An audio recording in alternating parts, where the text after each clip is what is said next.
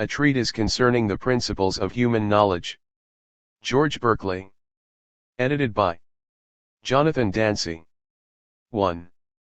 Part 1. Introductory material. 3. How to use this book. This book contains the text of George Berkeley's A Treatise Concerning the Principles of Human Knowledge, commonly known as his Principles, together with 2 letters on philosophical topics sent to Berkeley by the American philosopher Samuel Johnson, and Berkeley's replies. These texts are sandwiched between editorial material of various sorts. After the texts comes a glossary, and after the glossary there are notes to the principles and to the Berkeley-Johnson correspondence. Unfamiliar or obsolete terms, and those in foreign languages, are explained or translated in the glossary. At the end of the book, whole phrases in foreign languages, usually Latin, are normally translated in the notes following the glossary. Sometimes a word used by Berkeley has changed its meaning since his time, in a way that might lead to misunderstanding. Such occasions are also signaled in the notes rather than in the glossary. But the main purpose of the notes is to explain anything with which a comparatively inexperienced reader is likely to have difficulty. Not everything can be kept at this level, and sometimes the material given is intended for a more advanced reader. There should be something for everyone, therefore, though not everything in the notes is for everyone. Before the texts there is a substantial editor's introduction, whose 15 sections can be seen as falling into 5 groups. After the preamble, there is a short life of Berkeley, section 2. Next come 3 sections which give a general overview of the contents of the principles. Then there is a section, 6, which investigates the passage in which Berkeley gives the main argument for his philosophical position, followed by 7 sections dealing with the most important topics covered in the principles. Finally there is a historical section, 14, and an account of the Berkeley-Johnson correspondence. The best way to start with this book is to ignore all the editorial matter at the beginning and just read the text of the principles first. Second best is to read just 134 first, before turning to the editorial material for help. If these approaches are both too daunting, however, start by reading sections 3, 4, and 5 of the editor's introduction. This will give you a reasonable idea of what to expect. If you are going to sit down to work on the principles in some detail, you should read the editor's introduction straight through, the notes often 4. Refer you back to the introduction, and it would be best to have read that before you begin to use the notes in earnest. Once you have become more familiar with the text of the principles, the analysis of the principles should prove useful in internal navigation. Where incomplete bibliographical details are given of other works referred to in the editor's introduction or in the notes, or abbreviated titles, full details can be found in the bibliography. 5. Editor's Introduction. 1. Preamble. The Principles is a young man's book. Berkeley had conceived the main ideas in his early 20s, and the book was published when he was 25. He thought that he had found the key to many of the great problems of philosophy, a key so obvious that one only had to open one's eyes to notice it. His mission is to open our eyes, eyes that have become unclear because of the dust thrown up by centuries of mistakes. If we accept Berkeley's help, the problems of philosophy will go away, they will have been solved, and we will be freed to get on with the ordinary business of life.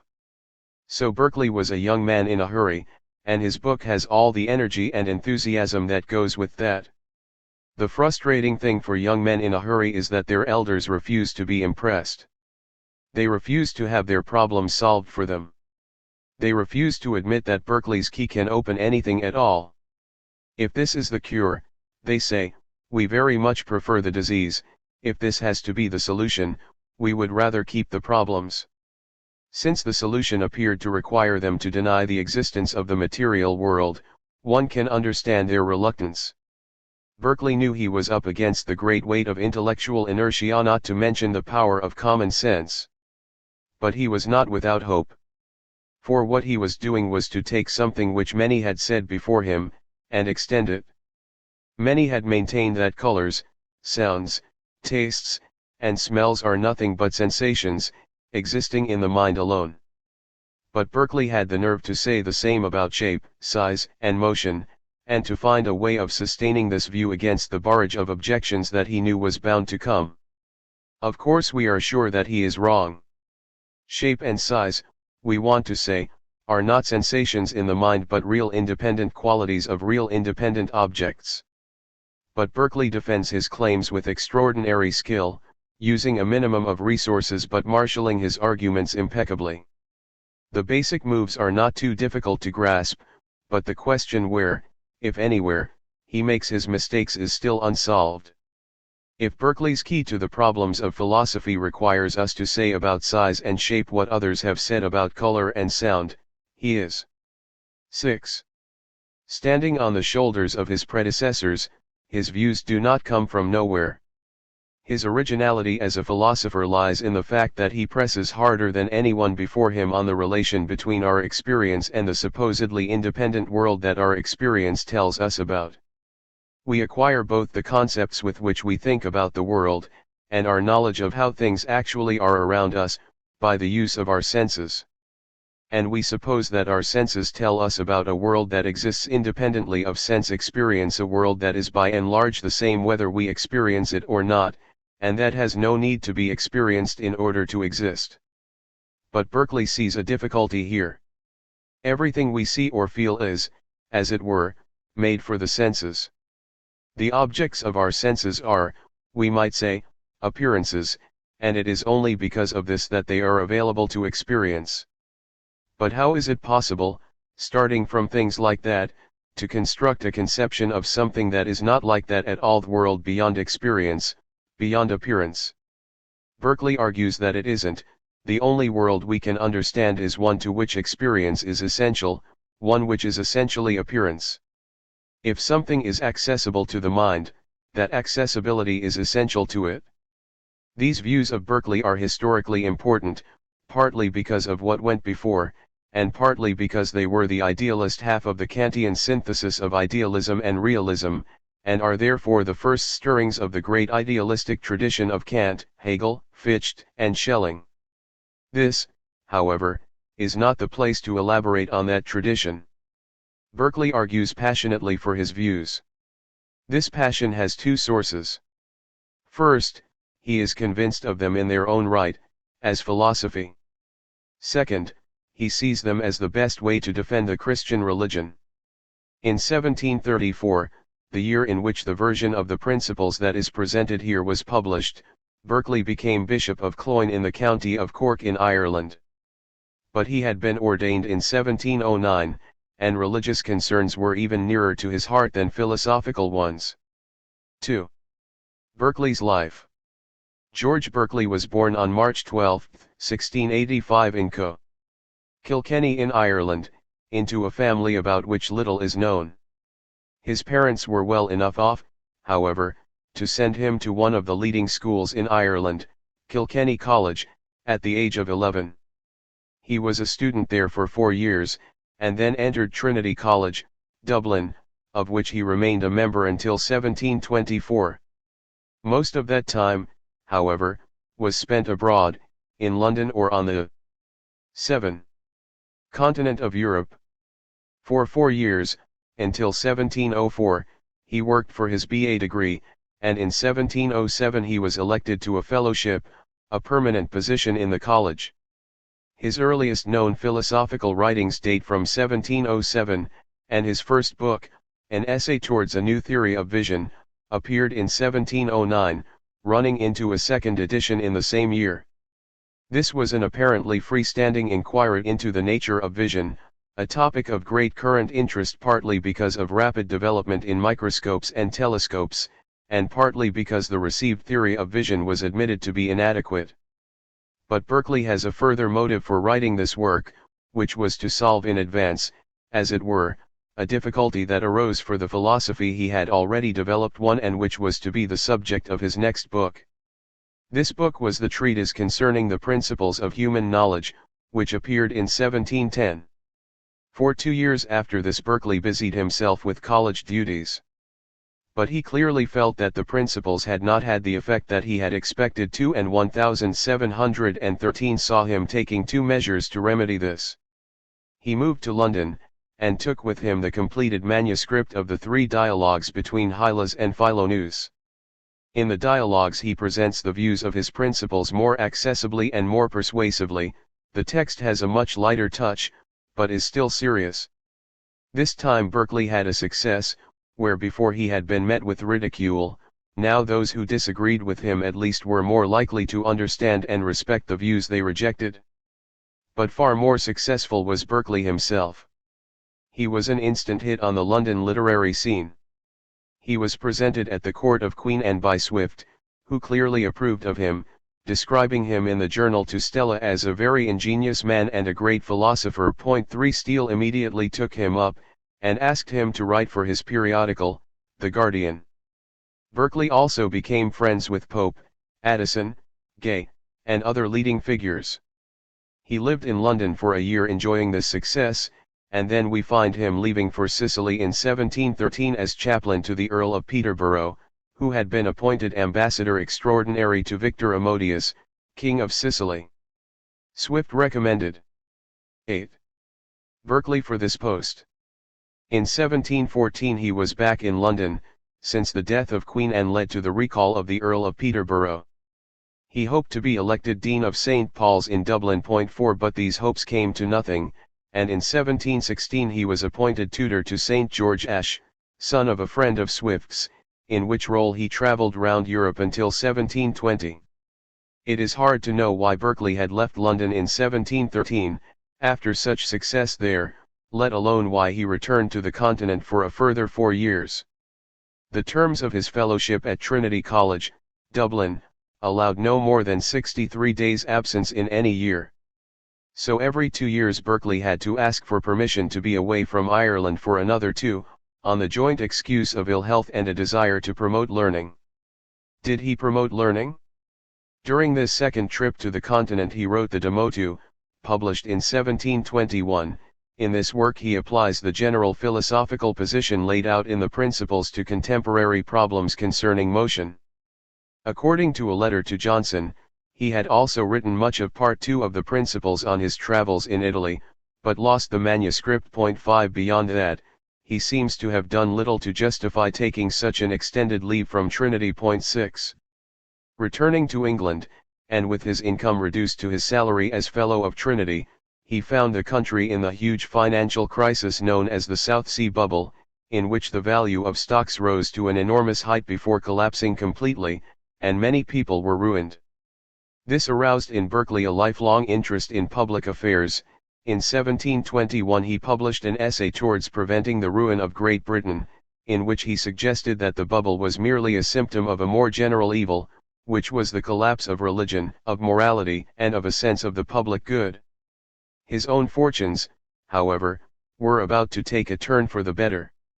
In the same year, 2 months after he had again received permission to be absent for another 2 years, he was in Dublin again, engaged in duties at Trinity, but now with hopes of a good deanery, i.e. a well-paid senior position in the church. In 1723 he received a very substantial and entirely unexpected legacy from a lady whom he hardly knew but who had been a good friend of his friend Swift. 7 And in 1724 he finally got the sort of post he had been 9. Looking for. He became Dean of Derry, with an income of about £1,100 a year, compared to about £80 at Trinity. 8 He had now achieved financial security, in a post that left him time to devote himself to thinking and writing. At least, that is what we would have expected him to do. But we would have been wrong. Instead he devoted himself to the practical and political. This was, of course, in keeping with his philosophical views, since the Principles Part I ends with the claim that the main purpose of successful philosophy is to turn us away from barren speculations, so that we can devote ourselves to living a truly Christian life. 156. This is the choice that Berkeley made. It is just as well that being Dean of Derry did not require constant attendance on one's duties. 9 Since of the 10 years that Berkeley held the post he was in London for at least 3 and in America for more than another 3. Since 1722 he had been putting together ambitious plans for a new college in Bermuda designed to provide a Christian education for young men from America. 10 These plans, which eventually came to nothing, now seem high-minded but patently impractical. 11 The more impractical, however, the greater must have been Berkeley's powers of persuasion. He managed to induce 5 Fellows of Trinity to agree to renounce their cosy posts in Dublin and commit themselves to becoming teachers in the new college, abandoning their prospects in Ireland. He travelled to London 4 months after becoming dean and raised £3,400, which rose later to £6,000, by public subscription. 12 At a dinner of the Scribblers Club he was roundly teased for the idea, but he asked to be heard in reply, and when he had finished speaking the members of the club all leapt to their feet crying, "Let us set out with him immediately." Then, feeling that private money would be inadequate, Berkeley applied for public funds, which were awarded almost unanimously by Parliament, much to everyone's surprise. With the promise of £20,000 and a royal charter giving permission for the college to be founded, everything seemed to be in place. Berkeley married, and in 1728 sailed for the New World with his wife, Anne, to await the promised money. They went, not to Bermuda, but to Rhode Island on the east coast of America, where he bought a farm that was to provide an income for his college. And there they stayed until 1731. But the money was never paid, despite all Berkeley's efforts. Walpole, the Prime Minister, had better uses for such a large sum. In September 1731 Berkeley abandoned the project, and with his wife and son went back to England. Instead of returning to Derry, Berkeley set up house in London.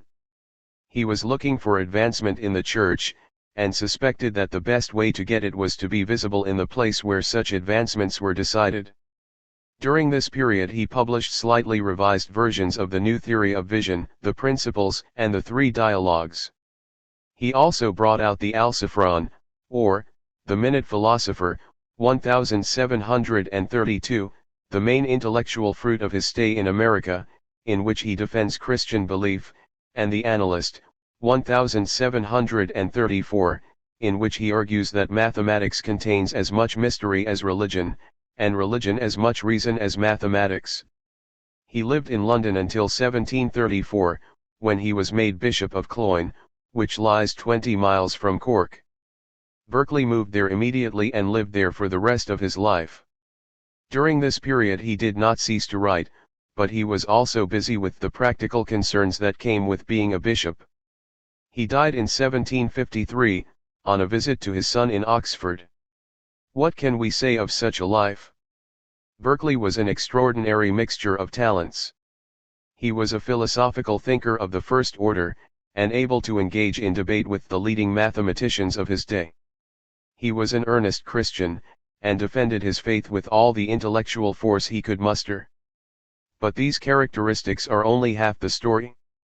He was convinced that the practical was more important than the theoretical, and he put this belief into practice, first in his American project, and second in the 11 way he lived at Cloyne. And there was more to him than intellectual ability and practical energy. He was loved and respected for himself. His friend Pope wrote, "Even in a bishop I can spy desert. Secker is decent, Rundell has a heart. Manners with candour are to Benson given. To Berkeley every virtue under heaven." 13.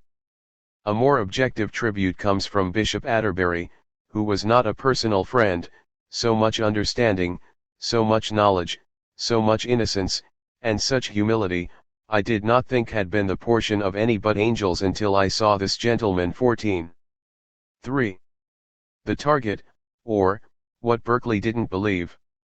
Despite the originality of his views, Berkeley was influenced by many different writers, as we know not only from reading his published work but also from the contents of his private notebooks, now known as the philosophical commentaries. 15. Some he shared themes with, some he borrowed arguments from, some he largely approved of, and some he thought almost totally wrong.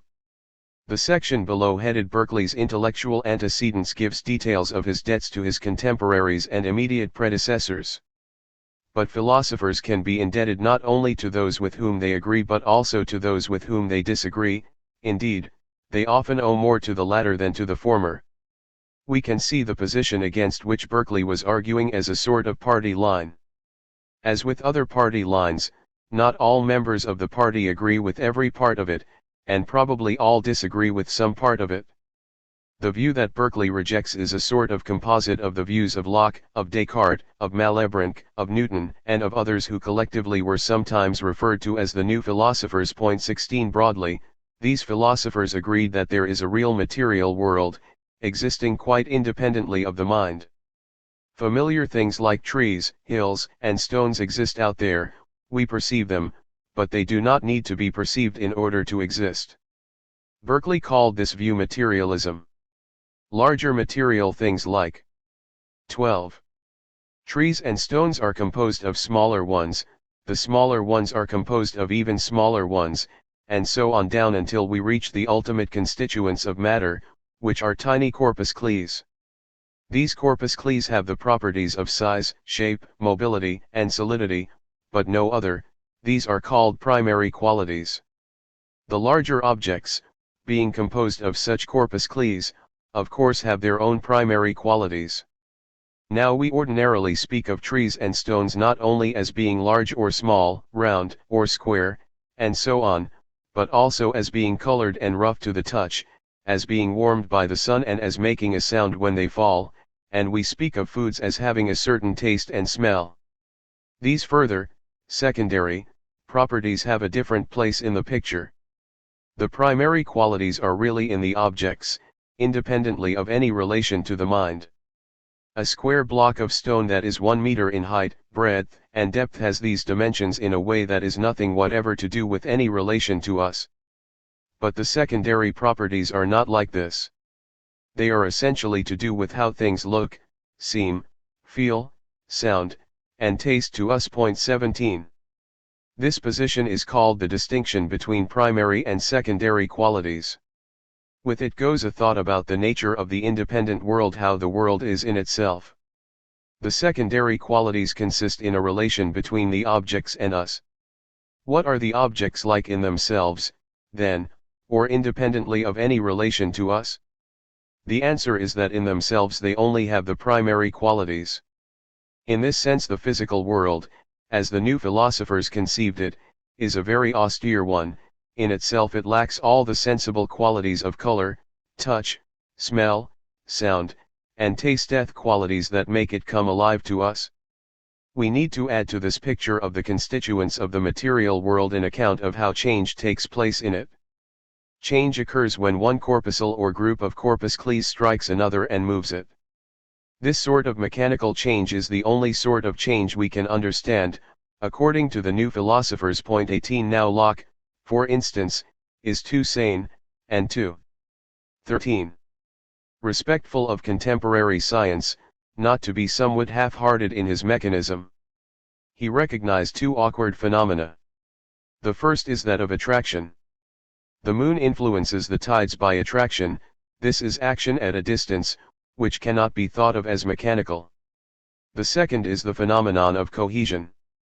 Something holds a lump of lead together as a lump, and not as just a heap of the particles that constitute it. But whatever the force that does this, it is hard to think of it as mechanical.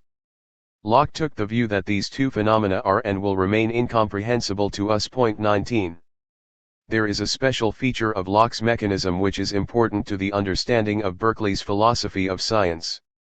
Locke supposes that each material object has a set of observable or surface properties, and he asks himself how it comes about that there are groups of objects, all horses, for example, that broadly agree with each other in their surface properties. The answer he offers is that the surface properties flow from an inner structure which is common to all objects in the group. This inner structure is called the real essence. So all horses share a single real essence. Now Locke supposes that these real essences are too small for us ever to be able to discover what they are like. But he says that if we could discover them, we would know without any experiment how objects with one real essence would affect objects with another. His model here is that of the lock and the key. If you know how the lock is set up, and you know the shape and composition of the key, it has got to be hard enough to get the lock to turn. Of course, you are already in a position to know whether the key will open the lock or not. You do not need to try it to see. Equally, Locke says, if we knew the real essence of hemlock and that of man, we would know without trial that hemlock would kill. 20. Of course we do know this anyway, but only by trial, i.e. by experience. There are two things worth stressing in this story. The first is that, as 14. Locke sees it, there is a sort of necessity in nature. Natural processes, being mechanical, operate by a sort of inner necessity, one which is founded on relations between the real essences of the objects involved. Second, we truly understand a process when we come to see the necessity that is hidden in the course of events. The purpose of science, then, is to put us into a position where we do see the natural necessity that underlies all change. This, then, is what the natural world is like. What of our place in it? The new philosophers held that there are two sorts of substance, material and spiritual. Each has its own pack of properties. Material substances have the primary qualities of shape, size, etc., but they do not think or feel. Spiritual substances have the properties of thinking, willing, and feeling, but they do not occupy space. So the two sorts of substance are totally different in every respect. No one thing could possibly have the properties of both. This position is known as Cartesian substance dualism, since Descartes was its most notable advocate. 21 Locke, by contrast, is not very enthusiastic about it, since he cannot think of any reason why God should not have allowed matter to think. 22 But he goes along with it. These are the views that Berkeley is reacting to. He thinks them all false, and some of them are worse than false, they are meaningless. What Berkeley wants to do is somehow to retain most of the best science of his day, which he attributes to Newton, but to drop the claim that the things whose nature and behavior that science describes are material things which exist independently of the mind. In advance, one would have thought that this was plainly impossible. 4. Berkeley's metaphysical picture. Berkeley's world consists only of minds and their ideas. There are two sorts of mind, created and uncreated, but there are many created ones and only one uncreated one, the mind that is God. Minds are capable of creating ideas for themselves, and of receiving ideas caused in them by other minds. Created minds cannot create new ideas for themselves from 15. Scratch, but they can create for themselves copies of ideas they have had before, and recombine such ideas in new ways. God alone is capable of creating new ideas from nothing. Ideas exist in minds, an idea cannot exist otherwise than in a mind perceiving it. Just as there are two sorts of mind, so there are two sorts of idea, those that are received from elsewhere, which must be from another mind, are called ideas of sense, since we receive them via the use of our senses. Those that a mind causes for itself are called ideas of the imagination. The uncreated mind has no ideas of sense since it is not causally affected by anything. All its ideas are ideas it has thought up for itself, products of its own powerful imagination. All minds are active principles or agents, they act and do things. Ideas are passive, no idea can do anything. Every change is the result of some agency, the effect of some active principle. All change, therefore, is caused by some mind. An idea of the imagination is caused by the mind that perceives that idea, an idea of sense is caused by another mind than the one that perceives it, since it is we that have these ideas but God that causes us to have them. That is the nature of Berkeley's world. Its most distinctive feature is that it contains no material substance. As we said above, the new philosophers supposed there to be two sorts of substance, material ones which have qualities like shape and size, and spiritual ones which have ideas, think, feel, and will. Berkeley's world makes do with the latter alone. All our talk of objects or things and their qualities is to be reinterpreted in terms of minds and their ideas. Physical things are merely collections of ideas of sense, ideas that we receive from another mind rather than create for ourselves. They are not material things, existing with their primary qualities entirely independently of the mind. It is worth pausing for a moment here to establish a terminology. Following Berkeley's lead, I will use the terms matter, material, material substance, and materialist for the things that Berkeley is against. A material thing is something capable of existing entirely independently of the mind. In that sense, then, Berkeley thinks that physical objects such as tables and trees are not material objects, that matter is a philosophical fiction and does not exist, that there is no such thing as material substance, and that materialism is false. Materialism is here the belief that there are material objects. It is not the belief that there are only material objects, though we now use the term to mean something like that. The materialists whom Berkeley is trying to refute held that there are material objects and that there are non-material minds. 16. Since there is no material substance, there is no room for the distinction between primary and secondary qualities of material things. With the world consisting entirely of minds and their ideas, we cannot expect to explain some of the qualities of material things by appeal to others. There are no material things to have those qualities. All such so-called qualities are really ideas belonging to and existing in minds, and all have equal status. So color is as real as shape and size. There can be no contrast between color as essentially related to the mind and shape as a real independent property of physical things. The primary-secondary distinction collapses. Again, since there are no material things, there is no such thing as mechanical causation. Events that can be explained mechanically are changes brought about by the impulse of one collection of corpuscles on another. If there were any such events, something other than a mind would be capable of acting. But Berkeley holds that minds are the only active things there are, ideas being entirely inert and passive, and so mechanical causation is impossible. Since there is no mechanical causation, God, the uncreated creator, is not to be conceived as a being who, having established the whole system, with laws to govern every change thereafter, somehow wound it up and set it going, for there is no mechanical system of the sort needing to have been set going. Instead, God supports the sensible world. The world of sense is its daily and continuing cause. In sum, Berkeley's world is totally different from the supposed material world, the physical universe that functions as a mechanical system with its own laws, operating on minds as they become aware of it, and changed by them as they act in it, but still essentially independent of them. Does this mean that there are no real things in Berkeley's world? Berkeley vehemently denies this charge. 34. For him, real things are just collections of ideas of sense. These ideas, though they cannot exist independently of all minds, are independent of the particular mind that perceives them, and the independence they have is sufficient for us to pronounce them real. For they are real for the mind that perceives them. 23 Berkeley thus allows that there are real tables, chairs, and trees existing independently of, and so real for, the mind that perceives them. These physical things are real enough for ordinary mortals, and Berkeley does 17. Not at all intend to undermine their claim to reality.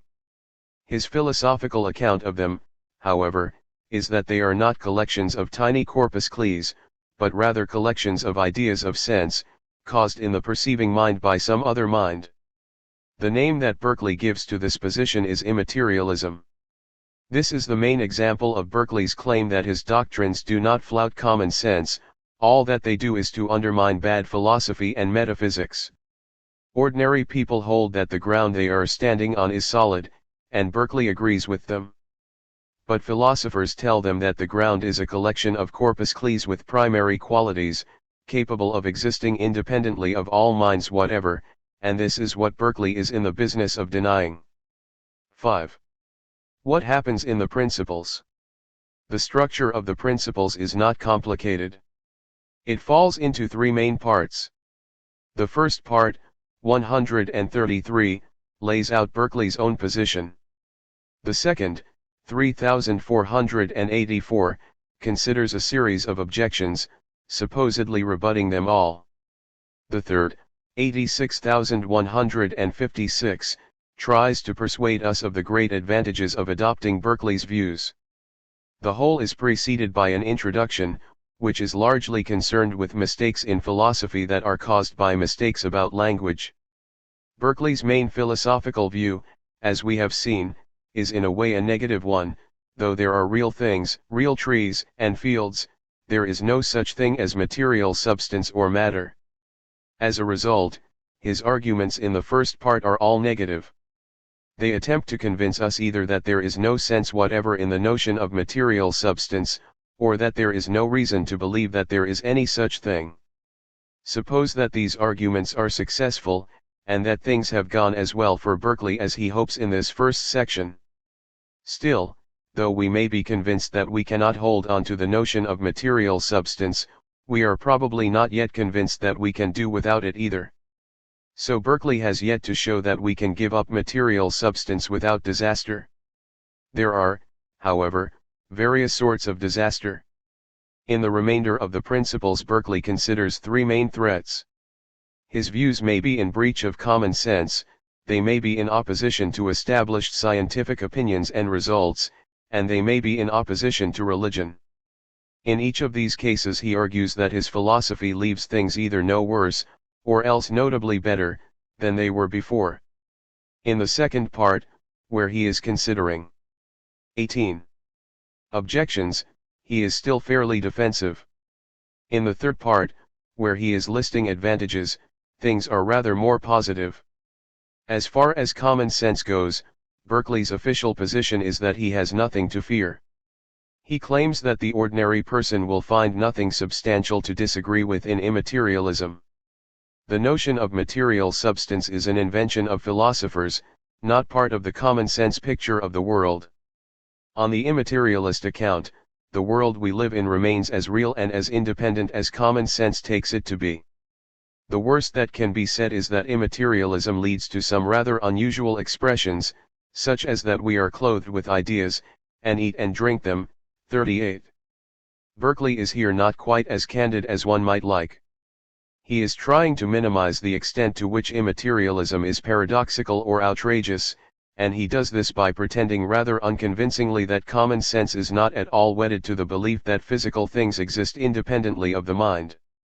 Privately, as we know from his letters, he was well aware that there is something shocking about his views, and he looked for ways in which he could reduce the shock. These ways include an introduction in which there is no mention of the more outrageous aspects of his philosophy at all. Point 24.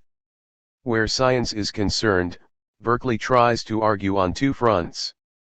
He attempts to show that contemporary science can perfectly well do without the notion of an independent material world consisting of tiny particles or corpuscles bundled together into the larger things that are more familiar to us. 606.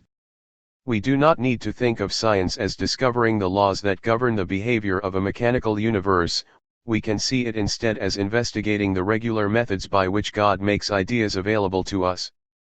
What were seen as the intricate internal workings of physical objects, including animals and plants, are not a kind of advanced clockwork. The world of ideas that God makes available to us includes ideas of the sort that we get when looking through a microscope as well as the ones provided by the senses unaided, and both are necessary if we are going to learn as much as possible about how to cope with the world we live in. But still, all that is going on here is that we are learning what ideas to expect next. We do not need to see ourselves as investigating a mechanical and independent reality. In these remarks, Berkeley is a precursor of the instrumentalist conception of science, under which the business of science is not 19. to discover inner workings, but merely to describe regularities in the phenomena in an explanatory way. Thoughts such as these concern contemporary science in general. But towards the end of the principles, Berkeley discusses some more detailed matters. First, he tries to deal with the fact that Newton explicitly argued that there is such a thing as absolute space, time, and motion, existing independently of the mind. 110. According to Newton, as well as relative motion, which happens when one object moves relative to another, there is such a thing as absolute motion, which would happen, in the absence of relative motion, if the whole of creation were to be moving in absolute space. Berkeley suggests that this is an unnecessary mistake, and that Newtonian science can get along better without the notions of absolute space, time, and motion.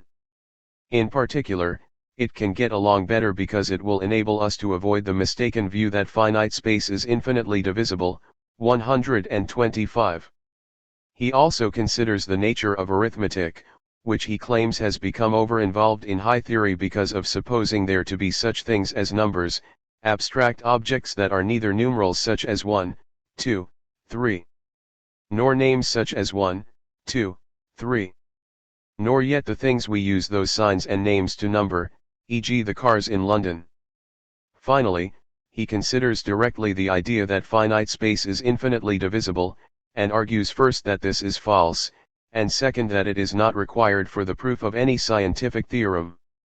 Religious considerations are never far from Berkeley's mind, though they are explicitly discussed in the Principles only in 2533, 824, and 13456. Berkeley has to show that there is nothing in the Bible that is at odds with his views. This is dealt with very briefly in 824. Indeed, Berkeley is fond of extracting quotations from the Bible that he can present as supporting his views rather than as undermining them. Beyond that, he has two main messages. The first is that the belief in matter is a leading cause of atheism, for it not only distracts people from recognizing the omnipresence of God, but causes them to think that God is more or less redundant to the operations of nature. 35, 66, 924. The second is that immaterialism provides a completely convincing and new proof of God's existence. 2533, 14551. We know that the things we see, the ideas of sense, are not caused by our minds. There must therefore be some other cause, which must be a mind of incredible power, and this is certainly God. As well as thoughts about common sense, science, and religion, there is a fourth area in which Berkeley recognizes that he might be thought vulnerable, but which is really one in which he triumphs. This is in the defeat 20. Of skepticism. Unsubtle thinkers might, and did, suppose that Berkeley's world is one in which we are restricted to knowledge of our ideas, with no possibility of discovering the real nature of external things. In fact, however, things are quite the other way around. Immaterialism puts us in a position in which we are directly aware of the real nature of the things around us, since they consist entirely of ideas, which are directly present to us. There is no gap between appearance and reality, since reality is appearance. Skeptical attacks on the possibility of human knowledge are therefore annihilated at the start point 25. The title page of the Principles reads: A treatise concerning the principles of human knowledge. Part I, wherein the chief causes of error and difficulty in the sciences, with the grounds of skepticism, atheism, and irreligion, are inquired into. These are indeed the matters that are discussed in the text, and on which Berkeley claims complete triumph. The introduction to the Principles is discussed in section 78 below, religion in section 9, skepticism in section 11, and science in section 12. 6. The arguments of Principles 124. One can feel the excitement with which Berkeley wrote the beginning of the Principles.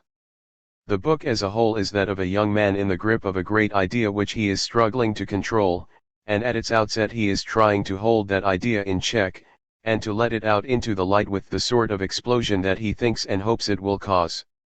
Sometimes his writing is so compressed that we wish he had given us more than the bare outlines that we have. But the great conclusion that he is driving us towards is exciting enough to give us an incentive to help him out to clarify things where they need it, and to expand things where they need more elaboration than he gives them.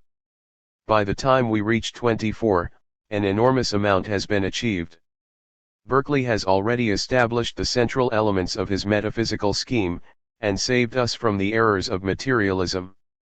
All that remains for him to do is to show how the scheme yields an argument for the existence of God. 2533. The argumentation of 124 is complex, however. After 2 introductory paragraphs, Berkeley produces in 37 2 arguments tending to the same conclusion, that there is not any other substance than spirit. 7. There is a longer argument to this conclusion, 36, and a shorter one, 7. The shorter one is easy to understand. Material substance is defined as an inert, senseless substance, in which extension, figure, and motion do actually subsist. 9. But the sensible qualities, including extension, i.e. size, figure, i.e. shape, and motion, are all merely ideas or sensations, and such things cannot exist in an unthinking substance, they can only exist in a mind or thinking substance. So there can be no such thing as material substance. All bearers of sensible qualities must be minds. The first argument, with which in a way Berkeley seems much better pleased, is also much harder to understand fully. Berkeley claims that we have only to consider the issue, and we will immediately recognize that what it is for a sensible thing or quality to exist is for it to be perceived. Sounds, colors, shapes, and smells are sensible things, and Berkeley asserts without hesitation, there was an odor, that is, it was smelled, there was a sound, that is to say, it was heard, a color or figure, and it was perceived by sight or touch. 3. The same is true of the collections of sensible qualities that we more ordinarily call things, such as houses, mountains, and rivers. We want to say that such things can exist unperceived. But such things are all combinations of ideas, and clearly as such they cannot exist unperceived. 4. In the next paragraph Berkeley offers a diagnosis of how we come to make this error of thinking that sensible things can exist unperceived. Point 26. The explanation he offers is that we are misled by supposing that, though of course we never come across any sensible thing existing unperceived, we can still distinguish in our minds their existence from their presence to a mind. Having abstracted existence from being perceived in this way, we suppose that sensible things can have the existence without the being perceived. But this is a mistake. It is in fact impossible to conceive of a sensible thing distinct from the perception of it. In the final paragraph of the argument Berkeley hammers his point. 26. For further diagnosis, see 56. 22. Home. He appeals once more to introspection. Just try to separate in your own mind the existence of a sensible thing from its being perceived, and you will find that you fail.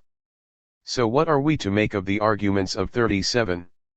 There is a general difficulty in understanding the nature of Berkeley's appeal to the difficulties of abstraction, but this I leave until the next section for separate treatment.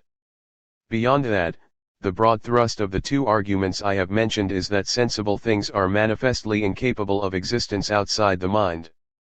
The longer argument differs from the second, shorter one in concentrating on the question what it is for a sensible thing to exist.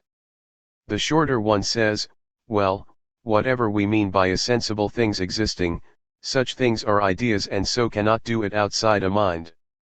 So how is it for sensible things to exist?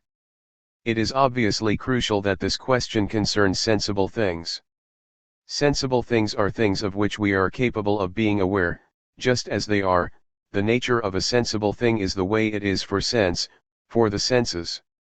And Berkeley thinks it inconceivable that, when you stand before a mountain and consider the way the mountain presents itself to your senses, that thing could exist other than as perceived.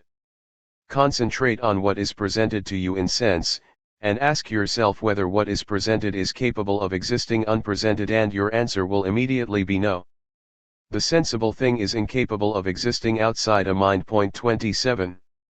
The argument in 4 attempts to reinforce this point by appeal to something already established but not used in the argument of 3 as I have just expressed it, namely that sensible things are combinations of ideas. The thought seems to be roughly this: it is incoherent to hold that sensible things can exist unperceived, and if you don't see that, remember that they are ideas, and that it is a contradiction to say that an idea can exist unperceived. Now if we are already persuaded that they are ideas or sensations, we will certainly agree that what it is for them to exist is for them to be perceived. but we will equally certainly want to know the reason for claiming that sensible things are ideas or sensations. This question is all the more pointed when we realize that for Berkeley sensible things includes rivers, mountains, and trees. Has he just taken this point for granted? Berkeley was careful to introduce the claim explicitly right at the beginning. In 1, collections of ideas constitute a stone, a tree, a book, and the like sensible things. But we might still ask what gives him the right to 23. Make the claim, which looks as if it is one that a materialist would deny. That question, however, affects the shorter argument, of 7, more than the longer one. The core of the longer argument is to be found in 3, and it does not appeal to the claim that sensible things are ideas or sensations at all. It is, as I have suggested, reinforced by the point made in 4, that since sensible things are ideas, they are plainly incapable of existence outside the mind. But this is only reinforcement of something that has been established independently. So if we are looking for Berkeley's basic move, we should concentrate on 3.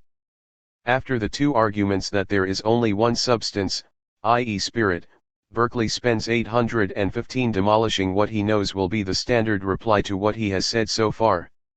This is that, even if everything we immediately perceive is an idea, we can still come to know about things beyond our ideas, and these things, which are not ideas, will have an existence outside the mind. We get to know about these things because the ideas we perceive represent them to us. In sight, we perceive a visual idea, but the idea is an idea of a tree, which represents the tree to us. So in having the idea I am coming to know of the presence of the tree. My ideas or sensations inform me in this way about a world that does not consist of ideas or sensations, and even though the ideas can only exist in a spiritual substance, the world they inform me about is quite different. It is a world of material substances, with suitable properties. Berkeley's first attack on this position is aimed at the notion of representation that it uses. He takes it that ideas can only represent things whereof they are copies or resemblances. 8. For an idea to be an idea of a tree, the idea must resemble that tree. But the only things that an idea can resemble are other ideas. This claim is called Berkeley's likeness principle. He offers us 2 reasons in its support. The first is that we cannot conceive a likeness without conceiving of the 2 things we suppose to be like each other, in which case the likeness will be between 2 ideas of ours. The second is different. I appeal to anyone, whether it be sense, to assert a color is like something which is invisible, hard or soft, like something which is intangible, and so of the rest. 8. This appeal should be taken carefully. The position Berkeley is attacking here is one that does not draw the distinction between primary and secondary qualities. That distinction surfaces in the next paragraph, and is dealt with there. The position he is attacking here holds that all our ideas that represent do so by resembling physical things in one way or another. An idea that represents something as brown, then, must be like a brown thing, it must itself be brown. So we have the brownness of the idea, and the brownness of the physical thing. 24. That we see. What is that second brownness like? It must be either perceivable or unperceivable. If it is perceivable, it is an idea, in which case one idea here is resembling another, as the likeness principle holds, and we do not have ideas resembling things of quite another sort. If it is unperceivable, we get the ludicrous result that the color we perceive resembles a quality that is intrinsically invisible. This is ludicrous because nothing like color could be intrinsically invisible. Nor could the sort of hardness and softness we know, sensible hardness and softness, be anything like something intangible. The expected reply to this is that our ideas can resemble physical things in respect of the primary qualities, even if not of the secondary qualities. Point 28. So a perceived redness cannot resemble redness as it is in the object, but a perceived roundness can resemble roundness as it is in the object.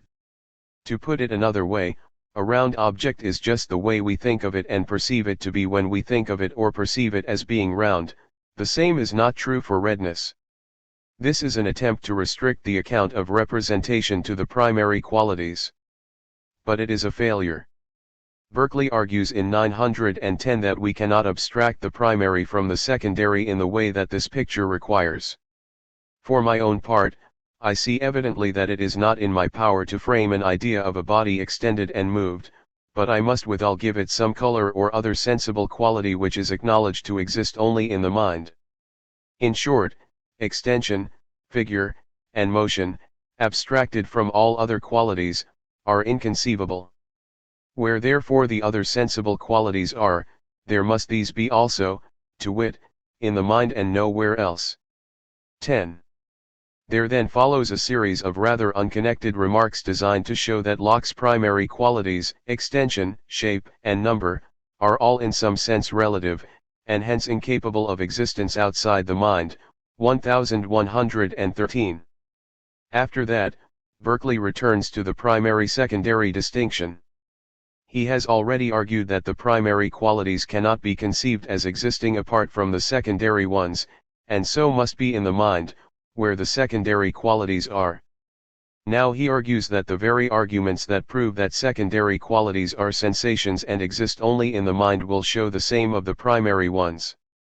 This is important, because it is our first sight of a direct argument to the effect that certain sensible qualities are ideas or sensations in the mind, point that seemed to be missing earlier on. But Berkeley immediately follows it with the acknowledgement that the arguments he is referring to do not really prove that sensible qualities exist only in the mind, they prove only that we do not know by sense which of the apparent colors of an object is the real color. For the proof that color cannot exist except in the mind, he throws us back to what is gone before. There then follow two sections, 1617, in which Berkeley introduces some quite independent thoughts about the notion of material substance. A material substance is a thing with qualities. But what exactly is the relation between the thing and the qualities? We speak happily of the thing having the qualities, but when we ask ourselves what sort of having this is, no obvious answer suggests itself. We can have all sorts of things, illnesses, friends, pasts, memories, books, and so on. Which if any of these is like the relation between substance and properties, or, as Berkeley calls them here, accidents. In Berkeley's day, philosophers spoke of a substratum or support of qualities such as extension. 29, but he points out that there is no way of understanding the relation between the supposed support and the qualities it supports. What is this relation of supporting? Nobody can say anything intelligible about it. Berkeley's own system, which makes do with spiritual substance and ideas, has no such trouble. The relation between minds and their ideas is perfectly comprehensible. The mind perceives ideas. 1820 concern our ability to come to know anything about material substances, if they were to exist. Here Berkeley argues that we must either know the existence of material things by sense or by reason, i.e. we must either perceive them, or have some other reason to believe that they are there. Our senses tell us nothing about things existing outside the mind, so it must be reason. But there can be no reason to believe that there is such a thing as matter, since all agree that it is possible we might have all the ideas we now enjoy, even if matter did not exist. What is more, we cannot claim that, despite that possibility, it is easier to explain our ideas and sensations if we admit that matter exists, since nobody can think of any way in which material, or indeed physical, things could produce ideas in minds. So the production of ideas and sensations in minds is no easier to explain with matter than without it. 21 mentions some incidental advantages of doing without material substance, and it is followed by three important sections, 225, which attempt to sum up what has gone before, in a way that appears to add something new at the same time. Berkeley repeats the claim he made in his first argument, that all one has to do is to consider the question carefully, and one will immediately see that no sensible thing can exist unperceived. This, he says, is his central view. To refute him, all you have to do is to show that you can conceive it possible for one extended movable substance, or in general, for any one idea or anything like an idea, to exist otherwise than in a mind perceiving it, and he will allow that such things exist. His main point, then, is not that we don't understand the notion of substance or substratum, nor that we have no positive reason to believe that material substance exists. It is that the notion of a material substance existing independently of any relation to the mind is unintelligible. Unfortunately, Berkeley's critics have not been much impressed by the great argument designed to show the truth of immaterialism all at once, often called the master argument. The argument is that to think of something existing unthought of, or to conceive it existing unconceived, is a manifest repugnance or a contradiction. But Berkeley does not make it very clear why one cannot do these things. He provides more details in the first dialogue, p. 200, where Philoneus represents Berkeley's position. Philoneus. If you can conceive it possible for any mixture or combination of qualities, or any sensible object whatever, to exist without the mind, then I will grant it actually to be so. Hylas. If it comes to that, the point will soon be decided. What more easy than to conceive a tree or house existing by itself, independent of, and unperceived by any mind whatsoever? I do at this present time conceive them existing after that manner. Philoneus. How say you, Hylas, can you see a thing which is at the same time unseen? Hylas. No, that were a contradiction. Philoneus. Is it not as great a contradiction to talk of conceiving a thing which is unconceived? Hylas. It is. Philoneus. The tree or house therefore which you think of, is conceived by you. Hylas. How should it be otherwise? Philoneus. And what is conceived, is surely in the mind. Hylas. Without question, that which is conceived is in the mind. Philoneus. How then came you to say, you conceived a house or tree existing independent and out of all minds whatsoever? Hylas. That was I own an oversight. 27. Berkeley is drawing an analogy between the attempt to conceive of something existing unconceived and the attempt to see something existing unseen. One cannot see something unseen, since one is seeing it oneself, and one cannot think of something unthought of, because one is thinking of it oneself. If this is really Berkeley's point, it is a failure, the analogy is flawed. It is true that I cannot conceive of something while nobody is conceiving of it. But I can conceive of things as having properties that, as I am well aware, they have not got. I can conceive of a short person, for instance, as being tall. I do not, in doing this, make the contradictory supposition that he is both tall and short. I am not, ridiculously, trying to think of a short person as being tall as well. I conceive, of a person who is in fact short, that he is tall instead of short. I might do this by saying, he would have hit his head on that door. Similarly, we would say, I can conceive, of a tree that is in fact being conceived, by me, that it is not being conceived. The not being conceived here is not a description of the thing that I am conceiving, but of how I am conceiving of it. So the fact that I cannot see something that is not being seen by anybody does nothing to show that I cannot conceive of something unconceived. I am not trying to conceive of something while nobody is conceiving of it. I am conceiving of it as existing unconceived, which is all that is required. However, that may not be Berkeley's point. The passage in the first dialogue may have misled us. His point may rather be that I cannot conceive of something that is now present to me as, capable of, existing unperceived or unconceived. See the sentence to make out this. It is necessary that you conceive the objects of your thought existing unconceived or unthought of, which is a manifest repugnancy, Principles 23. But if this is his point, it is little more than a recapitulation of the first, longer argument of 36. For the objects of your thought refers to things like trees in a park or books in a closet. This would mean that the master argument adds nothing substantial to what has gone before, and throws us back once again to 3. So this is the general structure of 124. Ideas and minds. 12. First argument against material substance. For sensible things, to exist is to be perceived. 36. Second argument against material substance: sensible things are ideas, which can only exist in a mind. 7. The likeness principle: we cannot have an idea of something that is not. 28. An idea. Attempts to use the primary-secondary distinction to get round this fail.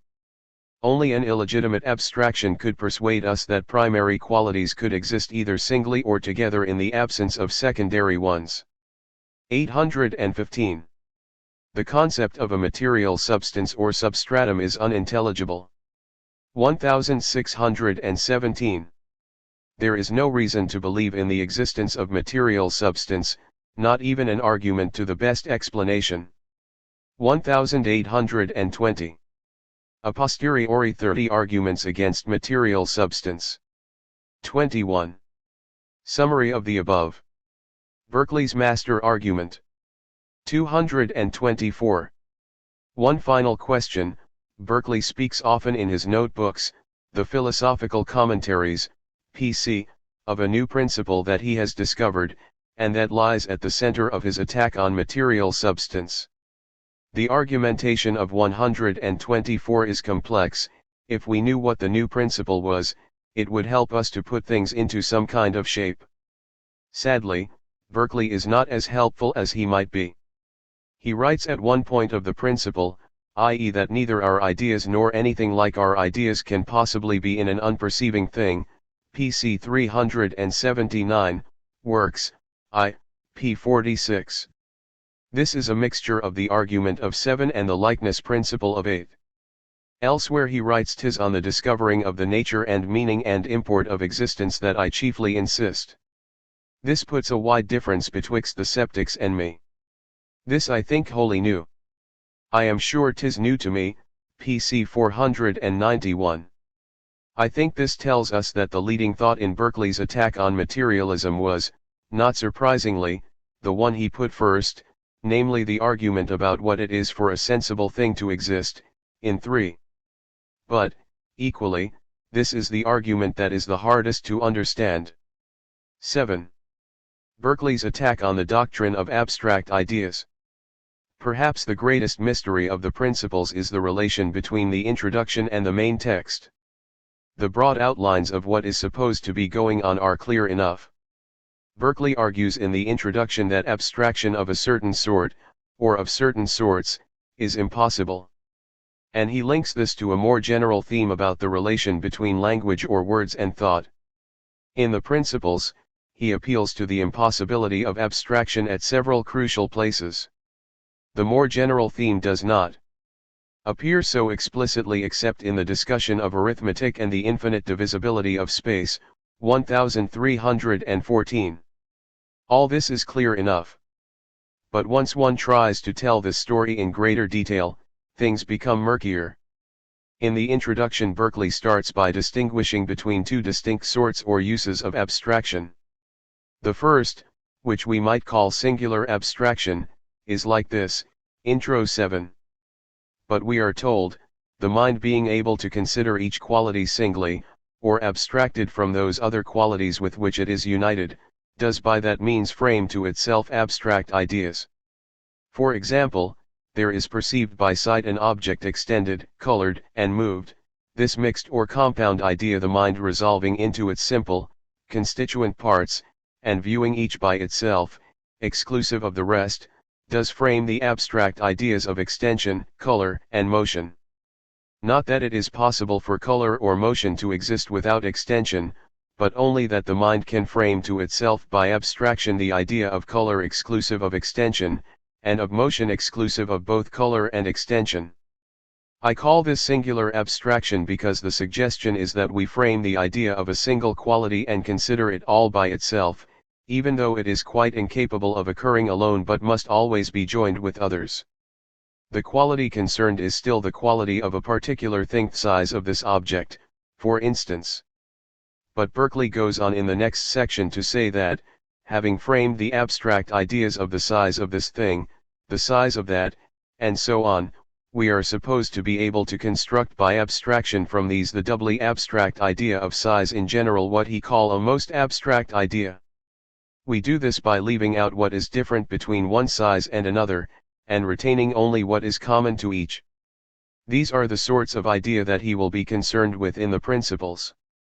The second sort, or use, of abstraction, which we can call compound abstraction, does not involve concentration on a single quality in the same way as the first does, but it does involve abstracting what is different and being left only with what is common. Abstraction of this sort is required if we are to understand general terms such as book, chair, horse, and man. Locke, who was Berkeley's explicit target on this point, held that for each such term there is a general idea, created by abstraction. Abstraction of either sort is subtraction.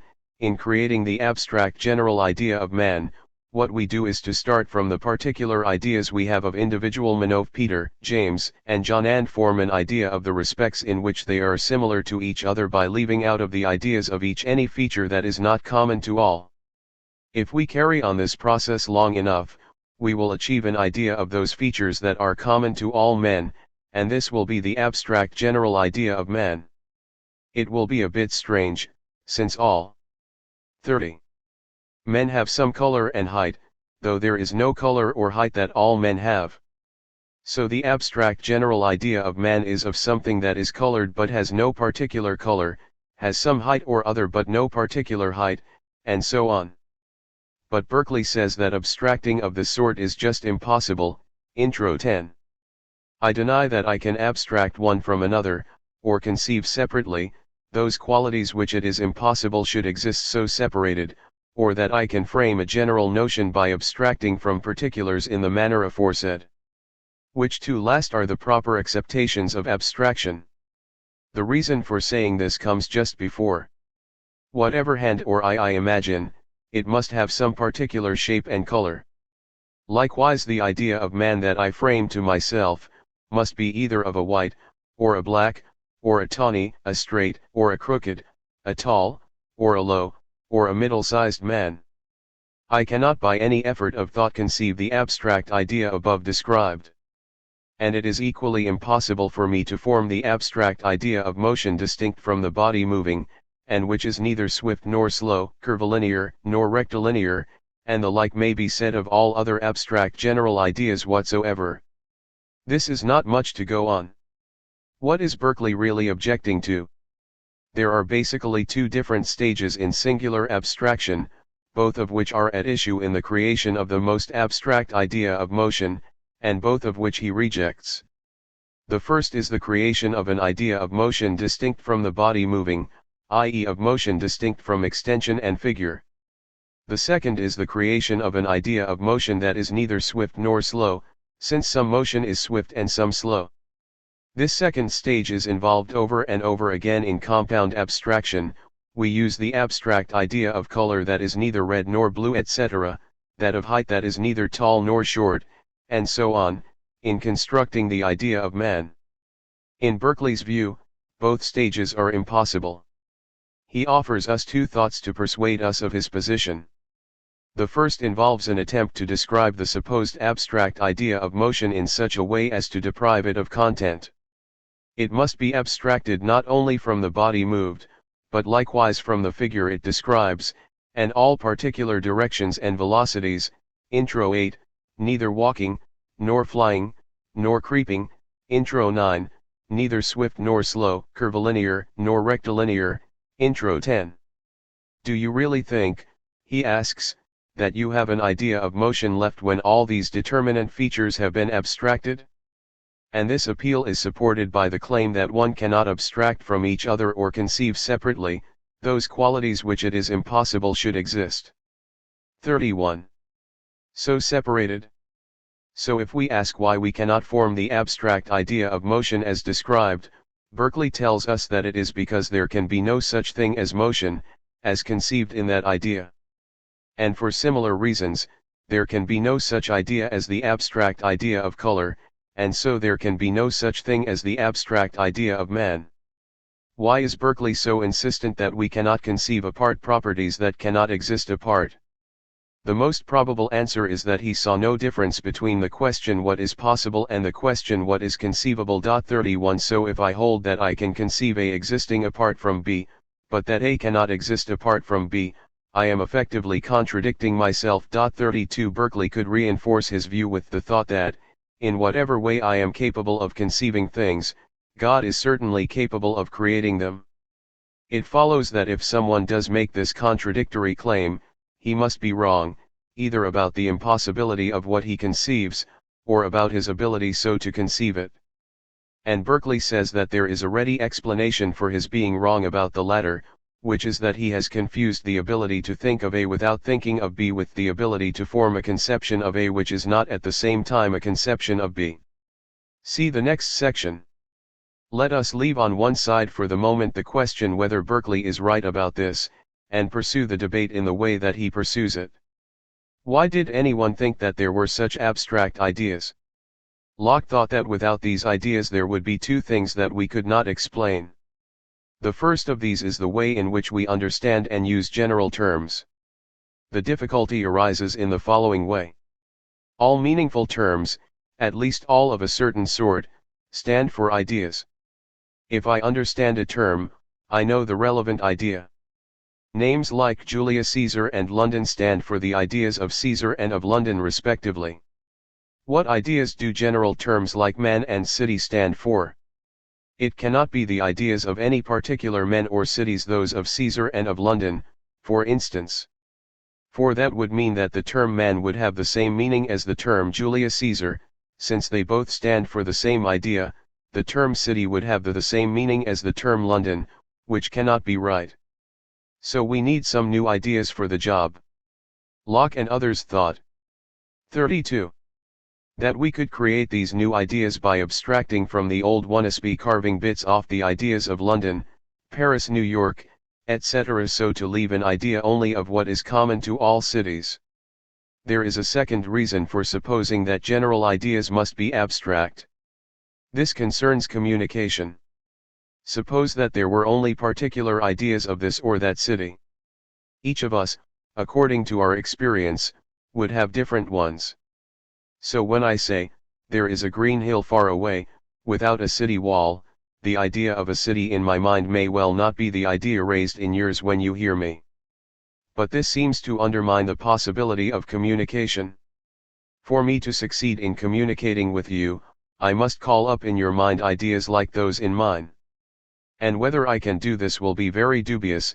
In most cases, if the ideas involved are ideas of particular cities, it will depend on whether we happen to think of the same city.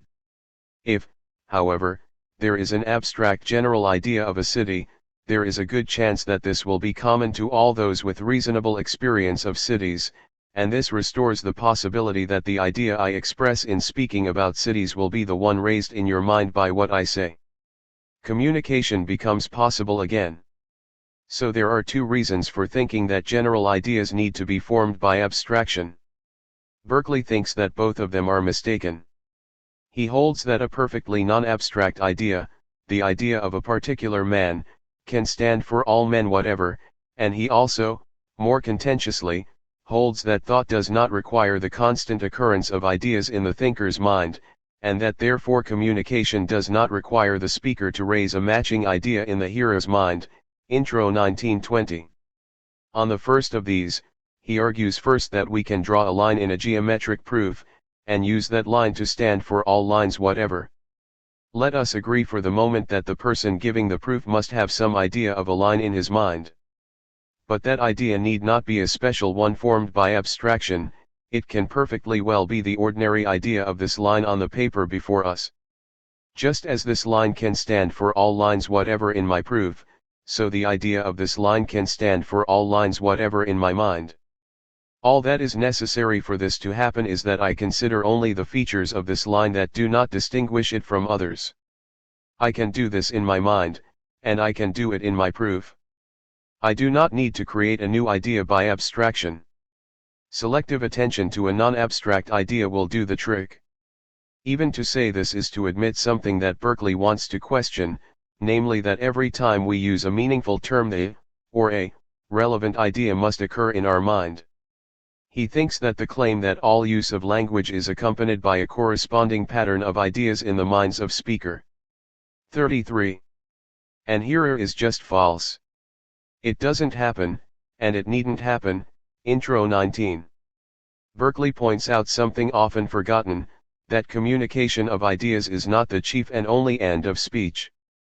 There are other ends, as the raising of some passion, the exciting to, or deterring from an action, etc. Intro 20, and we don't pursue these ends by attempting to raise in our hearers ideas just like ours. Since that is not necessary for these purposes, why suppose that it is necessary for communication? But at this point we want to ask what account Berkeley does give of the relation between language and thought. What is it to hear and understand the sentence "London is a city," if it is not for the relevant ideas to occur in one's mind? Locke's account of the matter would be that the idea of London should occur in one's mind, somehow linked to the quite different idea of a city. One may be suspicious of this constant mental accompaniment of significant speech, but what does Berkeley have to put in its place? Let us return to the first point, that general thought does not require abstract general ideas. Commentators have found two things to criticize about this claim. The first is to say that Berkeley's own theory, now called the theory of selective attention, is no different from the theory that Locke held. 33 Locke's texts are not perfectly clear on the point, however, and my own view is that Berkeley is justified in his reading of Locke. The second and better criticism is that Berkeley begs the question in saying, as he effectively does, that I make an idea of a particular line general by using it to stand for all things of the same sort. What determines exactly which things this idea stands for? Locke had an answer to this question. He could say that the abstracted general idea of a line stood for all objects that it fully resembled.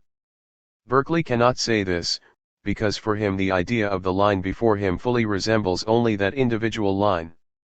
But if we say that the idea of the line can stand for objects that it does not fully resemble, it is in danger of resembling, and so standing for, far too many wrong things. It resembles the smear on the other side of the paper, for instance, since they 34. Both share the quality of being on this piece of paper. So which of the things that the idea of the particular line resembles does it stand for? To ask the same question in another way, which objects is the geometric proof a proof about? In the case of the proof, there may be an answer to this question. Berkeley said that the line used in the proof stands for everything that resembles that line in the respects mentioned in the proof. But even if this serves to tell us what the idea of that line stands for, it fails to tell us how general terms function in other contexts, where there is nothing like proof going on. If I say men are wonderful, I should have in my mind the determinate idea of some man. Suppose it happens to be my next door neighbor. What I say is not said about him especially, of course. Even though I am using my idea of him, I am not using it to stand for him in particular.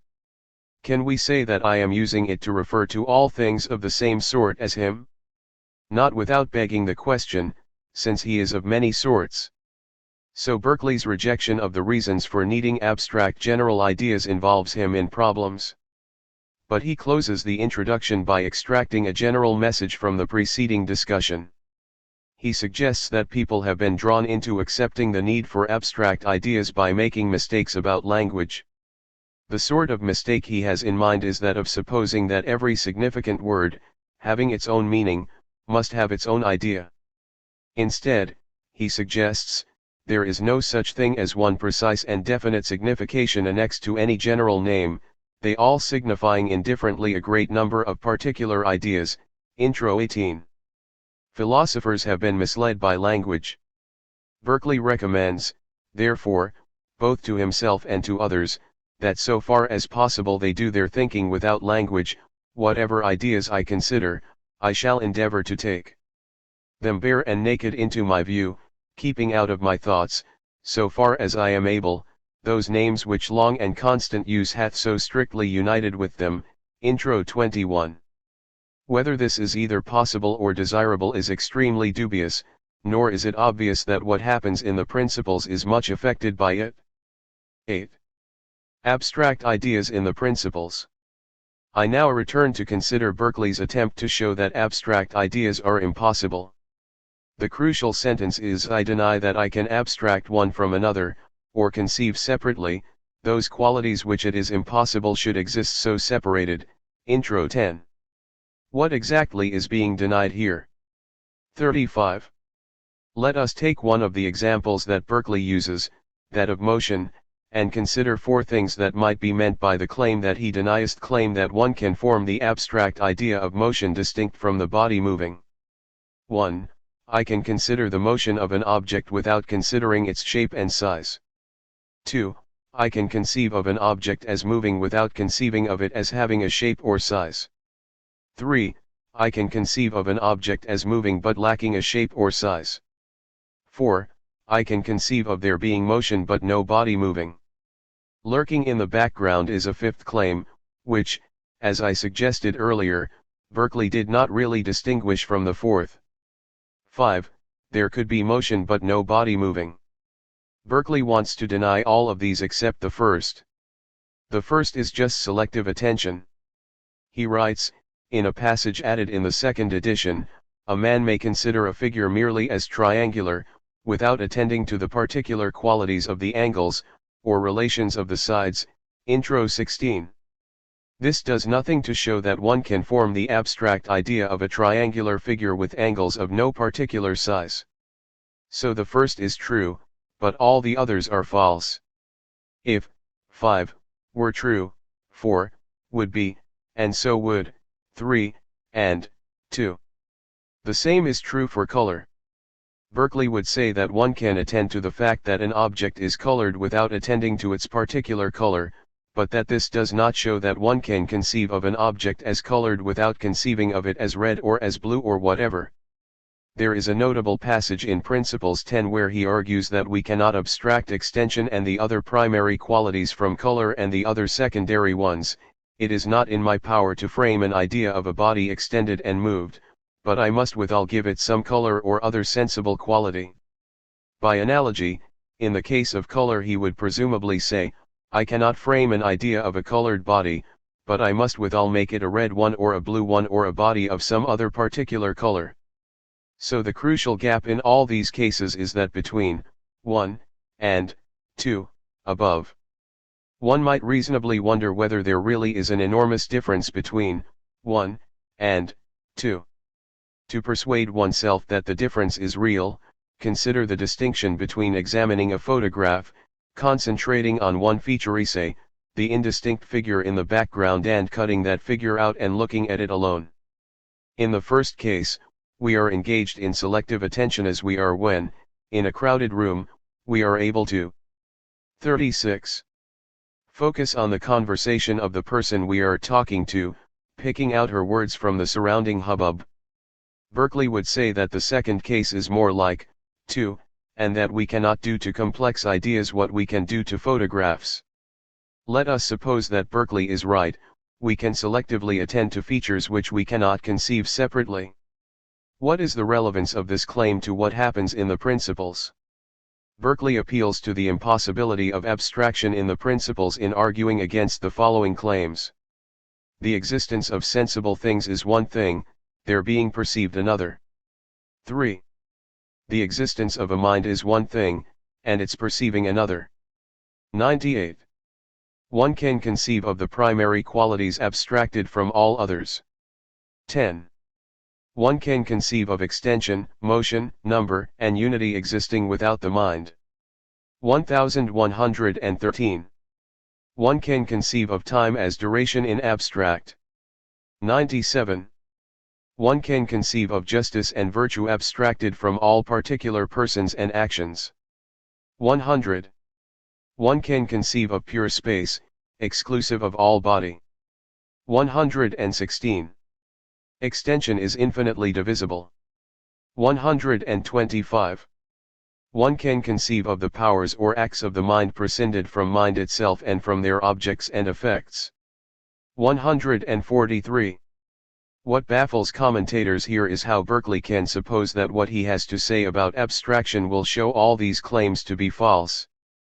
Nobody can bring to light the required connection between the impossibility of abstraction and the non-existence of matter, to take the most glaring example.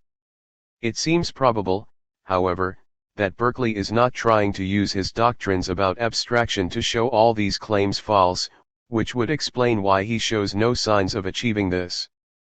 In my view, his appeals to abstraction have a rather different purpose.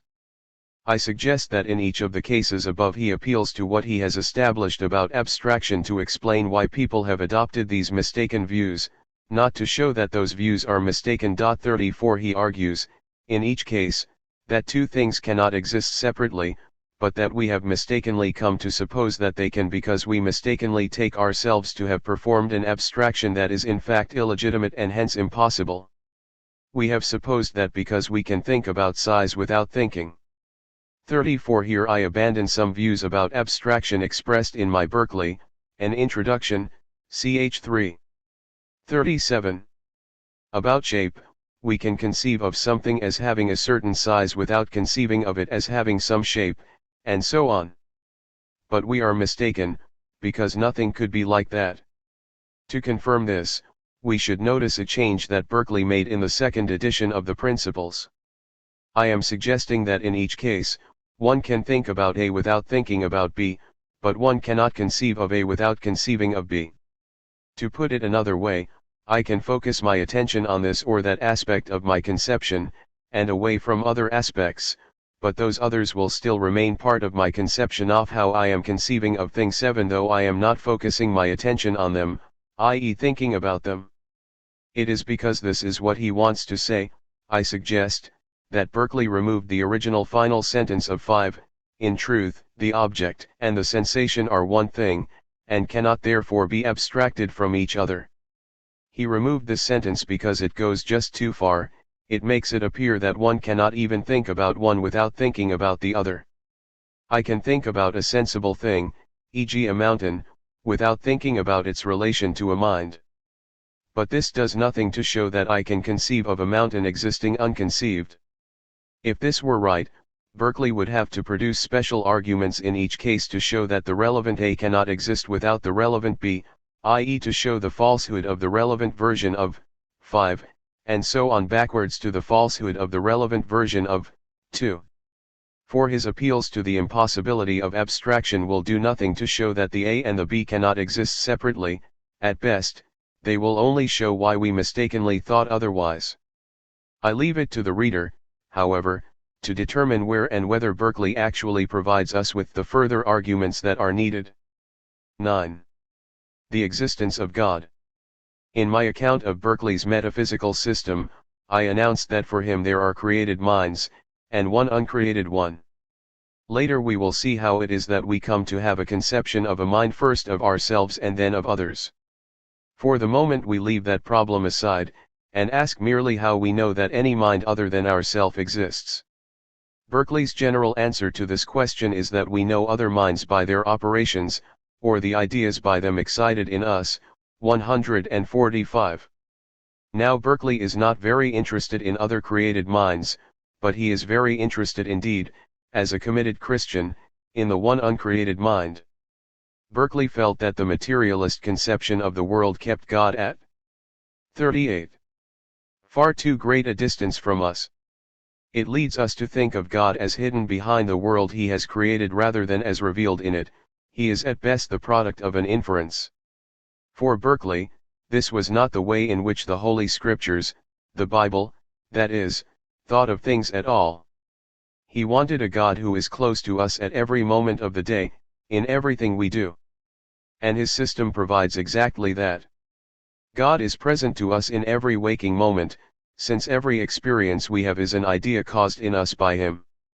So the God whose existence he sets out to prove is a being whose spirituality, omnipresence, providence, omniscience, infinite power, and goodness, are as conspicuous as the existence of sensible things. Dialogues p. 257. His favorite quotation from the Bible speaks of a God in whom we live, and move, and have our being. Acts 17:28.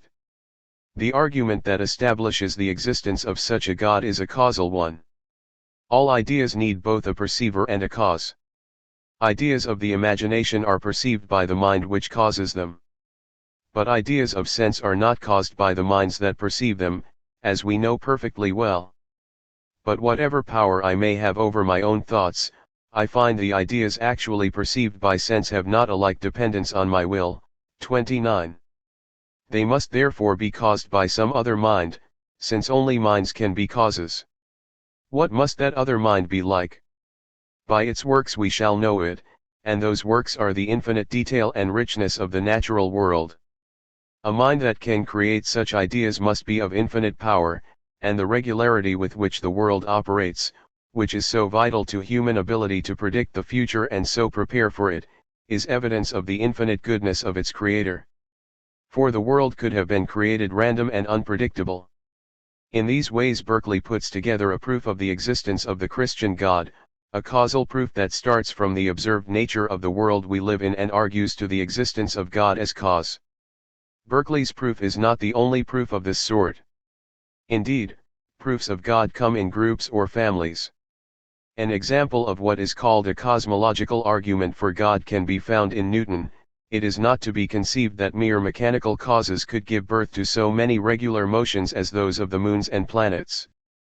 This most beautiful system could only proceed from the counsel and dominion of an intelligent and powerful being. 35 Arguments from design make a different appeal to the intricacy. 39. Detail, and orderliness of the natural world. They claim that just as a watch bears evidence of a creating intelligence, so, but to a far greater extent, the world bears evidence of its creator. Berkeley's proof is different from these, even though he does make his own appeal to the intricacy of the created world.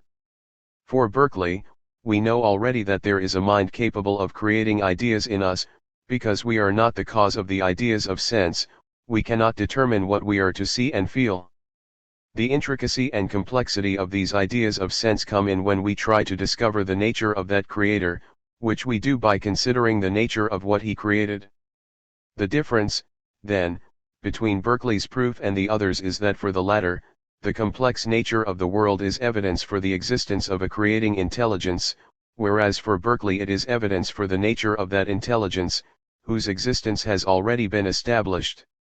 For them, if the world had been very different, there would have been no argument to God at all. Berkeley's proof, by contrast, starts from the mere fact that there is a world. There is one weakness in Berkeley's proof, which to some extent it shares with the others. This is that, even if we agree that ideas of sense need a cause and that only minds can be causes, we surely want to know what it is that tells us that one and the same mind is the cause of all the ideas of sense. Might there not be several very powerful minds, all at work at once? If this is possible, Berkeley's argument is not yet an argument for the unique Christian God, it would be compatible with various forms of polytheism. He never considers this difficulty, but presumably he would try to argue that the nature of the created world, i.e. of the ideas of sense, bears the marks of a single creator rather than those of a committee.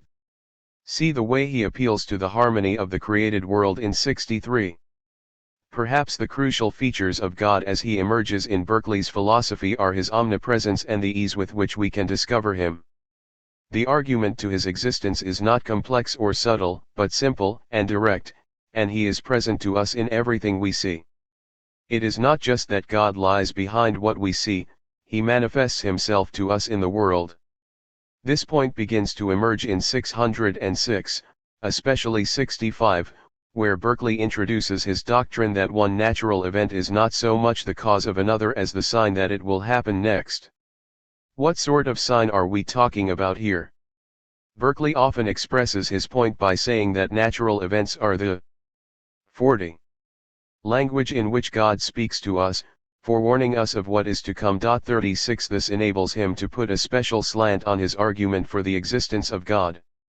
We know of God's existence as certainly as we know of the existence of someone who is speaking to us now. 147, the point is more explicit in Alciphron. So much, then, for the argument as we have it in the Principles. But there is an interesting development of it in the dialogues, where what was a purely causal argument becomes something more interesting. Berkeley writes in the second dialogue, p. 212. Seeing sensible things depend not on my thought, and have an existence distinct from being perceived by me, there must be some other mind wherein they exist. As sure therefore as the sensible world really exists, so sure is there an infinite omnipresent spirit who contains and supports it. This takes us beyond anything there was in the principles. It is not just that my ideas of sense must be caused by another mind, though they exist in mine. Since they are independent of my will, their existence is distinct from mine. But, being ideas, they must depend on some mind for their existence, and the mind they depend on in this way must be one in which they exist. So the dialogue's version of the argument concludes not only that my ideas of sense are not caused by me, but also that they must exist in the mind that caused them. However, the next time Berkeley expresses the argument it comes out slightly differently, pages 21415.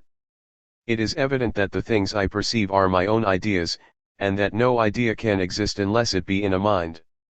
Nor is it less plain that these ideas or things by me perceived, either themselves or their archetypes, exist independently of my mind, since I know myself not to be their author. They must therefore exist in some other mind, whose will it is they should be exhibited to me. The difference lies in the phrase either themselves or their archetypes.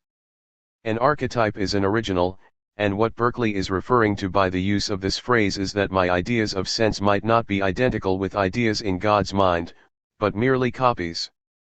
It is clear that in the text of the dialogues he was trying not to come down on either side of this debate. 37 But it might seem that in the passage from p. 212 quoted above he fails, as in the final passage in which this argument occurs, which also has something of its own to add, pages 2301. 41. It is plain they have an existence exterior to my mind, since I find them by experience to be independent of it.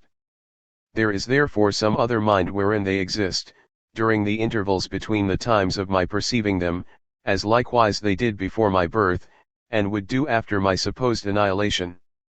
And as the same is true, with regard to all other finite created spirits, it necessarily follows, there is an omnipresent eternal mind.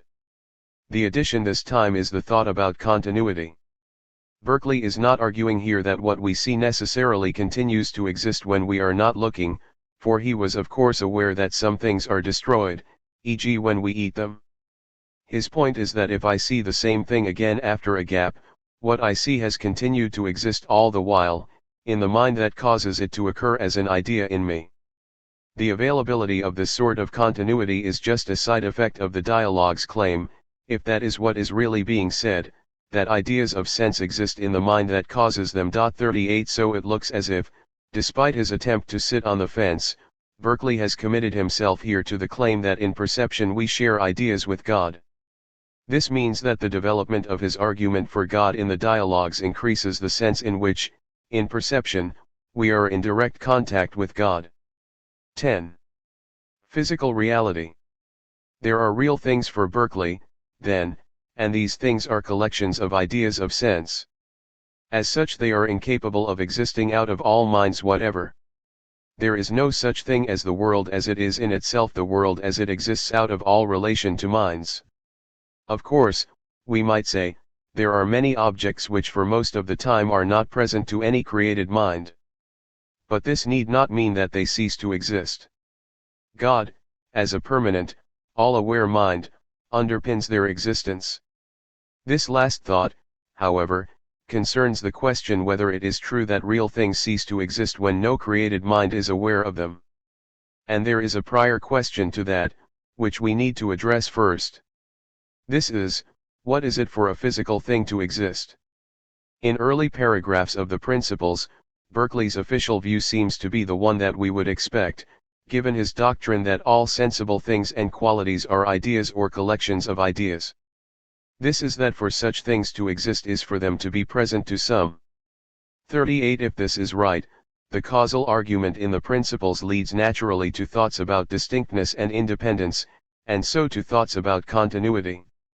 Thoughts about continuity, then, are not a separate and slightly disreputable addition, as suggested by Jonathan Bennett in his Locke, Berkeley, Hume, Central Themes, Oxford, Oxford University Press, 1971, ch. 7.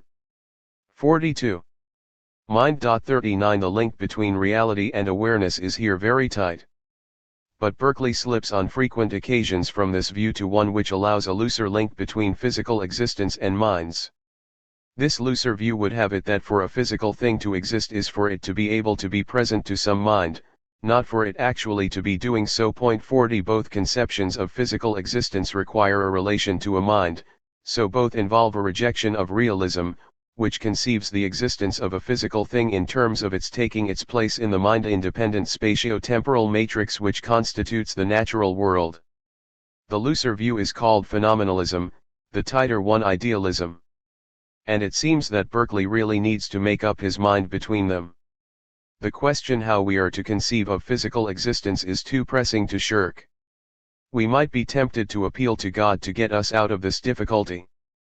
The thought would be that since God eternally perceives every possible idea, no idea is merely perceptible, but all are actually perceived. But though this is true, it does not prevent us from having to choose between phenomenalism and idealism. To think otherwise is to have failed to observe a relevant distinction. To see this, consider the notion of continuity. What is it for a physical thing to exist continuously? Suppose that we have an answer to this question, which tells us what continuity is. We then face the question whether anything does in fact exist continuously. In our answer to this question we might appeal to the existence of God. It is only because God exists that anything does have continuous existence, for God's is the only truly continuous awareness. But this would not mean that we have appealed to God in our account of continuous existence itself. The appeal to God only came in at the second stage. The same is true for the concept of physical existence. We have to face up to the question how to conceive of physical existence. This is after all the question that Berkeley raises so forcefully in 3. Suppose we decide that existence for a physical thing, idea of sense, requires actual awareness in some mind. We then ask whether anything exists when created minds are not aware of it. To this question our answer might be that they do, but 39 For expressions of this view, see 1, 3, and 6. The slogan "Esse is percipi" means to be perceived. 40 The classic example here is 3, meaning thereby that if I was in my study I might perceive it, or that some other spirit actually does perceive it. See also 58 and Dialogues p. 252, where Berkeley says that physical things begin to exist when they become perceptible to created beings. 43. Only because there is an uncreated mind aware of it all the time. See 6 and 48. This answer, which looks very like Berkeley's official answer, takes things in the right order. It determines the requirements for existence first, and then asks whether and under what conditions they are satisfied. The appeal to God comes in only at the second stage. So does physical existence require actual or only potential awareness? The interesting thing is that Berkeley seems so completely unimpressed by this question. It seems very much as if he does not think it matters, since he appears to express both views without seeing any difference between them. But why not? One possibility is that he does not think we can achieve a concept of a merely possible idea that is available for perception, but not actually being perceived. In the third dialogue he asks, rhetorically, and what is perceivable but an idea? And can an idea exist without being actually perceived? p. 234. He could perhaps argue that we could only achieve the concept of a perceivable but unperceived idea as a result of an illegitimate abstraction. We would need, impossibly, to abstract the being perceived from the idea, which is impossible. We can, of course, think about an idea without thinking about its presence to a mind, but this does nothing to show that there could be an idea that is not present to a mind. But even if this does explain Berkeley's lack of interest in the question whether physical existence requires actual or only possible awareness, it does nothing to tell us what the answer is. Do physical things exist when not perceived by created minds?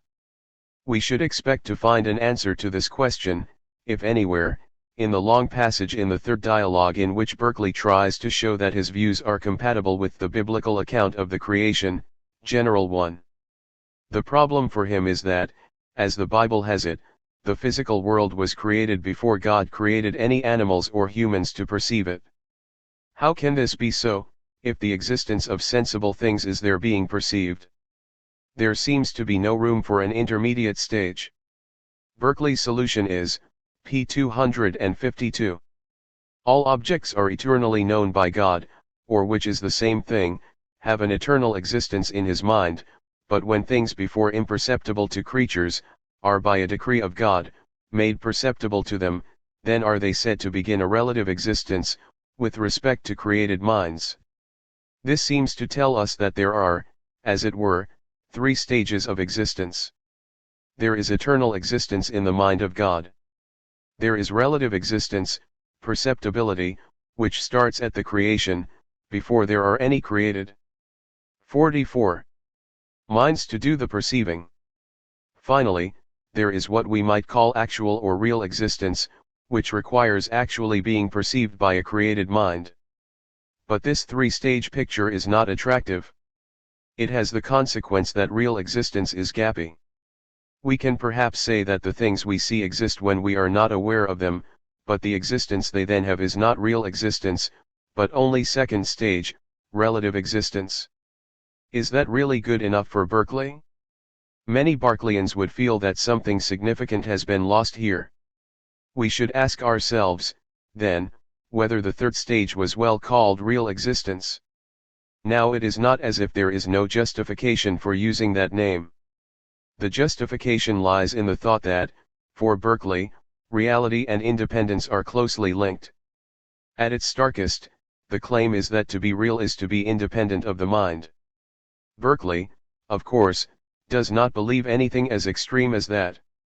But he might well believe that for a physical thing to be real is for it to be independent of the mind that perceives it. If there is this link between reality and independence, then nothing is real for God, and physical things cease to be real when they cease to be perceived by created minds. For created minds are the only ones of which physical things are independent. They remain potentially real, of course, when we cease to be aware of them. But they cease to be actually real, as we might put it. Finally, then, we should look at the main passage where Berkeley lays out his conception of reality, in Principles 33. The ideas of sense are allowed to have more reality in them, that is, to be more strong, orderly, and coherent than the creatures of the mind, but this is no argument that they exist without the mind. They are also less dependent on the spirit, or thinking substance which perceives them, in that they are excited by the will of another and more powerful spirit, yet still they are ideas. If Berkeley here understands reality entirely in terms of strength, orderliness, and coherence, then he can say that physical things remain real when we are not perceiving them, there will be no gaps in reality, and our problem of the nature of the existence of physical things will have been solved. But he only has to understand reality partly in terms of independence for the gaps to reappear. And it does seem from 33 that he has a mixed conception of reality, in which independence features alongside thoughts of strength, orderliness, and coherence. If so, there remains a serious problem for him. The reality of physical things will be at least diminished when we are not aware of them. 45. 11. Skepticism.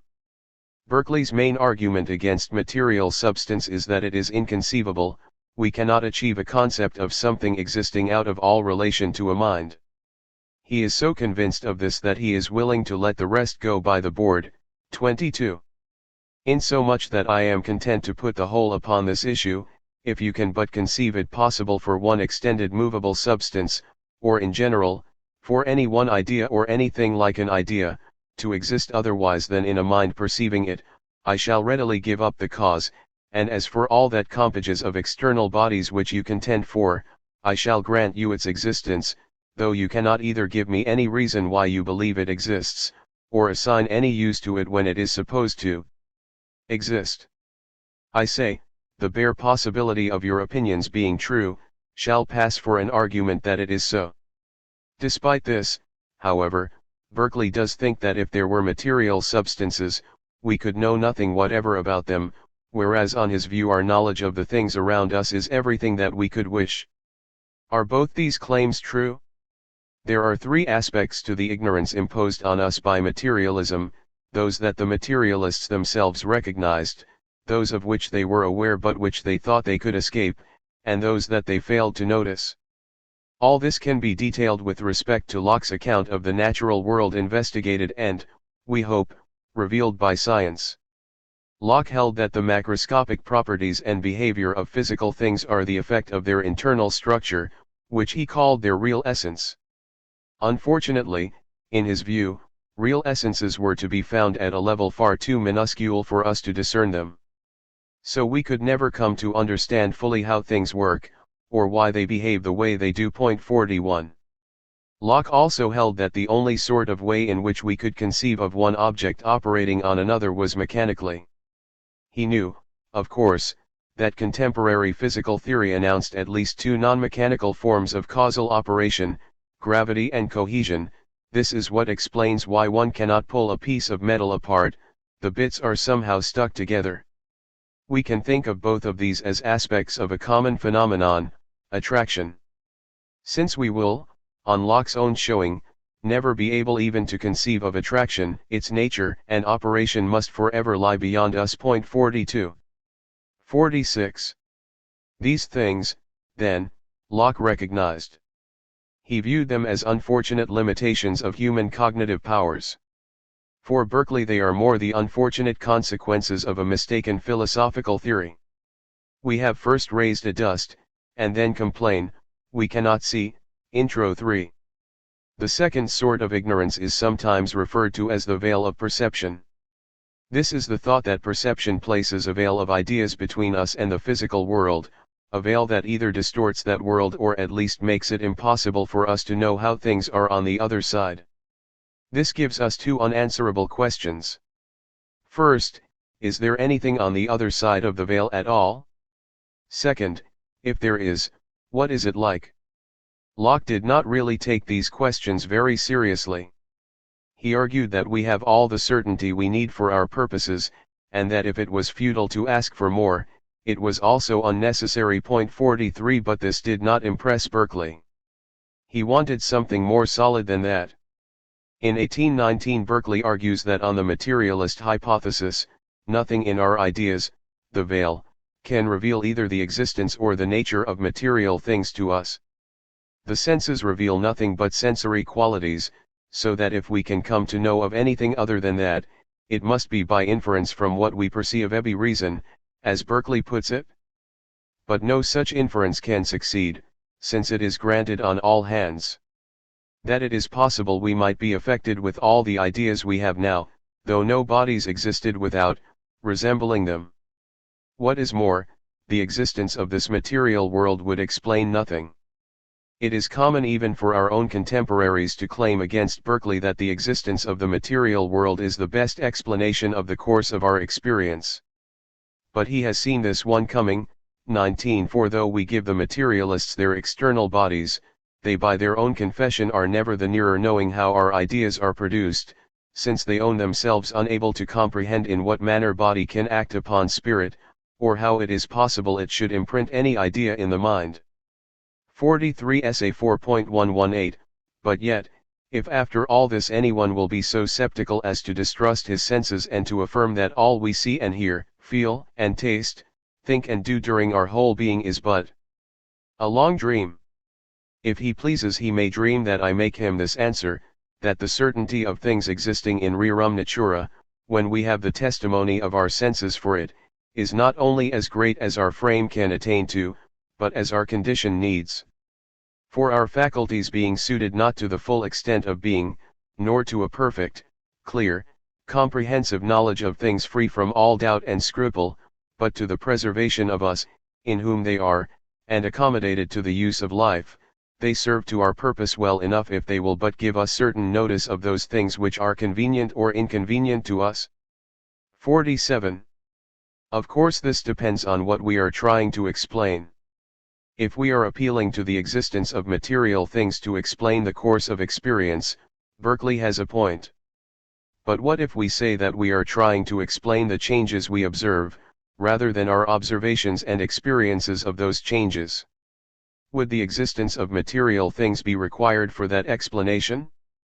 Berkeley does not answer that question here, but elsewhere he claims that there are no physical phenomena that require us to suppose a world existing outside the mind. 589.44. He also considers one particular experiment that Newton claimed as evidence in favor of the existence of absolute space, the water in the bucket, 114, and pronounces it irrelevant. So much, then, for attempts to reach beyond the veil of perception. They all fail. But there remains an even more dramatic ignorance. We are supposing at the moment that there are real material things, and asking how we can come to know this fact, or to know what those things are like. The veil of perception introduces only a weak form of skepticism, since it leaves us supposing that though the physical world may be as it appears, it may not, and nothing in our experience can help us to decide. But there are stronger arguments around. We see these in full detail only in the dialogues, pages 17594. They are referred to in Principles 1415. These arguments derive from the Greek sceptical tradition known as Pyrrhonism. Pyrrho, who lived c. 365-270 BC, left no writings, but his views have been reported to us by Sextus Empiricus, late 2nd century AD. Sextus argued that we are quite incapable of deciding which of the ways in which things appear are the way they really are. He concluded from this that we should abandon the attempt to find out how things really are, and live by the appearances. Now he did not conceive of the appearances as ideas in the mind, as Berkeley and Locke did. Appearances for the Pyrrhonists are not mental events or objects, but just the ways things look and seem. 45. Pyrrho left it an open question whether things really are one of the ways in which they look or not. He said it was a question we are quite incapable of deciding. But Berkeley argued that, at least for the materialists, no material substance can be the way it looks. For a material substance to be the way it looks, it would have actually to have one of the sensible qualities we can experience it as having. Those 48 qualities are the primary qualities of shape, size, number, and motion, and the secondary qualities of color, sound, taste, smell, and feel, touch. In the dialogues, Berkeley takes these qualities one by one and argues that all these sensible things are no more than sensations or ideas in the minds of perceivers. Given this, he can say that material substances can have none of the qualities they appear to have. It is not that we don't know which of those qualities they actually have, we do know that they actually have none of them. Whatever qualities they do have, then, are qualities of which we know nothing at all. But although Berkeley refers to these arguments at Principles 1415, he immediately discounts them by saying that they prove only that we do not know, by sense, which of the sensible qualities the outward objects possess. It must be, I think, that in the interval between the publication of the Principles and the Dialogues, he came to see that there was more to Pyrrhonist arguments than he had originally thought. Let us suppose that we do not know by sense which sensible qualities material things really possess. Do we know it by reason, then? Pyrrho was up to this reply. He argued that reason is incapable of helping us out here. Let us admit, as Berkeley argues in Dialogues, pages 18890, the same thing can look bigger or smaller, depending on how far away we are when we view it. Which of its apparent sizes is its real size?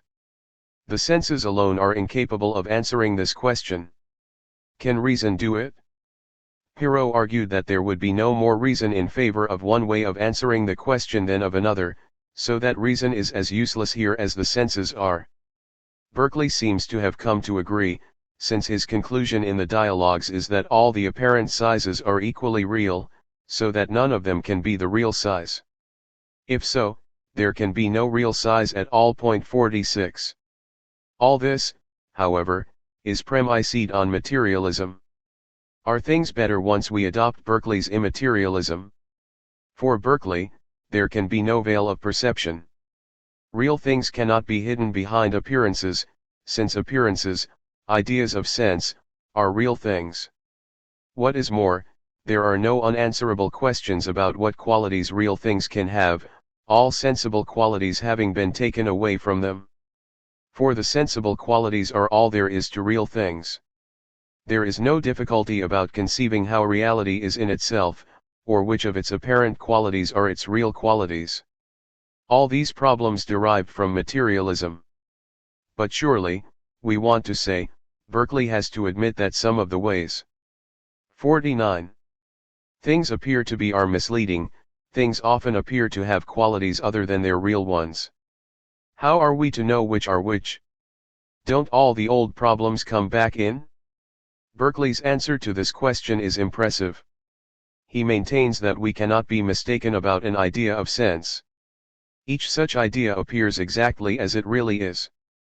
But such ideas can be misleading, not in the sense that they can be false, but in the literal sense that they can mislead. When I see a bent oar in water, what I see is really the way it looks, i.e. bent. But I may be misled by what I see and so suppose falsely that if I were to act in a certain way, I would have certain other experiences, e.g. that if I took the oar out of the water, it would still look bent.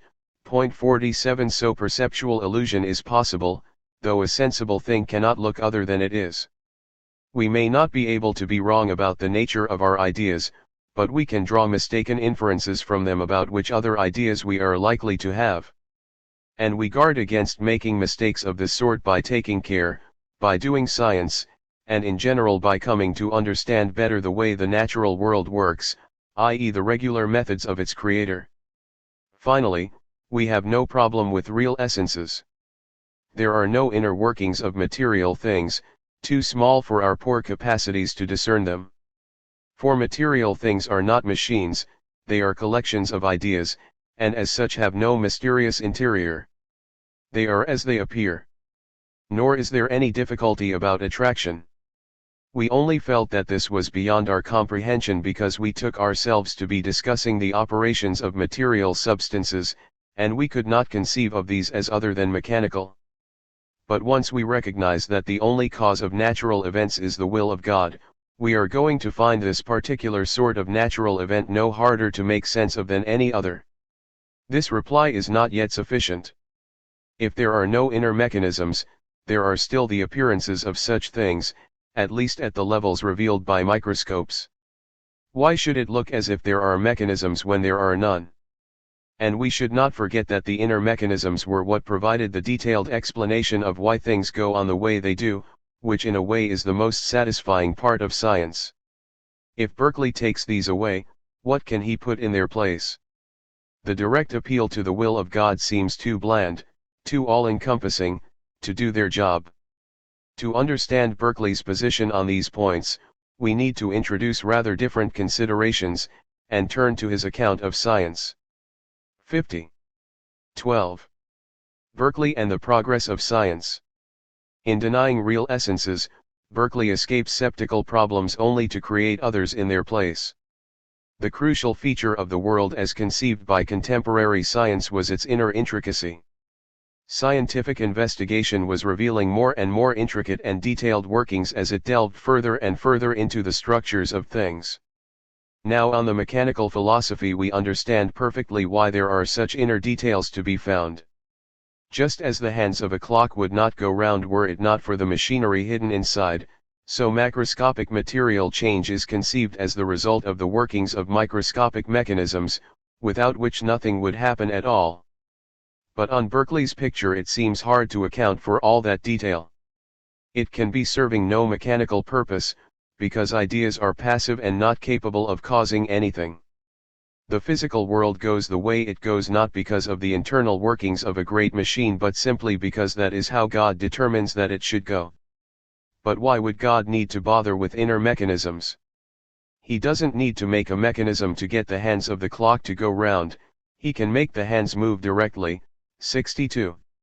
So the very existence of all the intricate detail seems to impugn the glory and power of God, rather than to increase that glory as we might have hoped. Now Berkeley has an official answer to this problem, which he addresses squarely in 606. This is that though we cannot think of one idea as able to cause another, we can think of one idea as the sign of another. The fire which I see is not the cause of the pain I suffer upon my approaching it, but the mark that forewarns me of it. 65. God sets up for us a system of signs, which by experience we can learn to read. The dark clouds overhead are a sign of impending rain, and if we know this we can organize our lives better. The point of this idea, of course, is that the intricate detail revealed in the natural world by science is just more and better signs, which, when we come to understand them properly, will enable us to cure diseases, build better bridges, and travel more safely. It is merely more evidence of God's benevolence that He has made these signs available to us. In this way we can also show how scientific knowledge is related to ordinary knowledge. We ordinary mortals can read some signs reasonably well and predict to some extent what will happen to us.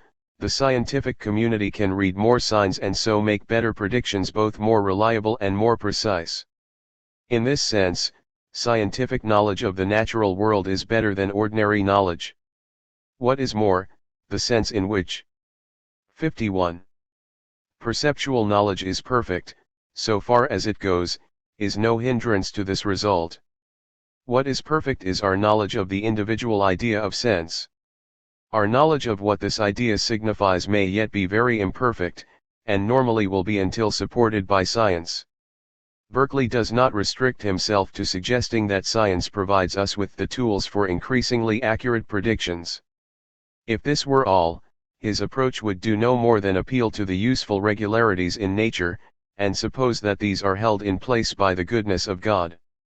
He does say this, of course, but he says more. The crucial extra is the idea that one experience is not just a useful clue to what will happen next. Useful clues are signs, certainly. But not all signs are part of a language. What distinguishes Berkeley's signs is that they are linguistic signs. As a sign, each natural event is an utterance of God's. God speaks to us, and as we learn more we understand better what He is saying, i.e. what the signs He is giving us mean. Originally Berkeley only thought of visible signs, ideas of sight, as the language of God. 48 His reason for the restriction to the visible lies in the difference he discerns between linguistic and non-linguistic signs. He described this later, Alciphron 4:12, see also 4.7.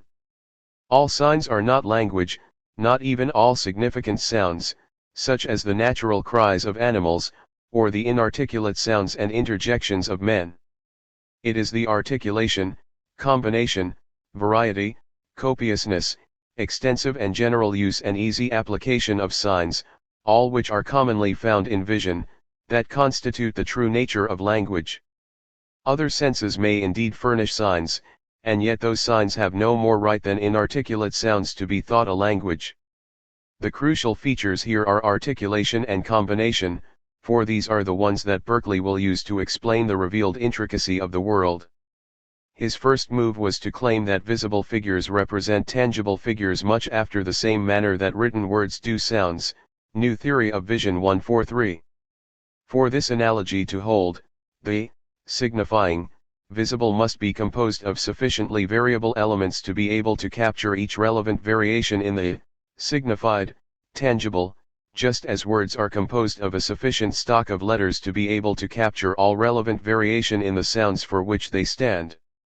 This version of the analogy won't work for the principles, for there the focus is no longer the contrast between visible and tangible. 52. Seems to generalize the claim that visible ideas are a language to include all the ideas of sense, see 65, where he includes the audible. The noise that I hear is not the effect of this or that motion or collision of the ambient bodies, but the sign thereof. Secondly, the reason why ideas are formed into machines, that is, artificial and regular combinations, is the same with that for combining letters into words. But the overall idea is the same. The physical world is a genuinely linguistic system, whose elements are variously combined and concatenated in much the sort of way that letters and words are, so that they should be capable of carrying detailed messages. Just as a limited number of letters can be used to create an infinite variety of messages, so a limited number of physical elements can be combined for the same purpose. The whole is thus an informational system, in which God, of His goodness, speaks to us about what we can expect in the future. 50 And scientists can be conceived as the grammarians of this system, who understand how the individual elements combine to generate this or that meaning in the particular case, and are thus able to know better what is being said. See the first edition version of Principles 108. This, then, is Berkeley's account of science and of the intricacy of the natural world. But there remains one further problem for him.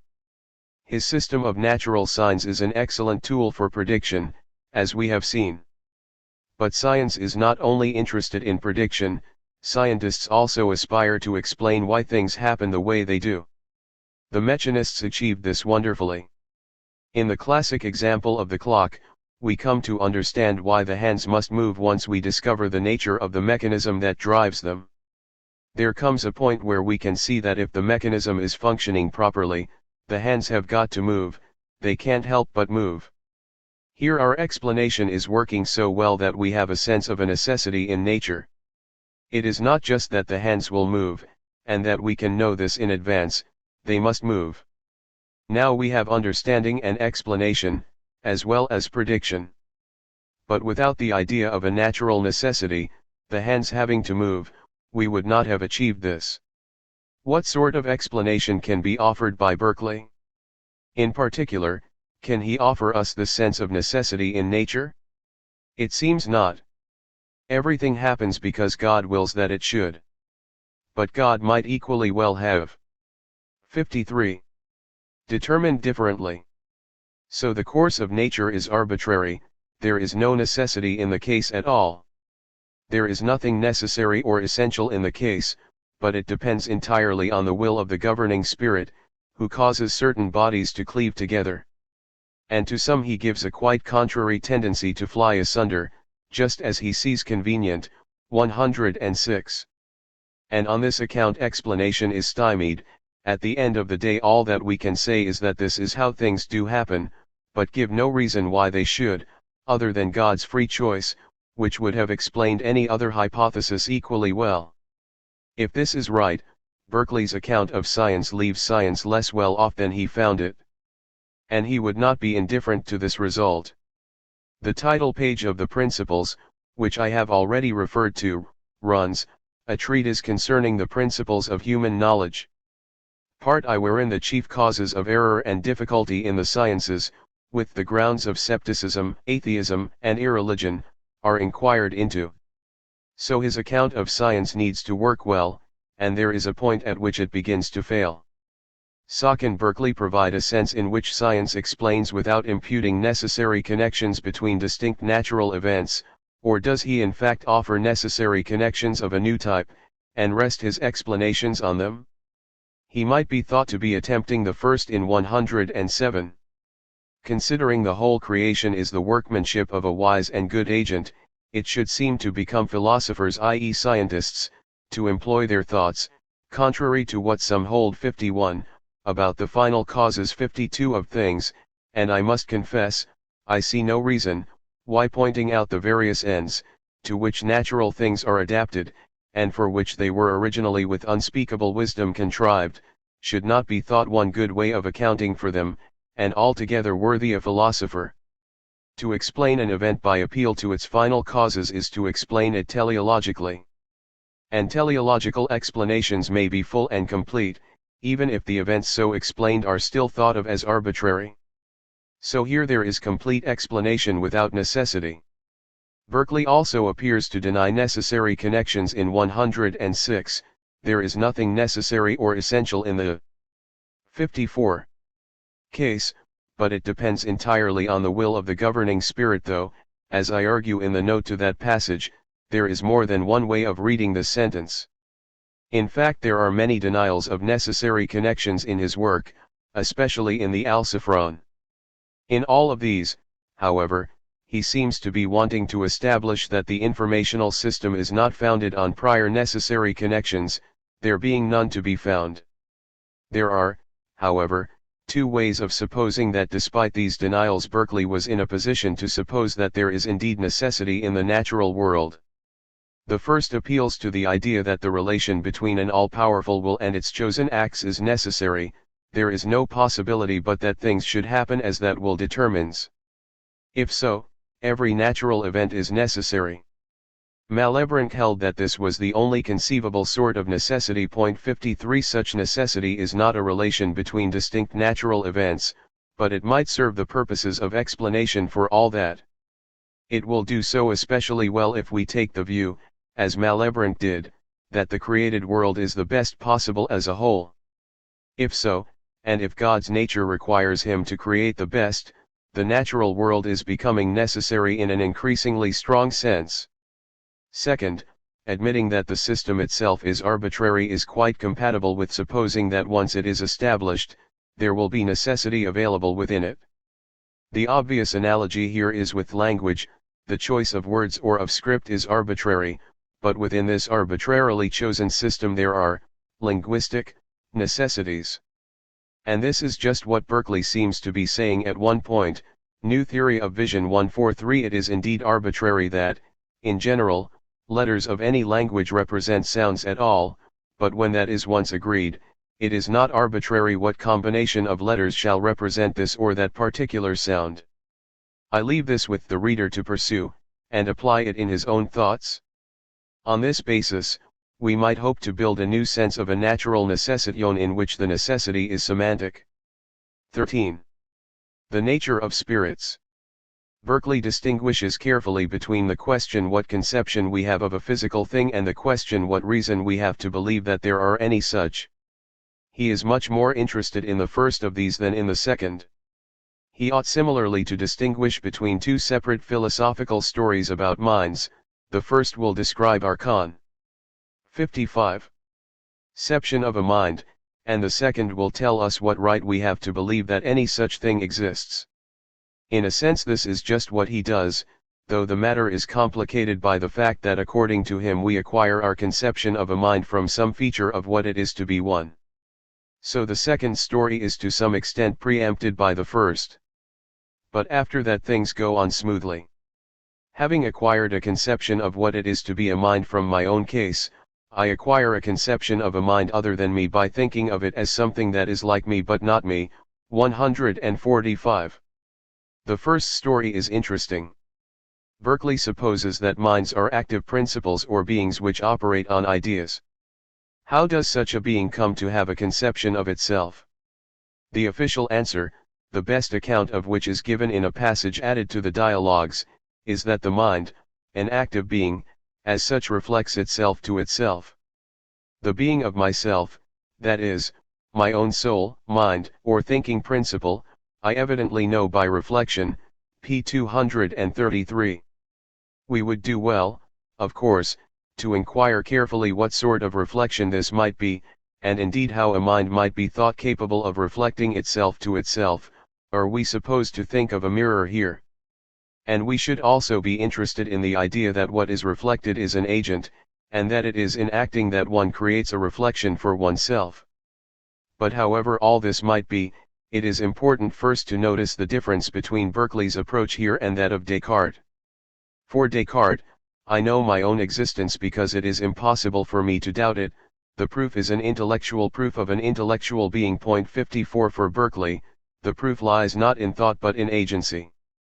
There are difficulties here for Berkeley because the mind is not wholly active, nor is all its activity of the same sort. The first of these derives from his claim that in perception we are in some degree passive. It is only in the imagination that we are wholly active. So our first question should be how an impurely active being is completely revealed to itself in acting. Won't our passive side be left out of the picture, the reflection?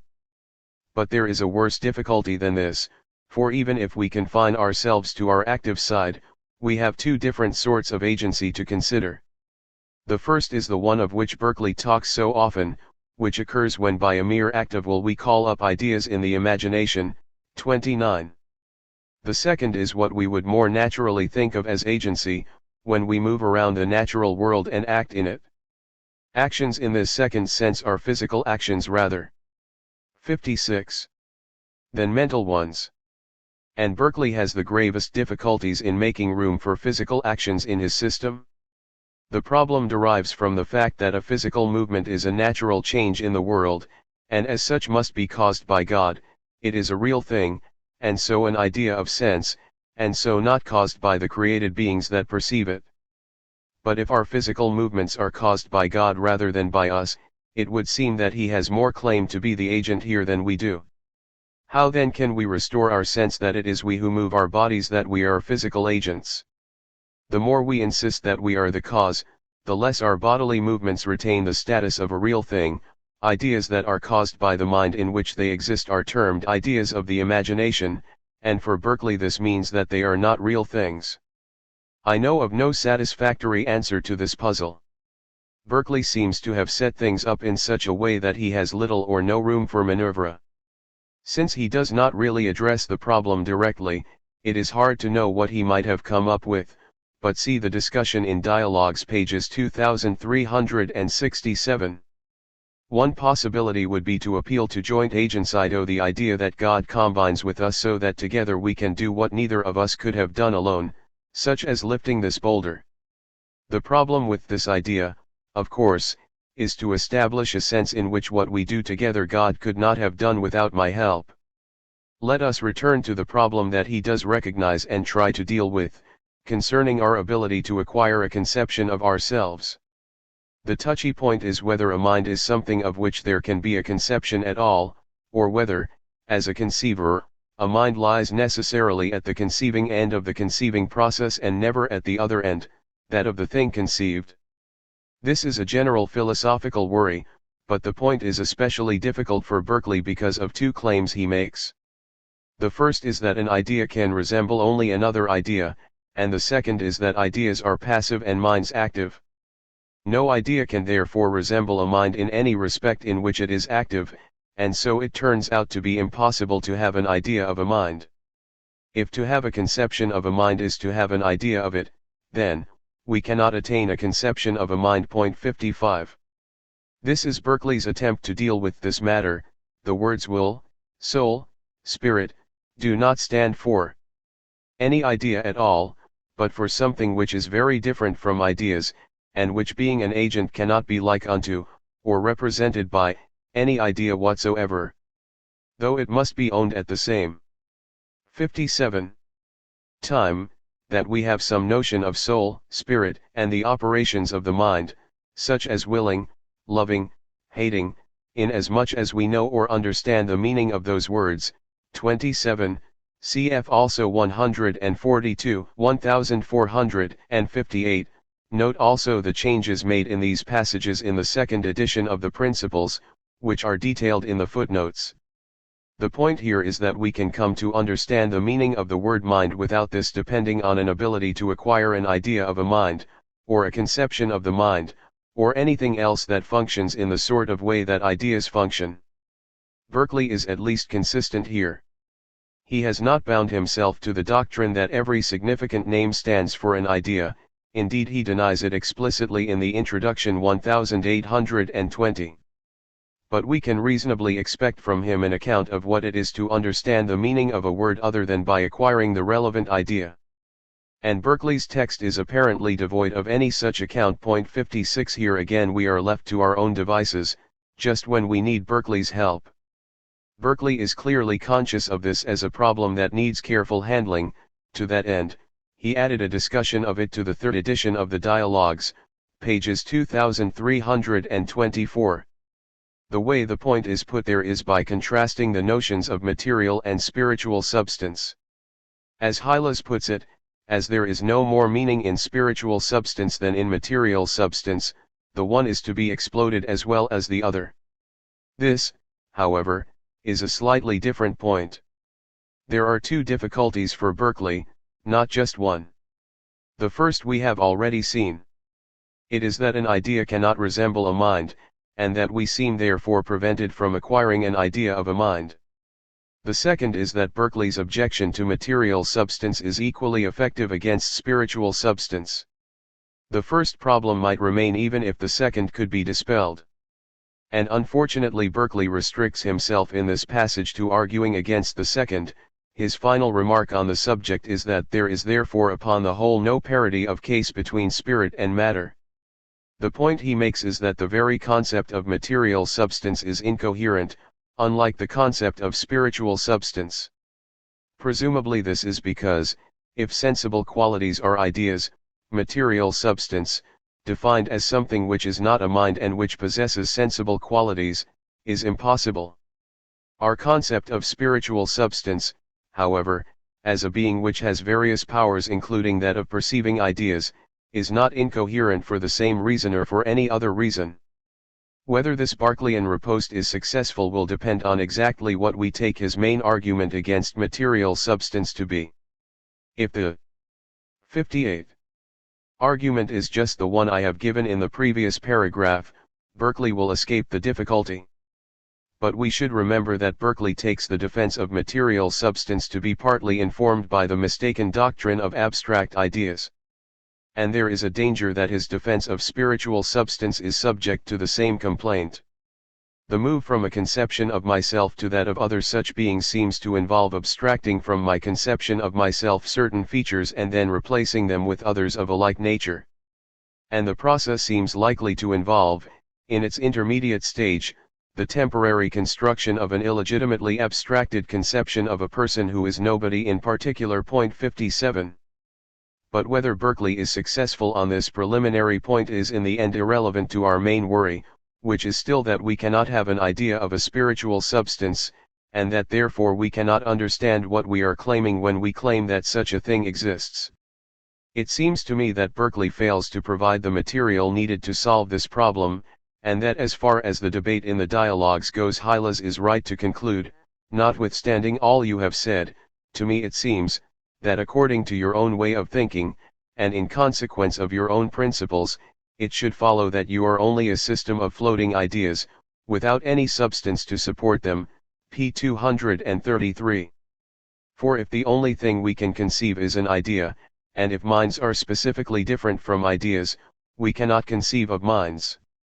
We should remember, however, that we only have part I of the principles, part 2, which we could have expected to contain much more on the nature of the mind, was never completed.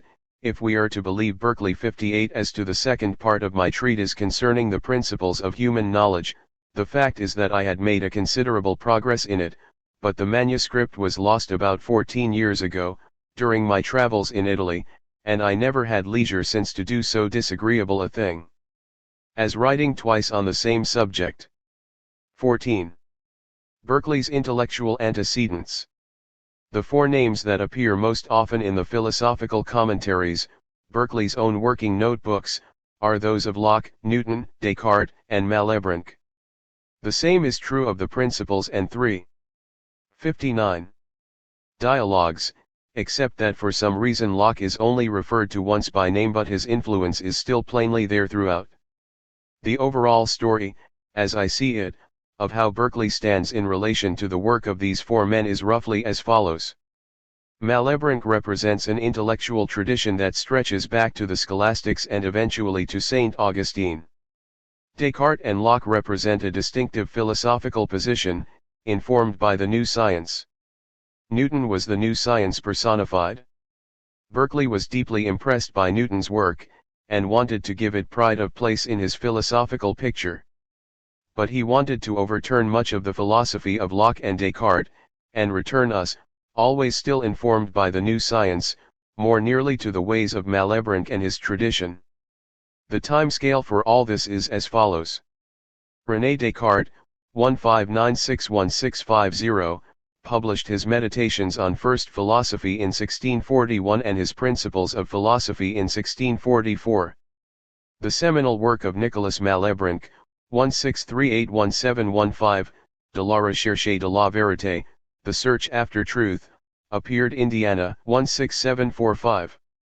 John Locke, 1632-1704, published his essay concerning human understanding in 1690, and it immediately ran through several editions in which Locke made significant changes.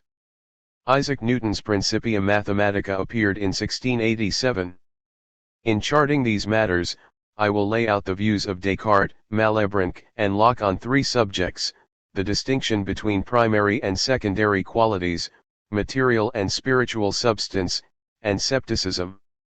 Descartes held that, as well as God, the uncreated substance, there were two sorts of created substance, mind and matter. These are quite different from each other. Matter is extended and unthinking, and mind is unextended and thinks. 59 Descartes was no sceptic, but he used sceptical arguments in order to isolate the point at which they break down. This would be a fixed point from which he could move to rebuild in sounder form what he had previously dismantled. We know of our own existence because we cannot doubt it without proving it, so this gave him his fixed point. We know of God because only God could be the source of our idea of God. We know of matter because once we have proved the existence of God we need no longer doubt the existence of the material world, for God is no deceiver. 60. Descartes drew a standard distinction between two sorts of qualities. 60. The terminology of primary and secondary comes later, in Boyle, but I will take advantage of it now. The primary qualities were extension, figure, motion, position, duration, number. The secondary ones were colors, odors, sounds, tastes, and the tactile qualities, e.g. roughness and smoothness. He held that our ideas of the primary qualities are perfectly clear and distinct, and that this enables them to be the ones with which true science is concerned. Our ideas of primary qualities are like, or at least able to be like, those qualities as they are in the objects, i.e. the way in which a thing appears, with respect to the primary qualities, may be the way it actually is. But our ideas of secondary qualities cannot be like the ways the objects in the world are. They are mere sensations, which do not represent the nature of outer things at all. There are many other features, such as size, shape, and number, which we clearly perceive to be actually or at least possibly present in objects in a way exactly corresponding to our sensory perception or understanding. And we so easily fall into the error of judging that what is called color in objects is something exactly like the color of which we have sensory awareness. 61. So far, then, for Descartes there are ideas of primary qualities and ideas of secondary qualities, but only the primary qualities are as they appear to us. The secondary qualities exist in the object, certainly, but only as powers or dispositions that physical things have, in virtue of their primary qualities, to cause sensations, e.g. ideas of color, in the mind. He writes, "Now I have given an account of the various sizes, shapes, and motions which are to be found in all bodies, and apart from these the only things which we perceive by our senses as being located outside us are light, color, smell, taste, sound and tactile qualities. These are nothing else in the objects, or at least we cannot apprehend them as being anything else but certain dispositions depending on shape, size, and motion." 62. Malebranche. There were various problems for Descartes, but among those that attracted most attention was the problem of interaction. Question: how mind and matter can influence each other if they are so different. We know, or think we know, that our bodies move because we will that they should, and that a pain will occur if we cut ourselves with a knife. How is this possible? Malebranche saw this difficulty as related to a more general problem: how physical things could be said to be causes. He argued that they could not. It was not just that they are inert, point that Berkeley makes much of. It was also that there was no conceivable necessity. 61. Sorry connection between one physical event and another, and for Malebranche there can be no causation without a necessary connection. 63. There is, of course, a necessary connection between the will of God and changes in the world. So the only possible cause is God. As such a cause, God can act so as to move our bodies when we will to move, and to affect our minds when the world collides with us. He also acts to cause a physical event when suitable physical conditions occur. Within this picture the interaction problem fails to arise, since there is no difficulty at all in supposing God capable of affecting either minds or matter on suitable occasions. This view of Malebranche's was called occasionalism, since it supposes that what we ordinarily think of as the cause of an event is more the occasion for God to cause that event. Berkeley discusses the view in Principle 6780. In this respect, then, Malebranche did not accept Descartes' mechanistic science of nature.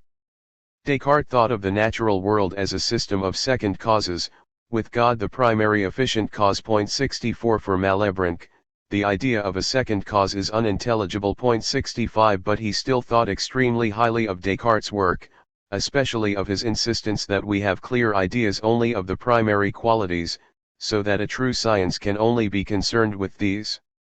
This thought underpinned the idea of a mathematical physics, partly because the primary qualities are all quantifiable. 66 Malebranche distinguished between ideas and sensations. Ideas are mental representations of outer things, representations which are broadly correct in the sorts of way in which they present the world to us. Such things are not perceived by sense, but by pure intellect. Sensations, the objects of our senses and not of our intellect, are mere modifications of our minds, which do not represent the nature of outer things at all. The secondary qualities are mere sensations. 67 Modifications of the mind caused in us by God, for our own good. Things are different, however, with the primary qualities. The sizes and shapes of physical things as we experience them are a sort of mixture of idea and sensation. There is one aspect to them which concerns their relation to us as perceivers. It is this aspect that we use to distinguish one object from another, and it is this that varies. 62. According to our distance from the thing we see and the angle we see it from, all this is mere sensation. There is another aspect which is idea, however, in virtue of which, despite the admixture of sensation, we are capable of experiencing the primary qualities of physical things. Like Descartes, however, Malebranche thought that as well as the sensations of color etc., it was possible to think of color as a modification of matter, though Descartes understood this dispositionally while Malebranche, it seems, did not. If by heat, color, flavor, you mean such and such a movement of insensible parts, then fire is hot, grass green, sugar sweet. But if by heat and the other qualities you mean what I feel near fire, what I see when I see grass, and so forth, then fire is not hot at all, nor is grass green, and so forth, for the heat we feel and the colors we see are only in the soul. The terms sweet, bitter, salty, tart, acid, and so on, red, green, yellow, and so on, such and such an odor, flavor, color, and so on, are therefore all equivocal. 68. How do we come by the intelligible idea of extension? Malebranche thinks that, though in some sense that idea is present in every experience of the things around us, we are for various reasons unable to acquire or create that idea for ourselves. God has it, however, so we can only get it if God is willing to share his idea with us. This does not mean merely that once we have got the idea from God, we can get on by ourselves. Our experience is no more capable of representing intelligible extension to us than it was before. We can only experience the primary qualities if God is willing on each occasion to share with us his idea of the extension and other primary qualities of the things before us. This is the doctrine that we see all things in God. The mixture of idea and sensation that occurs when we experience a primary quality is a mixture of a modification of our mind, the sensation, and a modification of God's, the idea. 69. Berkeley's attitude to Malebranche's occasionalism was that it made the material world redundant, since it was deprived of causal powers. Why did God bother to create it at all? 6775, see also Dialogues pages 21920. As for seeing all things in God, Berkeley distances himself from this at Dialogues p. 215, I do not say, I see things by perceiving that which represents them in the intelligible substance of God. This I do not understand, but I say, the things by me perceived are known by the understanding, and produced by the will, of an infinite spirit. On scepticism, Malebranche criticized Descartes' method of showing. 63. That we have knowledge of outer things. His criticism is ad hominem, i.e. it depends on something else that Descartes held.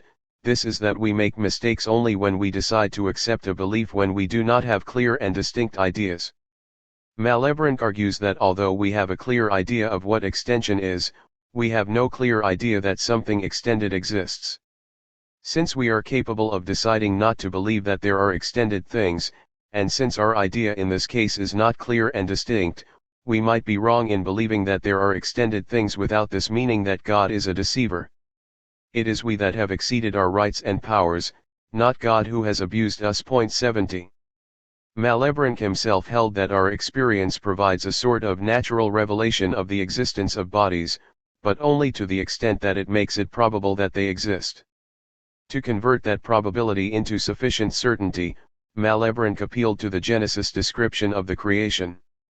This position would clearly not satisfy Berkeley, for two reasons.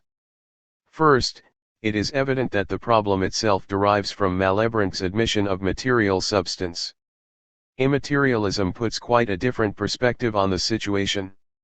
Second, Berkeley thinks that his views are quite compatible with the Genesis account of the creation, as he argues in Dialogues pages 2506. Locke. Berkeley had to study Locke's essay as a student at Trinity College, Dublin, and it is possible to see his metaphysical writings as a response to, and almost total rejection of, Locke's views, but, as we have already seen, that would be an exaggeration. Of particular interest here are the matters on which Locke differed from Descartes. The first of these was that Locke was willing to contemplate the possibility of a thinking material substance. He wrote, "We have the ideas of matter and thinking, but possibly shall never be able to know whether any mere material being thinks or no, it being impossible for us to discover whether omnipotency has not given to some systems of matter, fitly disposed, a power to perceive and think." 71. Second, Locke was not very much impressed by sceptical arguments. He seems not really to have cared very much about them. His general position was that we can be certain enough about things in the physical world for our own limited purposes, and it was pointless to ask for more. 72. He 64. Was much more impressed, however, by the question whether we can know the inner workings of physical things, their real essences, as he called them, which he held to be largely impossible. This was partly because we were not going to get microscopes powerful enough, and partly because even if we did we could not even conceive of the necessary connections there must be between mechanical inner workings and surface secondary properties like color. 73. As a result, Locke failed to show that science yields knowledge. 74. Berkeley, by contrast, takes sceptical problems about ordinary perceptual knowledge far more seriously, and argues that science gives us knowledge of the natural world. That is no less secure than our knowledge of what others are saying to us. On the distinction between primary and secondary qualities, Locke produces in Essay 2.8.9 ff a complex account which is heavily influenced by his friend the chemist Robert Boyle, 162,791, but which is still in substantial respects very close to that of Descartes. 75. Locke held that secondary qualities such as color, taste, etc. exist in the physical object as powers to cause certain ideas in the perceiving mind, powers which the object has in virtue of its primary qualities. Boyle had written, "So, if there were no sensitive beings, those bodies that are now the objects of our senses would be but dispositively, if I may so speak, endowed with colors, tastes, and the like, and actually but only with those more catholic affections of body's figure, motion, texture, etc." 76. Given this unanimity, something has to be said about the fact that Berkeley records the modern philosophers as saying that secondary qualities are nothing but sensations in the mind, where Descartes, Boyle, and Locke agree that they are dispositions or powers in the object. It is possible that this is just an error on Berkeley's part, and if so it is perhaps the result. 65. Of reading Pierre Belle's Dictionnaire historique et critique, published 1697-1702, as we know that Berkeley had done. Bell is the fifth philosopher who should be mentioned in any list of influences on Berkeley. Bell says, in section G of his entry on Zeno, the new philosophers teach that sounds, odors, heat and cold, hardness and softness, heaviness and lightness, tastes and colors, etc. are perceptions in our soul, and that they do not exist at all in the objects of our senses. 77. It is probable, however, that Berkeley was not simply misreading the tradition he was attacking. First, there is Malebranche, who often speaks as if colors are sensations in the mind. Second, there are other writers to be considered than just the ones I have mentioned. There is Galileo, for instance, in whose essay we find remarks extraordinarily close to those of Locke's essay 2.8.9, followed by the claim that tastes, colors, odors, etc., considered as qualities inherent in external objects, are merely names. Properly considered, they reside entirely in the sentient subject, and Galileo is happy to call them sensations. I think that if ears, tongues, and noses were removed, shapes and numbers and motions would remain, but not odors or tastes or sounds. The latter, I believe, are nothing more than names when separated from living beings, just as tickling and titillation are nothing but names in the absence of such things as noses and armpits. Many sensations which are supposed to be qualities residing in external objects have no real existence save in us, and outside ourselves are mere names. 78. The real point is that what is common to all these writers is the view that secondary qualities as we know them in perception are modifications of our own sensibility, not real qualities of outer things.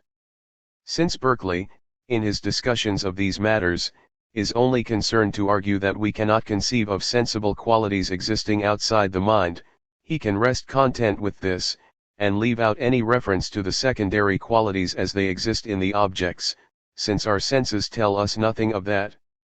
But this does not mean that he has nothing to say about those occult qualities. His view is, of course, that since matter is inert, it can have neither powers nor 66.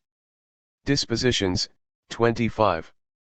The idea that matter has the power to affect the mind in these sorts of ways is therefore incoherent in itself, and broken back because nobody can explain how matter can affect the mind at all. 19.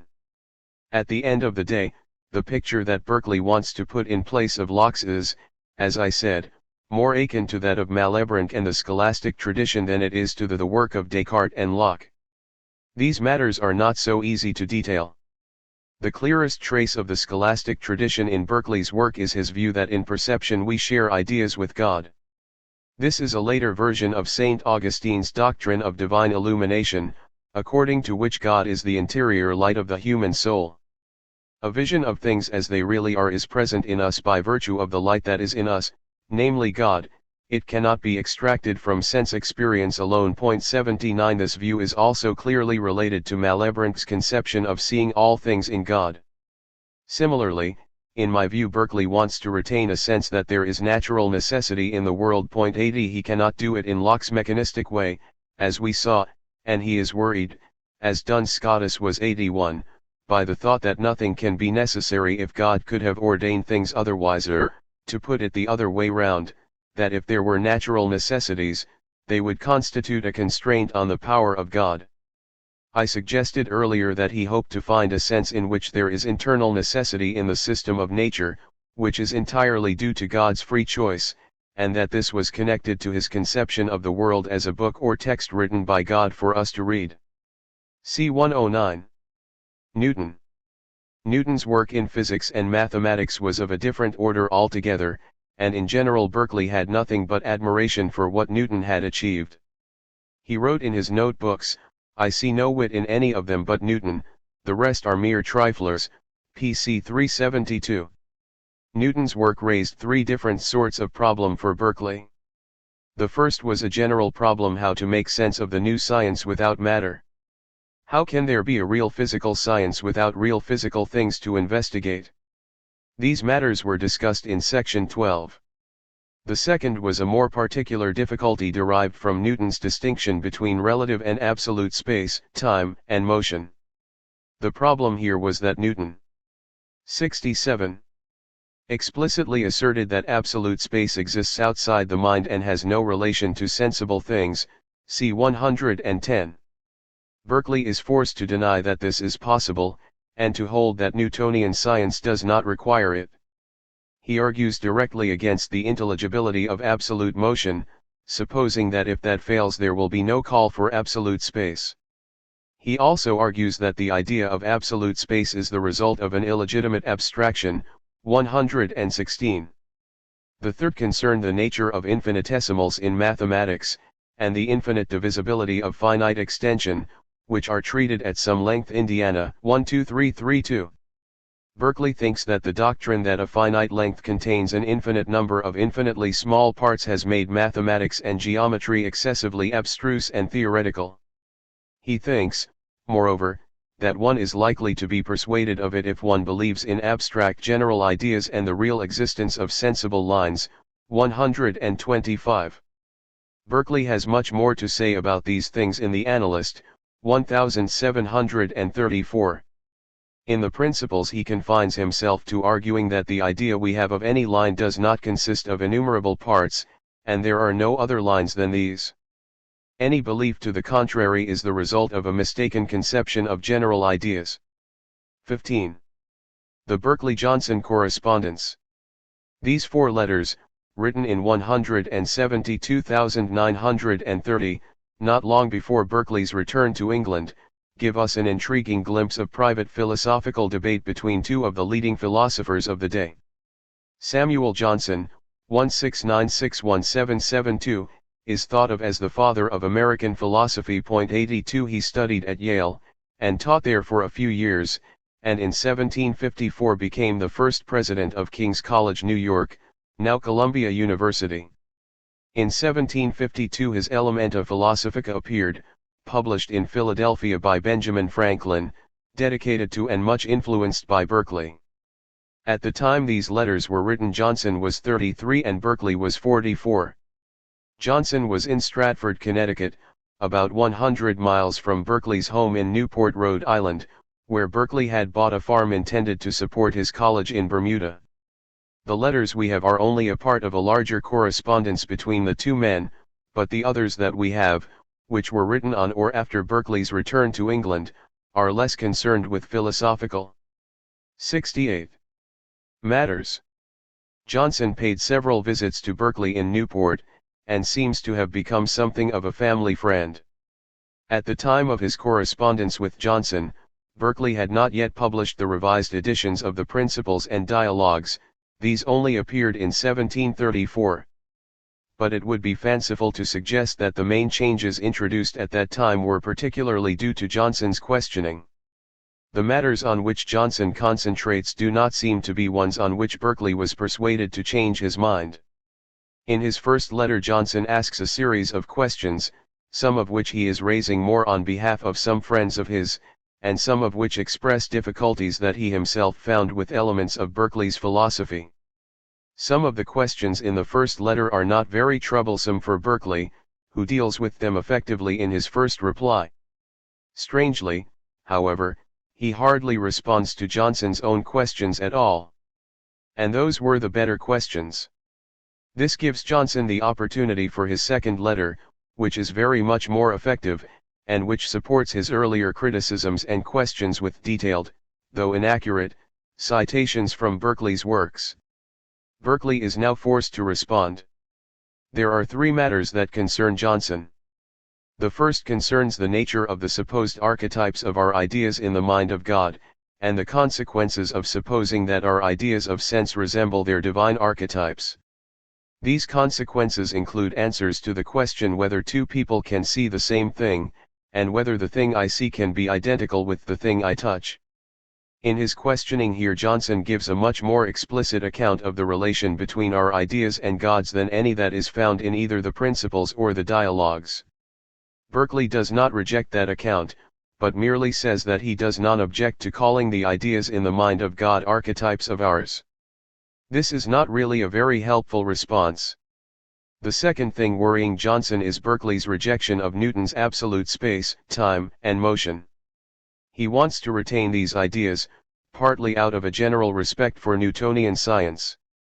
But he is keen to do so within the broad constraints of Berkeley's system.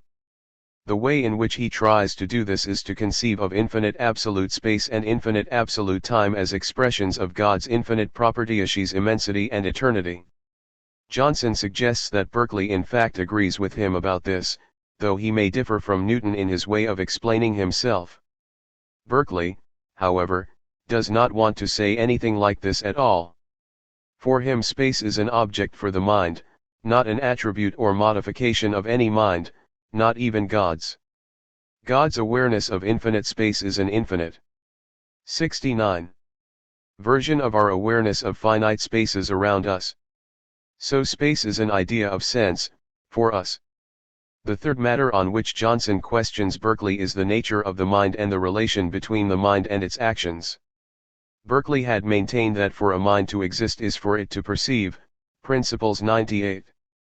Johnson is keen to retain a distinction between that which perceives and the perceivings that it engages in, i.e. a mind distinct from its actions. In reply, Berkeley picks holes in one of Johnson's arguments, taken from Locke, but beyond that does little more than suggest that Johnson should think harder about whether supposing the mind to exist separately from its actions requires an illegitimate use of abstraction. Overall, the tone Berkeley adopts is very much that of the senior figure in the debate, trying to brush Johnson off with a few brusque waves of the hand, while Johnson is the gadfly, persistently buzzing around Berkeley and trying to get some response out of him. The whole debate is conducted according to the rules governing polite society of the day. The delicacy with which Johnson points out that Berkeley has simply failed to address the most important questions in his first letter is particularly enjoyable. The text printed in this edition. The text of the Principles printed here is as it appears in Volume 2 of the full 9-volume edition of the works of George Berkeley, Bishop of Cloyne, by A. A. Luce and T. E. Jessup, London, Nelson and Sons, 1948, which I refer to as Works. The 4 letters between Berkeley and Johnson, also reprinted here, are from the same volume of Works. I am very grateful to Thomas Nelson and Sons for permission to reproduce these texts. In the case of the Berkeley-Johnson correspondence, I am also grateful to Columbia University Press, which holds the copyright. These were first published in Samuel Johnson, His Career and Writings, edited by H. and C. Schneider, New York, 1929. The Luce Jessup text is that of the second edition of the Principles, which was published in 1734 bound together with the third edition of the Dialogues. Berkeley made some changes to the texts of both works for the 1734 editions, and they are generally taken to represent his mature thought. Significant differences between the first and the second edition of the Principles are noted here at the foot of the relevant page rather than in the notes. I have made very minor corrections and changes to the Luce Jessup text, which is itself partially modernized. For instance, I have italicized phenomena where Berkeley did. He was not consistent. But I have not further modernized the text. I have, for example, left Berkeley's anything, something, and itself.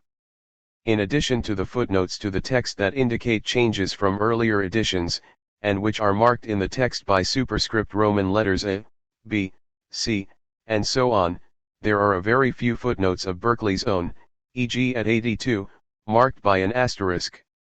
Endnotes are marked with superscript Arabic numerals.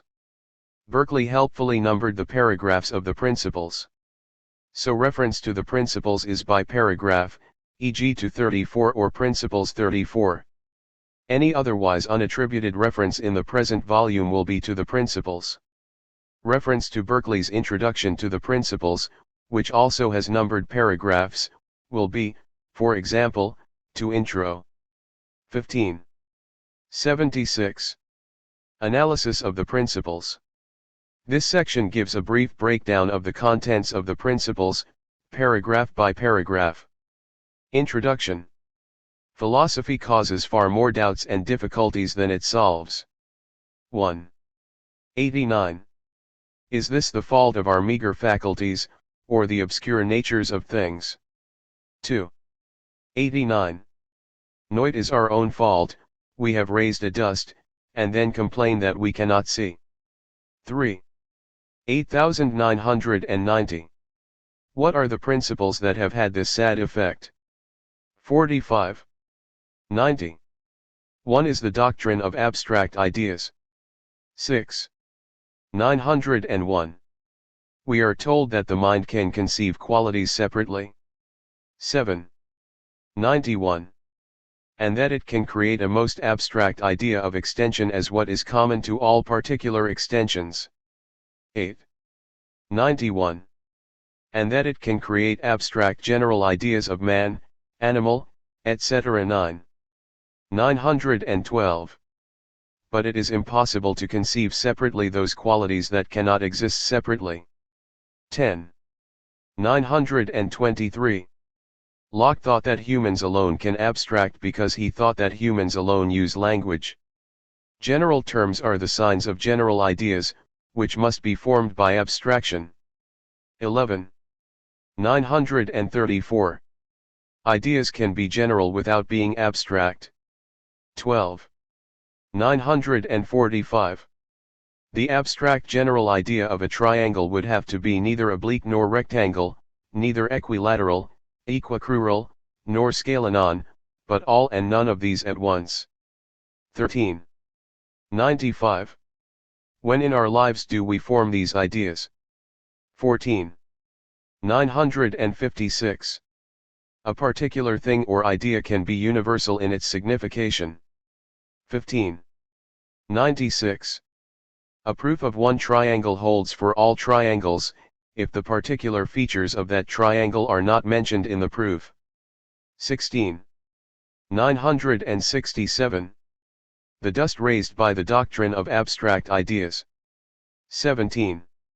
978. The mistake here is the result of a mistake about language. 18. 989. And of the preconception that the only purpose of language is communication of ideas, and that every significant name stands for a determinate idea. 19. 99. 77. Language has other purposes than the communication of ideas, and general names are often used without raising ideas in the speaker, let alone in the hearer. 20. 99,100. It would be better to concentrate on ideas directly, rather than letting words impose on the understanding. 21. 100. This will avoid merely verbal debates and entanglements with abstract ideas. 223. 1001. Further advantages of this resolution. 245. 1012. The principles part I. The objects of knowledge, ideas. 103. The nature of the knower, mind. 2. 103. The arguments for immaterialism, 324. First argument that the only substance is spirit or mind, 37. For sensible things, to exist is to be perceived. 3. 1034. Sensible things are ideas, which cannot exist outside the mind. 4. 104. The distinction between existence and perception involves an illegitimate abstraction. 5. 1045. For sensible things, to exist is to be perceived by some mind, created or eternal. 6. 105. Second argument that the only substance is spirit or mind. 7. Sensible things are ideas, and can only exist in a mind. 7. 105. The likeness principle and the primary-secondary distinction, 815. The objection that our ideas represent things that are not ideas is mistaken, for no idea can resemble anything but another idea. 8. 105. The primary-secondary distinction. But neither primary qualities nor their archetypes can exist in an unperceiving substance. 9. 1056. The primary-secondary distinction is flawed. We cannot conceive of a world in which objects have only primary qualities. To do so involves an illegitimate abstraction. 10. 106. The notions of absolute space, motion, number, and unity all involve illegitimate abstractions. 1113. 1067. The arguments taken to prove that the secondary qualities have no existence outside the mind work equally well for the primary qualities. 14. 1078. 78. But those arguments only really show that we do not know by sense which of the ways in which things appear are the ways they really are. The arguments of 14 do not advance us. 15.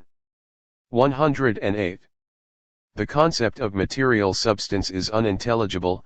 1617. The concepts of substance and substratum, of an unextended support for extension, are unintelligible. 16. 108. So is the abstract idea of being in general. 17. 108. There is no reason to believe that material substance exists. 1820. The senses yield knowledge only of sensations.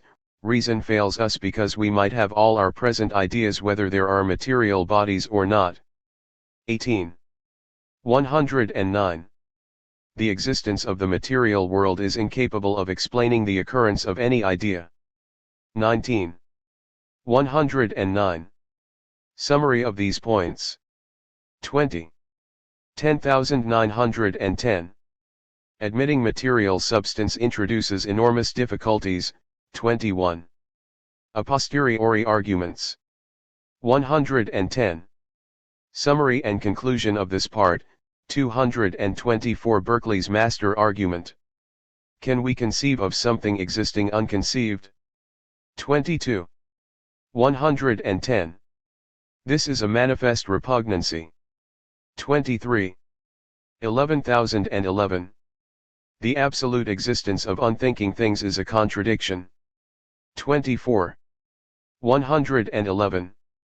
The ideas of sense and the existence of God. 2533. Ideas are passive and so cannot be causes. 25. 11112. The only possible cause is a spirit, since only spirits are active. 26. 112. We can have no idea of spirit, though we understand the meaning of the word. 27. 112. Some of my ideas I cause for myself, ideas of the imagination. 28. 11213. Others I cannot control in the same way, ideas of sense, some other spirit produces them. 29. 113. The obvious differences between ideas of sense and ideas of the imagination. The rules followed by the wise and benevolent spirit that produces the ideas of sense are the laws of nature. 30. 113. Knowledge of these laws is of great use in practical life. 31. 113. The search for second causes is pointless. 32. 11314. Real things are ideas of sense, i.e. those given us by the author of nature and less dependent on us. 33. 114. 79. Objections and replies, 3484. 1. Doesn't this mean that there is nothing real and substantial in nature? 3440. 114,116. 2. There is a great difference between a real fire and the idea of fire. 41. 116. 3. We see things at a distance from us. 424. 11,617. 4. The things in the world would go into and out of existence according to whether someone was looking. 458. 11,819. 5. If extension and figure exist in the mind rather than in the world, it follows that the mind is extended and figured, i.e. has a certain size and shape. 49. 11,920. 6. The whole of physical science would be undermined. 50. 120. 7. It is ridiculous to deny the operation of natural causes and say that the only causes are minds. 513. 1201. 8. Is not the whole of mankind of the opposite opinion? 545. 1212. 9. How could we all have made such a vast mistake? 567. 1223. 10. Immaterialism is inconsistent with established truths in physics and mathematics. 589. 123. 11. What purpose can be assigned to the detailed inner workings of material things as revealed by science, on Berkeley's views? 606. 1247. 12. Could we perhaps frame a conception of matter as the unknown occasion of the ideas that God chooses to give us? 6776. Would we be able to know more about matter if we had a new sense? No, a new sense would only give us further ideas. 778. A purely negative conception of matter is the same as a conception of nothing. 7980. Beyond that, all that is left is the idea of existence in general, illegitimately abstracted from perceiving and being perceived. 81. 12732. Objections from religion, 824. 13. The Holy Scriptures clearly speak of material things. 823. 1323. 14. Immaterialism makes miracles less miraculous. 84. 133. Attractive consequences of Berkeley's views, 85,156. In general, difficult and obscure questions vanish. 85. 133. Ideas, 86,134. General advantages, 86,100. 80. Abandoning material substance is of great help in undermining skepticism. 8691. 1336. Abandoning material substance is of great help in undermining atheism. 926. 1367. Avoiding illegitimate abstractions avoids difficulties in understanding time, place, and motion. 978. 1378. Difficulties involved in abstract extension and motion. 99. 1389. Difficulties in understanding the virtues.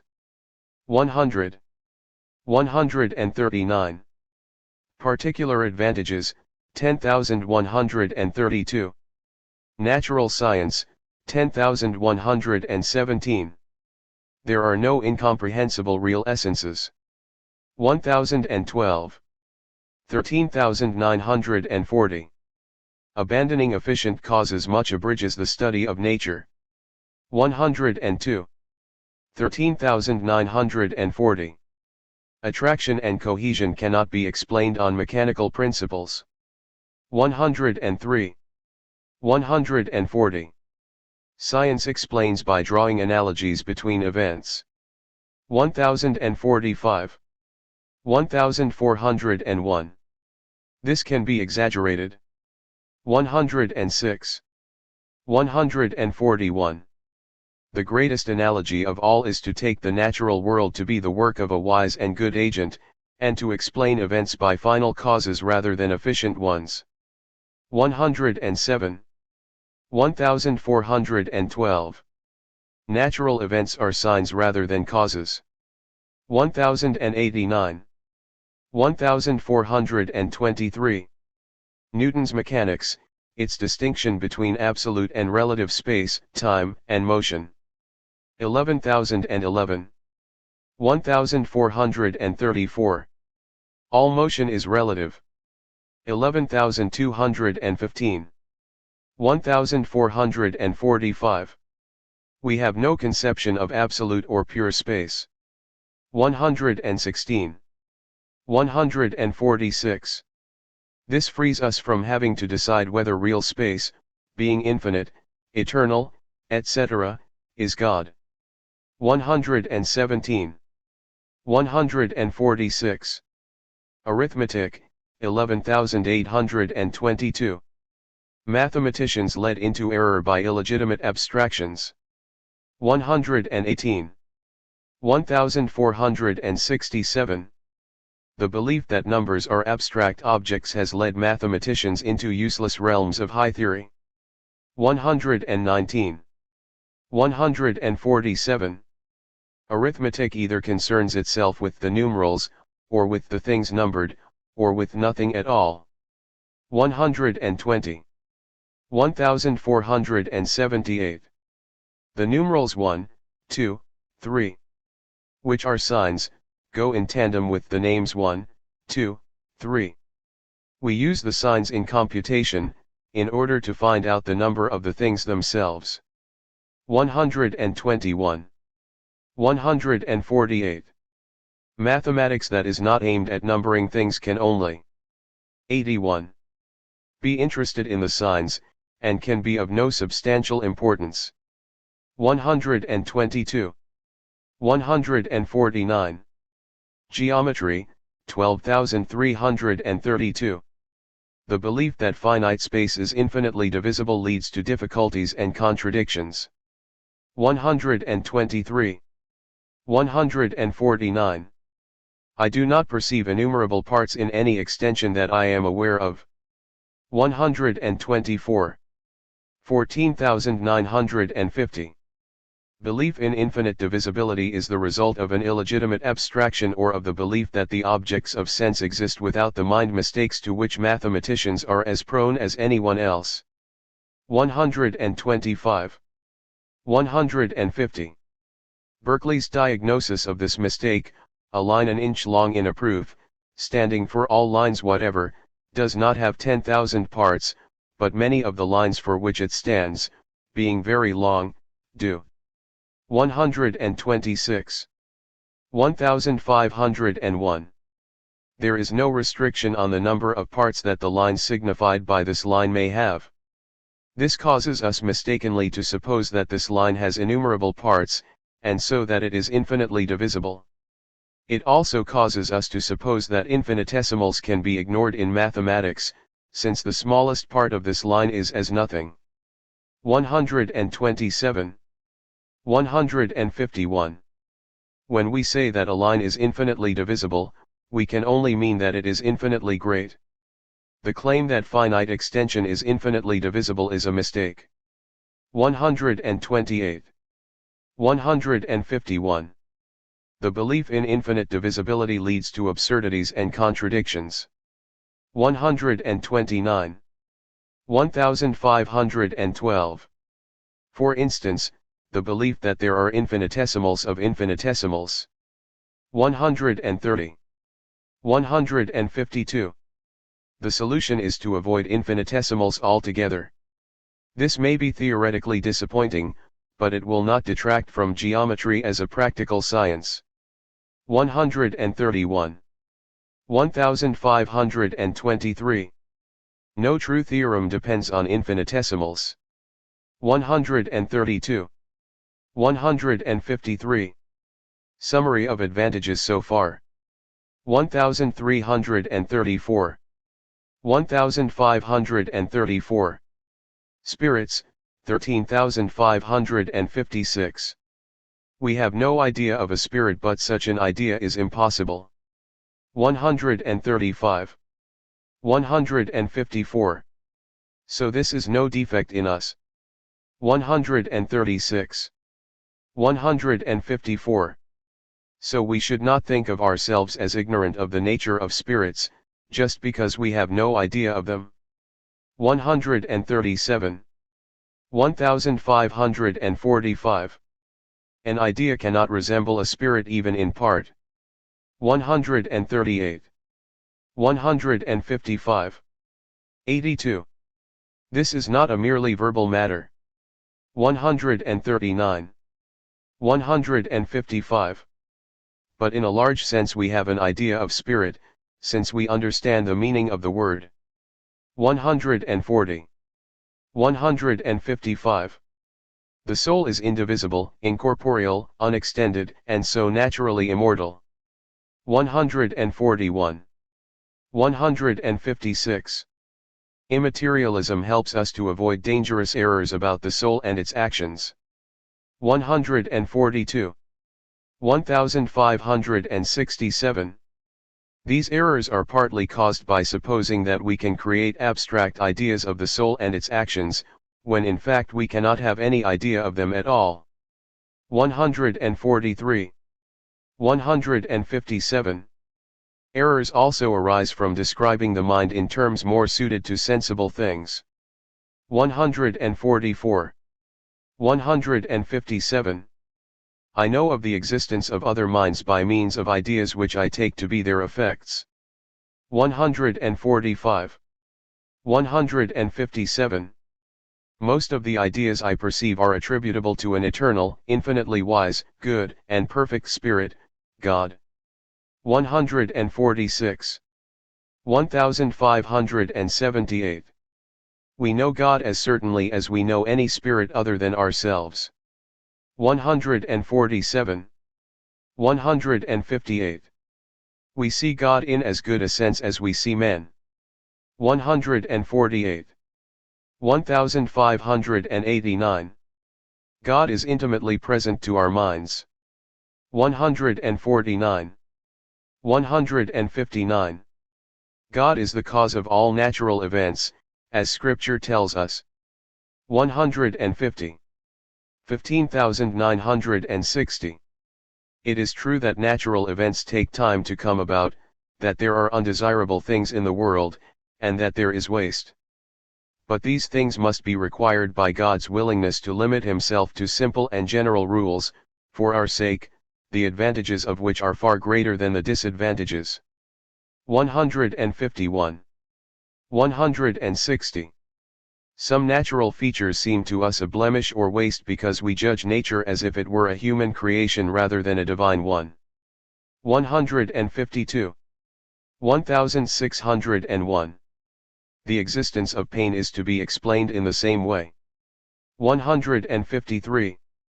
161. Atheism is only possible in those who shut their eyes or do not think hard enough. 1545. 1612. Immaterialism leads to a pious sense of the presence of God. 156. 162. 83. Part 2. The texts. 85. A treatise concerning the principles of human knowledge, wherein the chief causes of error and difficulty in the sciences, with the grounds of scepticism, atheism, and irreligion, are inquired into. 87. The preface. What I here make public has, after a long and scrupulous inquiry, seemed to me evidently true, and not unuseful to be known, particularly to those who are tainted with scepticism, or want a demonstration of the existence and immateriality of God, or the natural immortality of the soul. Whether it be so or no, I am content the reader should impartially examine.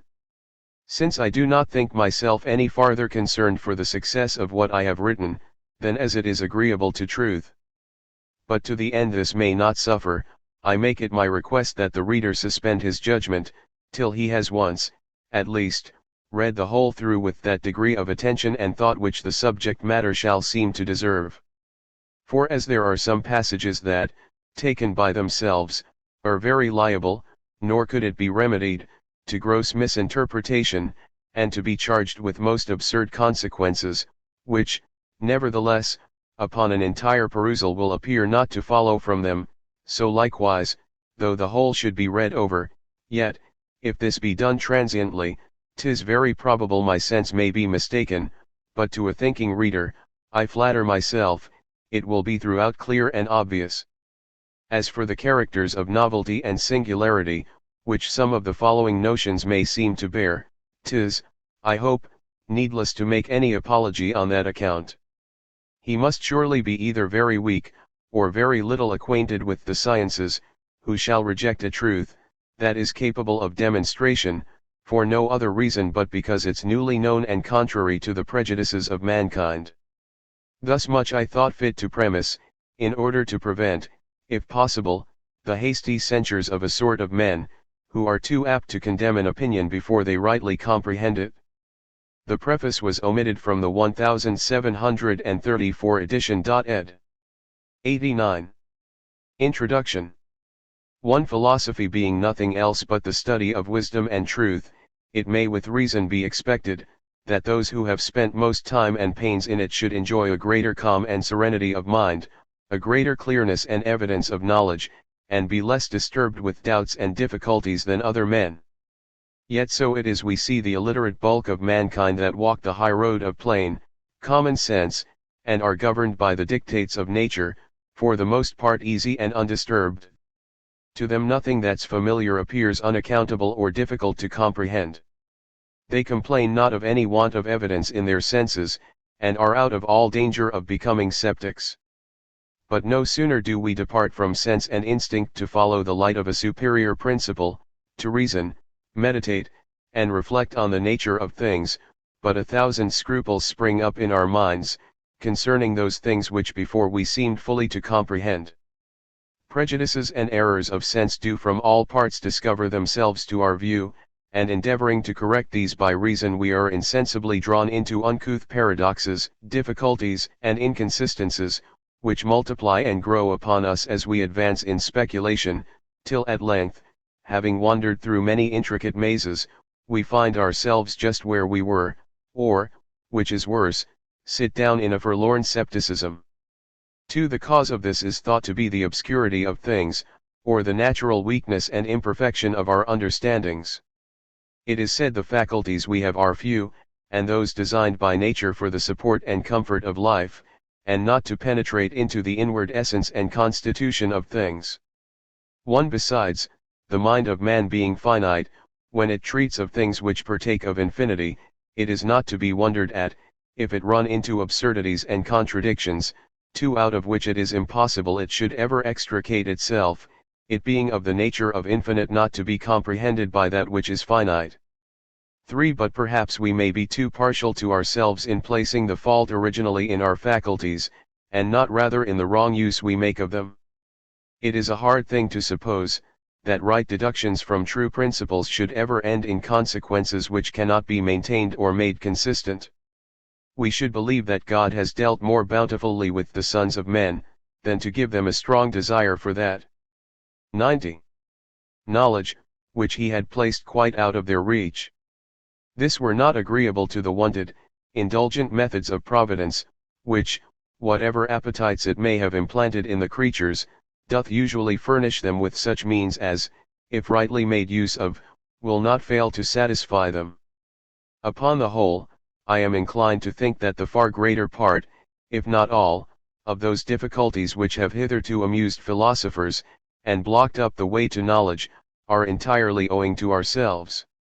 That we have first raised a dust, and then complain, we cannot see. For my purpose therefore is, to try if I can discover what those principles are, which have introduced all that doubtfulness and uncertainty, those absurdities and contradictions into the several sects of philosophy, insomuch that the wisest men have thought our ignorance incurable, conceiving it to arise from the natural dullness and limitation of our faculties. And surely it is a work well deserving our pains, to make a strict inquiry concerning the first principles of human knowledge, to sift and examine them on all sides, especially since there may be some grounds to suspect that those lets and difficulties, which stay and embarrass the mind in its search after truth, do not spring from any darkness and intricacy in the objects, or natural defect in the understanding, so much as from false principles which have been insisted on, and might have been avoided. 5. How difficult and discouraging soever this attempt may seem, when I consider how many great and extraordinary men have gone before me in the same designs, yet I am not without some hopes, upon the consideration that the largest views are not always the clearest, and that he who is short-sighted will be obliged to draw the object nearer, and may, perhaps, by a close and narrow survey discern that which had escaped far better eyes. 6. In order to prepare the mind of the reader for the easier conceiving what follows, it is proper to premise somewhat, by way of introduction, concerning the nature and abuse of language. But the unraveling this matter leads me in some measure to anticipate my design, by taking notice of what seems to have had a chief part in rendering speculation intricate and perplexed, and to have occasioned innumerable errors and difficulties in almost all parts of knowledge. And that is the opinion that the mind hath a power of framing abstract ideas or notions of things. He who is not a perfect stranger to the writings and disputes of philosophers, must needs acknowledge that no small part of them are spent about abstract ideas. 3. These are in a more especial manner, thought to be the object of those sciences which go by the name of logic and metaphysics, and of all that which passes under the notion of the most abstracted and sublime learning, in all. 91. Which one shall scarce find any question handled in such a manner, as does not suppose their existence in the mind, and that it is well acquainted with them. 4.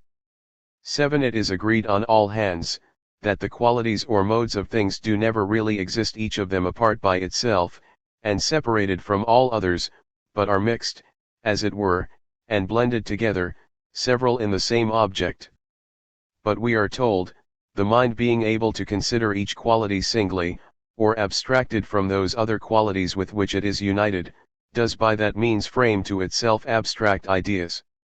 For example, there is perceived by sight an object extended, colored, and moved, this mixed or compound idea the mind resolving into its simple, constituent parts, and viewing each by itself, exclusive of the rest, does frame the abstract ideas of extension, color, and motion.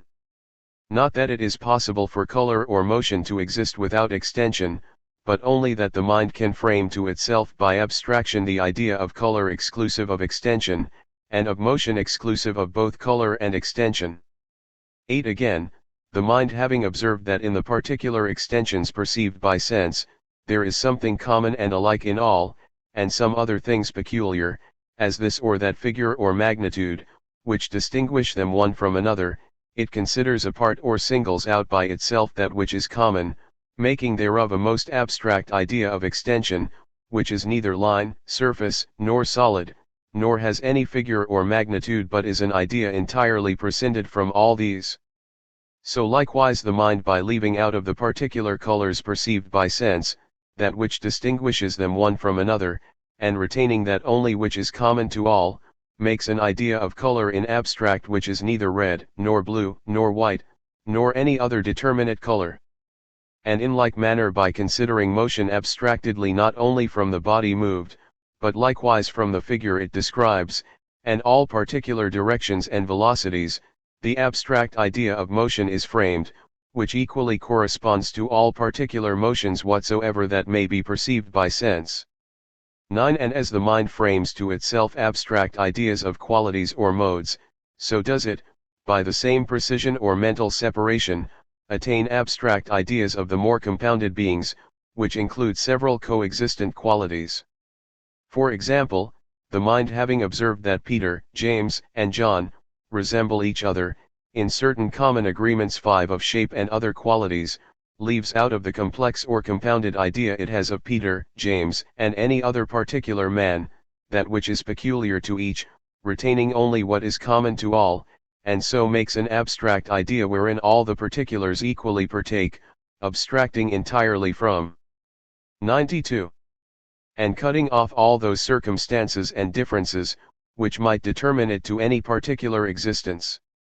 And after this manner it is said we come by the abstract idea of man or, if you please, humanity or human nature, wherein it is true, there is included color, because there is no man but has some color, but then it can be neither white, nor black, nor any particular color, because there is no one particular color wherein all men partake. So likewise there is included stature, but then it is neither tall stature nor low stature, nor yet middle stature, but something abstracted from all these. And so of the rest. Moreover, there being a great variety of other creatures that partake in some parts, but not all, of the complex idea of man, the mind leaving out those parts which are peculiar to men, and retaining those only which are common to all the living creatures, frameth the idea of animal, which abstracts not only from all particular men, but also all birds, beasts, fishes, and insects. The constituent parts of the abstract idea of animal are body, life, sense, and spontaneous motion. By body is meant, body without any particular shape or figure, there being no one shape or figure common to all animals, without covering, either of hair or feathers, or scales, and nor yet naked, hair, feathers, scales, and nakedness being the distinguishing properties of particular animals, and for that reason left out of the abstract idea. Upon the same account the spontaneous motion must be neither walking, nor flying, nor creeping, it is nevertheless a motion, but what that motion is, it is not easy to conceive. 10. Whether others have this wonderful faculty of abstracting their ideas, they best can tell. For myself I find indeed I have a faculty of imagining, or representing to myself the ideas of those particular things I have perceived, and of variously compounding and dividing them. I can imagine a man with 2 heads, or the upper parts of a man joined to the body of a horse.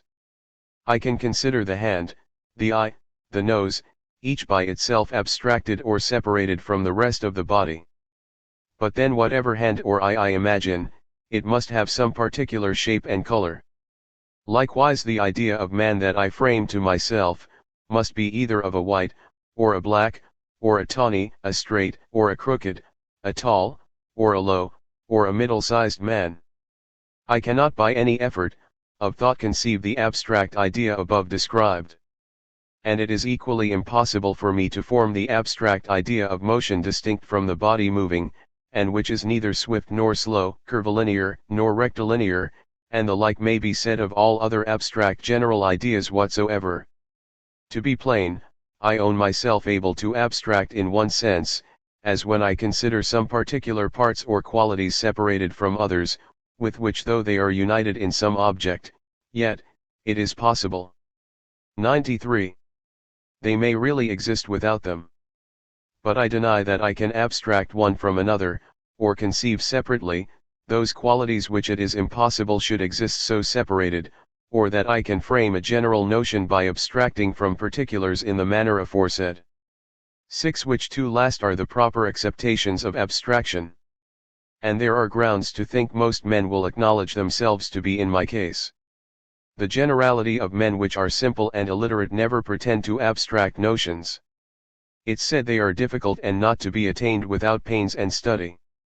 We may therefore reasonably conclude that, if such there be, they are confined only to the learned. 11. I prick to examine what can be alleged in defense of the doctrine of abstraction, and try if I can discover what it is that inclines the men of speculation to embrace an opinion, so remote from common sense as that seems to be. 7. There has been a late deservedly esteemed philosopher 8 who, no doubt, has given it very much countenance by seeming to think the having abstract general ideas is what puts the widest difference in point of understanding betwixt man and beast. The having of general ideas, saith he, is that which puts a perfect distinction betwixt man and brutes, and is an excellency which the faculties of brutes do by no means attain unto.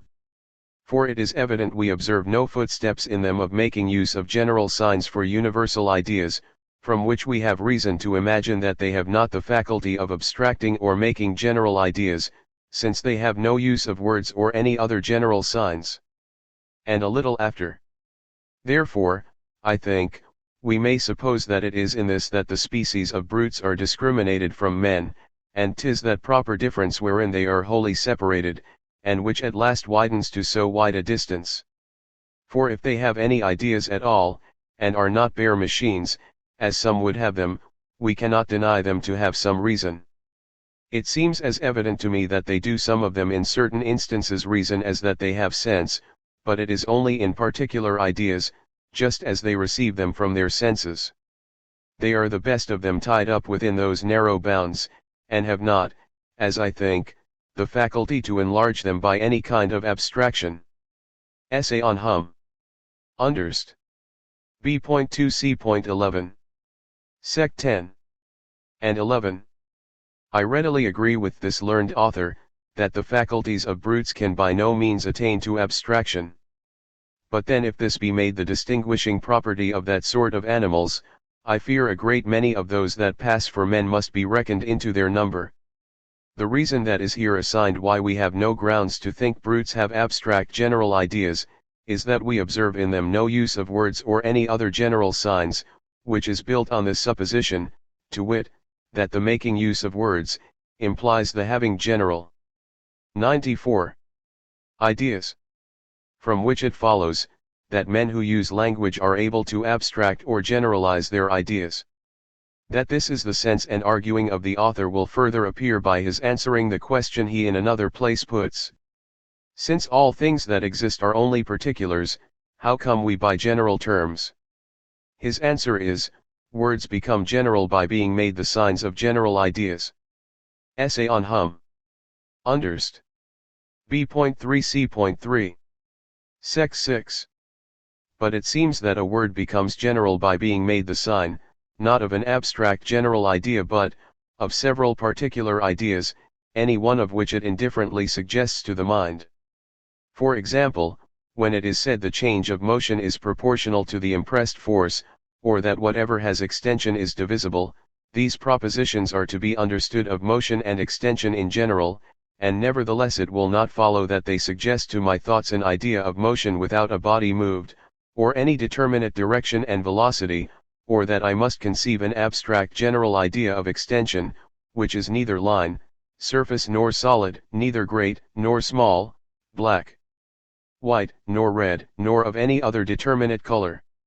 It is only implied that whatever motion I consider, whether it be swift or slow, perpendicular, horizontal, or oblique, or in whatever object, the axiom concerning it holds equally true. As does the other of every particular extension, it matters not whether line, surface or solid, whether of this or that magnitude or figure. 12. By observing how ideas become general, we may the better judge how words are made so. And here it is to be noted that I do not deny absolutely there are general ideas, but only that there are any abstract general ideas, for in the passages above quoted, wherein there is mention of general ideas, it is always supposed that they are formed by abstraction, after the manner set forth in Sect 8 and 9. 9. Now if we will annex a meaning to our words, and speak only of what we can conceive, I believe we shall acknowledge, that an idea, which considered in itself is particular, becomes general, by being made to represent or stand for all other particular ideas of the same sort. To make this plain by an example, suppose a geometrician is demonstrating the method, of cutting a line in two equal parts. He draws, for instance, a black line of an inch in length.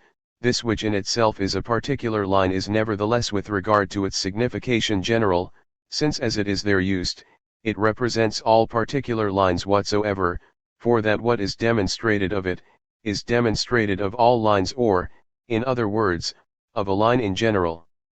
And as that particular line becomes general, by being made a sign, so the name line which taken absolutely is particular, by being a sign is made general. 10. And as the former owes its generality, not to its being the sign of an abstract or general line, but of all 95 particular right lines that may possibly exist, so the latter must be thought to derive its generality from the same cause, namely, the various particular lines which it indifferently denotes. 13. To give the reader a yet clearer view of the nature of abstract ideas, and the uses they are thought necessary to, I shall add one more passage out of the Essay on Human Understanding, which is as follows. Abstract ideas are not so obvious or easy to children or the yet unexercised mind as particular ones. If they seem so to grown men, it is only because by constant and familiar use they are made so. For when we nicely reflect upon them, we shall find that general ideas are fictions and contrivances of the mind, that carry difficulty with them, and do not so easily offer themselves, as we are apt to imagine. For example, does it not require some pains and skill to form the general idea of a triangle, which is yet none of the most abstract, comprehensive and difficult, for it must be neither oblique nor rectangle, neither equilateral, equicrural, nor scalanon, but all and none of these at once. In effect, it is something imperfect that cannot exist, an idea wherein some parts of several different and inconsistent ideas are put together. 11. It is true the mind in this imperfect state has need of such ideas, and makes all the haste to them it can, for the conveniency of communication and enlargement of knowledge, to both which it is naturally very much inclined. But yet one has reason to suspect such ideas are marks of our imperfection. At least this is enough to shew that the most abstract and general ideas are not those that the mind is first and most easily acquainted with, nor such as its earliest knowledge is conversant about. B.4 C.7. Sect 9.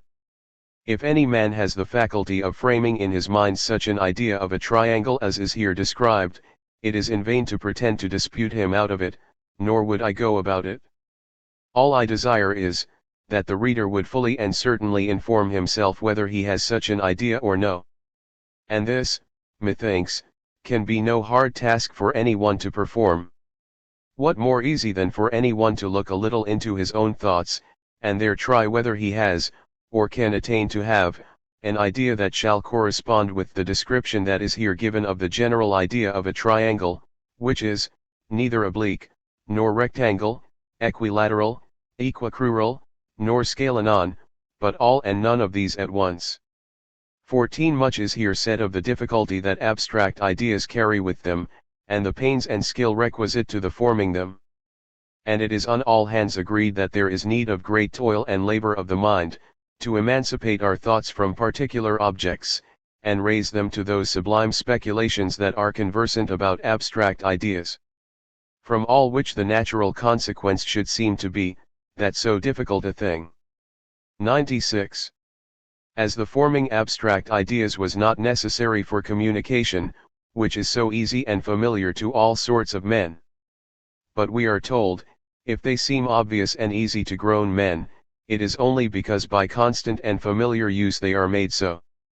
Now I would fain know at what time it is, men are employed in surmounting that difficulty, and furnishing themselves with those necessary helps for discourse. It cannot be when they are grown up, for then it seems they are not conscious of any such painstaking, it remains therefore to be the business of their childhood. And surely, the great and multiplied labor of framing abstract notions, will be found a hard task for that tender age. Is it not a hard thing to imagine, that a couple of children cannot prate together, of their sugar plums and rattles and the rest of their little trinkets, till they have first tacked together numberless inconsistencies, and so framed in their minds abstract general ideas, and annexed them to every common name they make use of? 15. Nor do I think them a whit more needful for the enlargement of knowledge than for communication.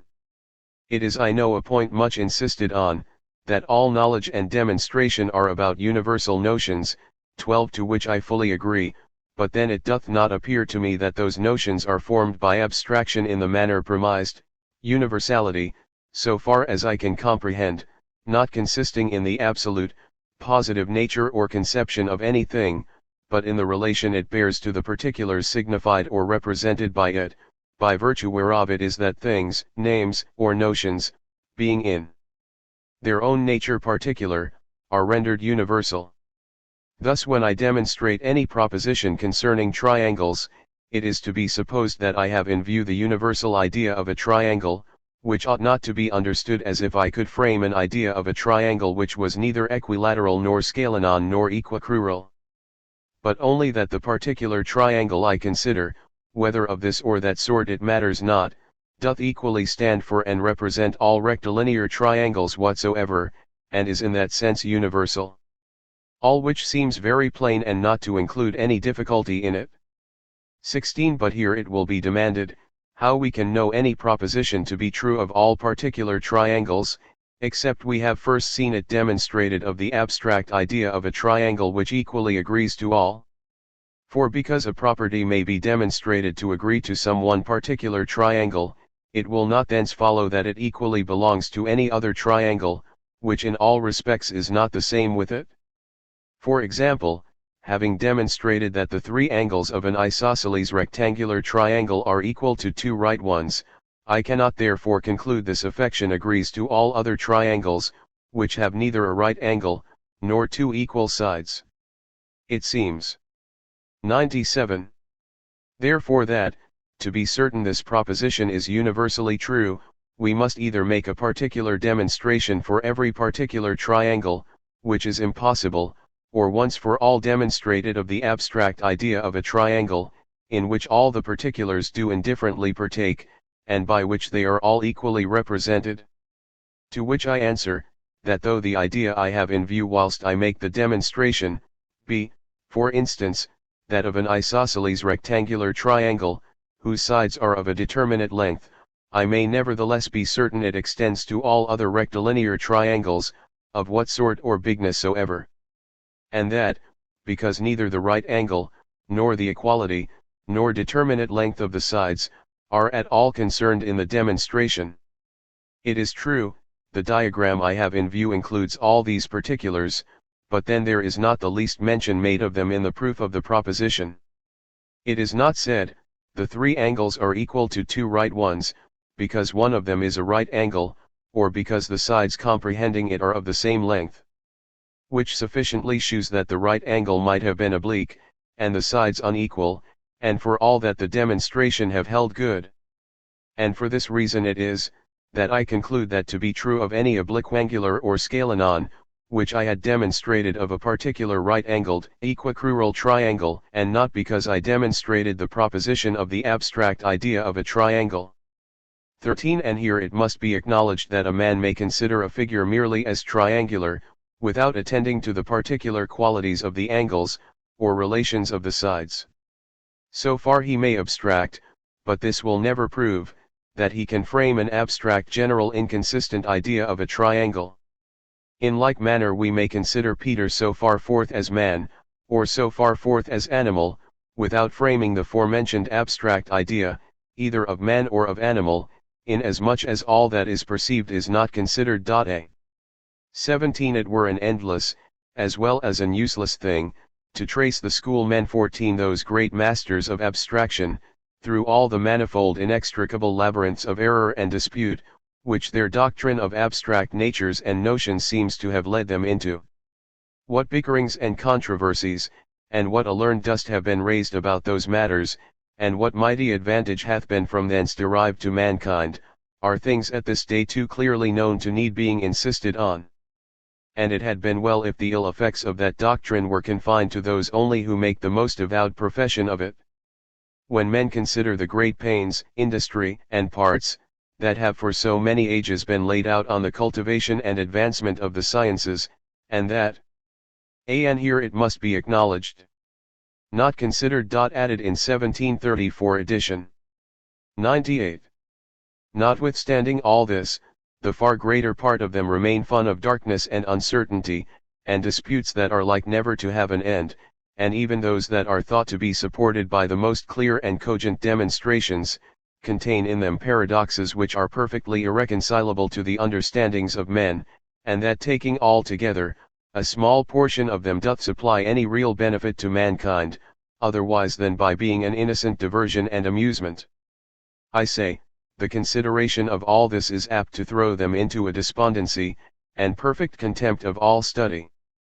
But this may perhaps cease, upon a view of the false principles that have obtained in the world, amongst all which there is none, methinks, hath a more wide influence over the thoughts of speculative men, than this of abstract general ideas. 18. I come now to consider the source of this prevailing notion, and that seems to me to be language. And surely nothing of less extent than reason itself could have been the source of an opinion so universally received.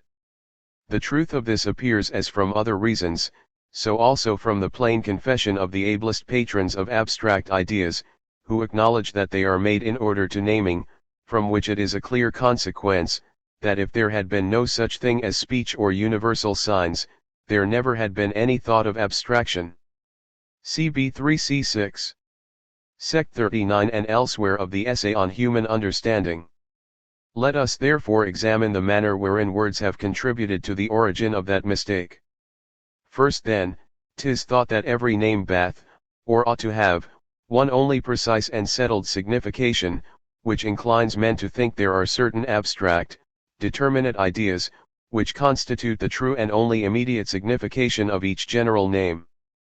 And that it is by the mediation of these abstract ideas, that a general name comes to signify any particular thing. Whereas, in truth, there is no such thing as one precise and definite signification annexed to any general name, they all signifying indifferently a great number of particular ideas. All which doth evidently follow from what has been already said, and will clearly appear to any one by a little reflection. To this it will be objected, that every name that has a definition, is thereby restrained to one certain signification. For example, a triangle is defined to be a plane surface comprehended by 3 right lines, 15 by which that name is limited to denote one certain idea and no other.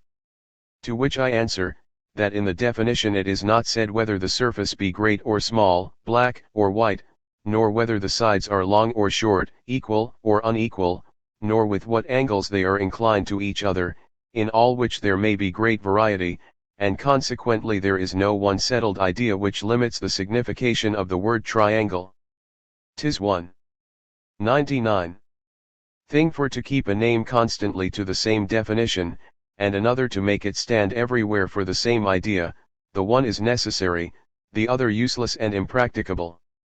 19 But to give a farther account how words came to produce the doctrine of abstract ideas, it must be observed that it is a received opinion, that language has no other end but the communicating our ideas, and that every significant name stands for an idea. 16 This being so, and it being withal certain, that names, which yet are not thought altogether insignificant, do not always mark out particular conceivable ideas, it is straightway concluded that they stand for abstract notions.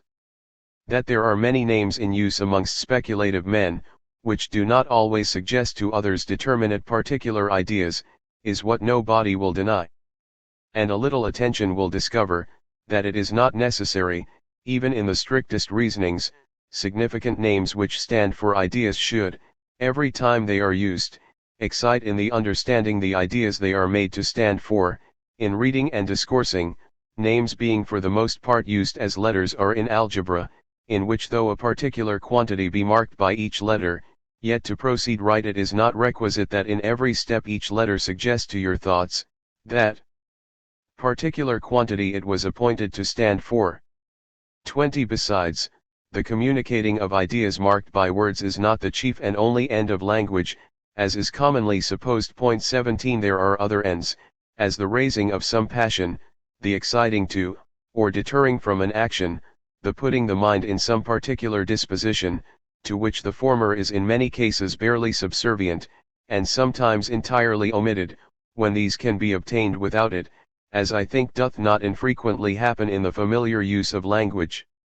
I entreat the reader to reflect with himself, and see if it doth not often happen either in hearing or reading a discourse, that the passions of fear, love, hatred, admiration, disdain, and the like arise, immediately in his mind upon the perception of certain words, without any ideas coming between. At first, indeed, the words might have occasioned ideas that were fit to produce those emotions, but, if I mistake not, it will be found that when language is once grown familiar, the hearing of the sounds or sight of the characters is oft immediately attended with those passions, which at first were wont to be produced by the intervention of ideas, that are now quite omitted. May we not, for example, be affected with the promise of a good thing, though we have not an idea of what it is? Or is not the being threatened with danger sufficient to excite a dread, though we think not of any particular evil likely to befall us, nor yet frame to ourselves an idea of danger in abstract? If any one shall join ever so little reflection of his own to what 100 has been said, I believe it will evidently appear to him, that general names are often used in the propriety of language without the speaker's designing them for marks of ideas in his own, which he would have them raise in the mind of the hearer. Even proper names themselves do not seem always spoken, with a design to bring into our view the ideas of those individuals that are supposed to be marked by them. For example, when a schoolman tells me Aristotle hath said it, all I conceive he means by it, is to dispose me to embrace his opinion with the deference and submission which custom has annexed to that name. And this effect may be so instantly produced in the minds of those who are accustomed to resign their judgment to the authority of that philosopher, as it is impossible any idea either of his person, writings, or reputation should go before. Innumerable examples of this kind may be given, but why should I insist on those things, which every one's experience will, I doubt not, plentifully suggest unto him? 21. We have, I think, shown the impossibility of abstract ideas.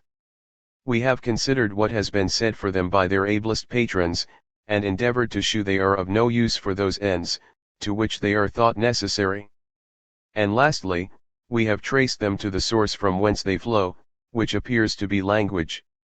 It cannot be denied that words are of excellent use, in that by their means all that stock of knowledge which has been purchased by the joint labors of inquisitive men in all ages and nations, may be drawn into the view and made the possession of one single person. But at the same time it must be owned that most parts of knowledge have been strangely perplexed and darkened by the abuse of words, and general ways of speech wherein they are delivered. Since therefore words are so apt to impose on the understanding, whatever ideas I consider, I shall endeavor to take them bare and naked into my view, keeping out of my thoughts, so far as I am able, those names which long and constant use hath so strictly united with them, from which I may expect to derive the following advantages. 22. First, I shall be sure to get clear of all controversies purely verbal, the springing up of which weeds in almost all the sciences has been a main hindrance to the growth of true and sound knowledge. Secondly, this seems to be a sure way to extricate myself out of that fine and subtle net of abstract ideas, which has so miserably perplexed and entangled the minds of men, and that with this peculiar circumstance, that by how much the finer and more curious was the wit of any man, by so much the deeper was he like to be ensnared, and faster held therein. Thirdly, so long as I confine my thoughts to my own ideas divested of words, I do not see how I can easily be mistaken. The objects I consider, I clearly and adequately know. 101. Cannot be deceived in thinking I have an idea which I have not. It is not possible for me to imagine, that any of my own ideas are alike or unlike, that are not truly so. To discern the agreements or disagreements there are between my ideas, to see what ideas are included in any compound idea, and what not, there is nothing more requisite, than an attentive perception of what passes in my own understanding. 23. But the attainment of all these advantages doth presuppose an entire deliverance from the deception of words, which I dare hardly promise myself, so difficult a thing it is to dissolve an union so early begun, and confirmed by so long a habit as that betwixt words and ideas. Which difficulty seems to have been very much increased by the doctrine of abstraction. For so long as men thought abstract ideas were annexed to their words, it doth not seem strange that they should use words for ideas, it being found an impracticable thing to lay aside the word, and retain the abstract idea in the mind, which in itself was perfectly inconceivable. This seems to me the principal cause, why those men who have so emphatically recommended to others, the laying aside all use of words in their meditations, and contemplating their bare ideas, have yet failed to perform it themselves. 18. Of late many have been very sensible of the absurd opinions and insignificant disputes, which grow out of the abuse of words. And in order to remedy these evils they advise well, that we attend to the ideas signified, and draw off our attention from the words which signify them. But how good soever this advice may be, they have given others, it is plain they could not have a due regard to it themselves, so long as they thought the only immediate use of words was to signify ideas, and that the immediate signification of every general name was a determinate, abstract idea.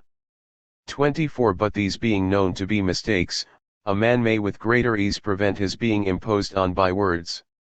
He that knows he has no other than particular ideas, will not puzzle himself in vain to find out and conceive the abstract idea, annexed to any name.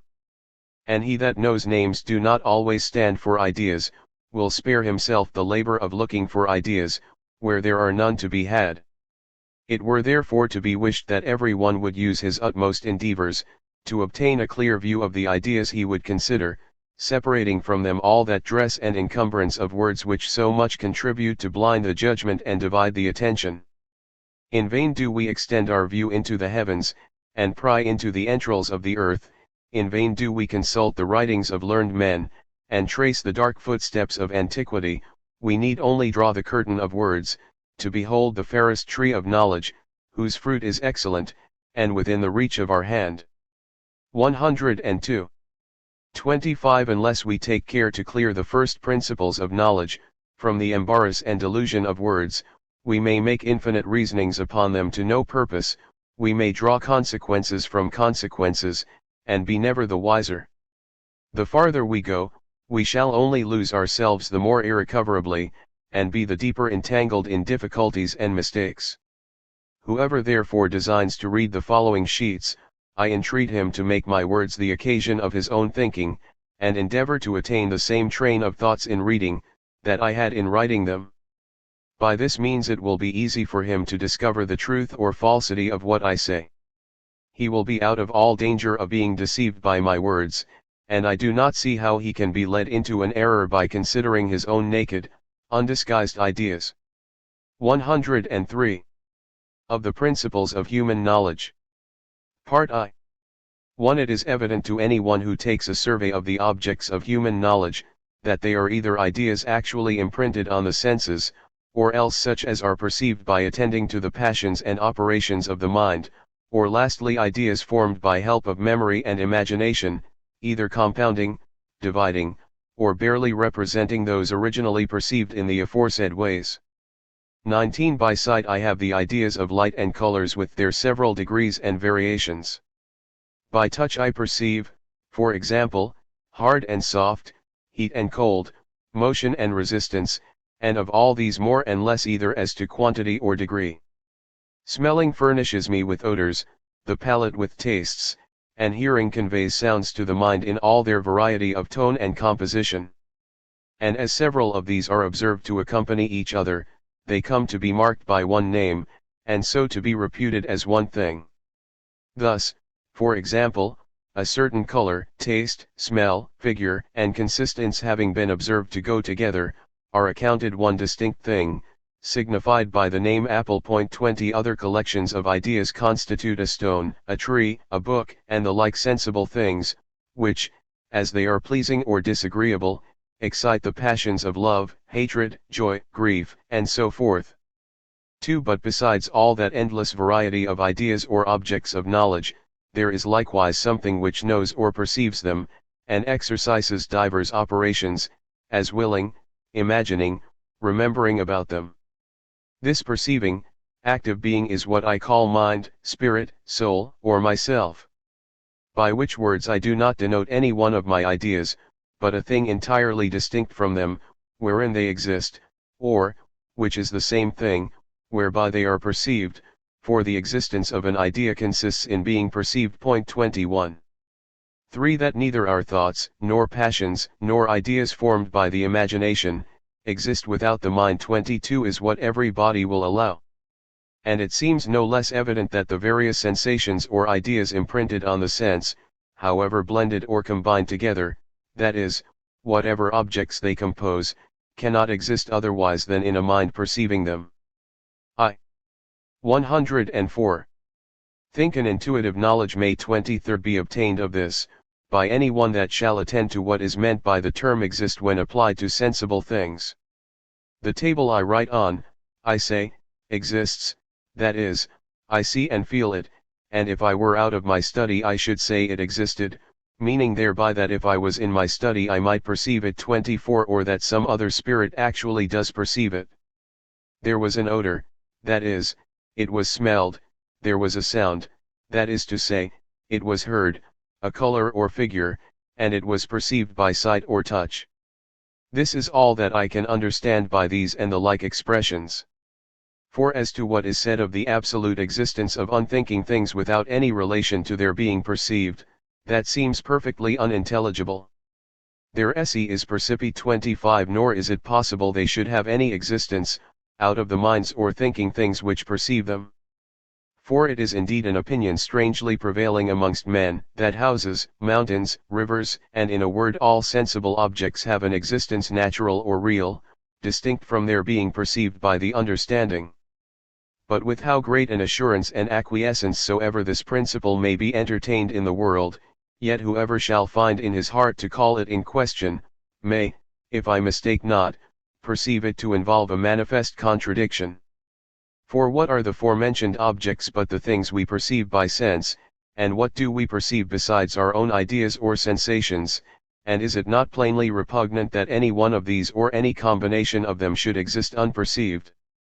5. If we thoroughly examine this tenet, it will, perhaps, be found at bottom to depend on the doctrine of abstract ideas. 26. For can there be a nicer strain of abstraction than to distinguish the existence of sensible objects from their being perceived, so as to conceive them existing unperceived? Light and colors, heat and cold, extension and figures, in a word the things we see and feel, what are they but so many sensations, notions, ideas, or impressions on the sense, and is it possible to separate, even in thought, any of these from perception? For my part I might as easily divide a thing from itself. I may indeed divide in my thoughts or conceive apart from each other those things which, perhaps, I never perceived by sense so divided. Thus I imagine the trunk of a human body without the limbs, or conceive the smell of a rose without thinking on the rose itself. So far I will not deny I can abstract, if that may properly be called abstraction, which extends only to the conceiving separately such objects, as it is possible may really exist or be actually perceived asunder. But my conceiving or imagining power does not extend beyond the possibility of real existence or perception. Hence, as it is impossible for me to see or feel anything without an actual sensation of that thing, so is it impossible for me to conceive in my 105 thoughts any sensible thing or object distinct from the sensation or perception of it. b. 6. Some truths there are so near and obvious to the mind, that a man need only open his eyes to see them. Such I take this important one to be, to wit, that all the choir of heaven and furniture of the earth, in a word all those bodies which compose the mighty frame of the world, have not any subsistence without a mind, that their being is to be perceived or known, that consequently so long as they are not actually perceived by me, or do not exist in my mind or that of any other created spirit, they must either have no existence at all, or else subsist in the mind of some eternal spirit. 27. It being perfectly unintelligible and involving all the absurdity of abstraction, to attribute to any single part of them an existence independent of a spirit. To be convinced of which, the reader need only reflect and try to separate in his own thoughts the being of a sensible thing from its being perceived. 7. From what has been said, it follows, there is not any other substance than spirit, or that which perceives. 28. But for the fuller proof of this point, let it be considered, the sensible qualities are color, figure, motion, smell, taste, and such like, that is, the ideas perceived by sense. Now for an idea to exist in an unperceiving thing, is a manifest contradiction, for to have an idea is all one as to perceive, that therefore wherein color, figure, and the like qualities exist, must perceive them, hence it is clear there can be no unthinking substance or substratum 29 of those ideas. 30. 8. But say you, though the ideas themselves do not exist without the mind, yet there may be things like them whereof they are copies or resemblances, which things exist without the mind, in an unthinking substance. I answer, an idea can be like nothing but an idea. 31. A color or figure can be like nothing but another color or figure. If we look but ever so little into our thoughts, we shall find it impossible for us to conceive a likeness except only between our ideas. Again 32. I ask whether those supposed originals or external things, of which our ideas are the pictures or representations, be themselves perceivable or no. If they are, then they are ideas, and we have gained our point, but if you say they are not, I appeal to any one whether it be sense, to assert a color is like something which is invisible, hard or soft, like something which is intangible, and so of the rest. 9. Some there are who make a distinction betwixt primary and secondary qualities. By the former, they mean extension, figure, motion, rest. B. The 1710 edition continues, in truth the object and the sensation are the same thing, and cannot therefore be abstracted from each other. 106.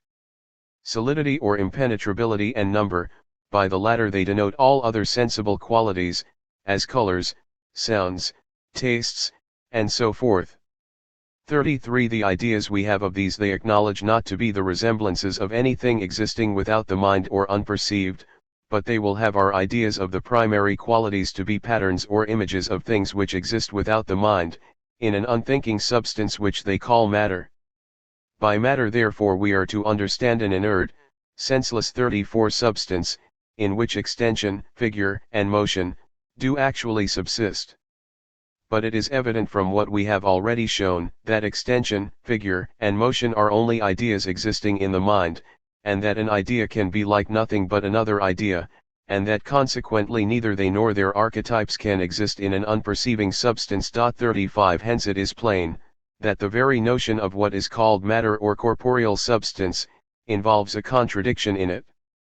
10. They who assert that figure, motion, and the rest of the primary or original qualities do exist without the mind, in unthinking substances, do at the same time acknowledge that colors, sounds, heat, cold, and such like secondary qualities, do not, which they tell us are sensations existing in the mind alone. 36. That depend on and are occasioned by the different size, texture, and motion of the minute particles of matter. This they take for an undoubted truth, which they can demonstrate beyond all exception.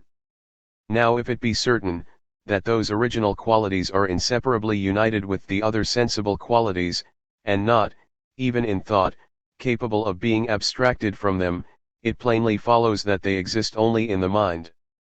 But I desire any one to reflect and try, whether he can by any abstraction of thought, conceive the extension and motion of a body, without all other sensible qualities. 37 For my own part, I see evidently that it is not in my power to frame an idea of a body extended and moved, but I must withal give it some color or other sensible quality which is acknowledged to exist only in the mind. 38 In short, extension, figure, and motion, abstracted from all other qualities, are inconceivable.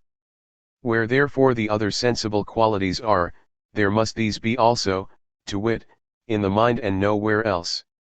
11 Again, great and small, swift and slow, are allowed to exist nowhere without the mind, being entirely relative, and changing as the frame or position of the organs of sense varies. 39 The extension therefore which exists without the mind, is neither great nor small, the motion neither swift nor slow, that is, they are nothing at all.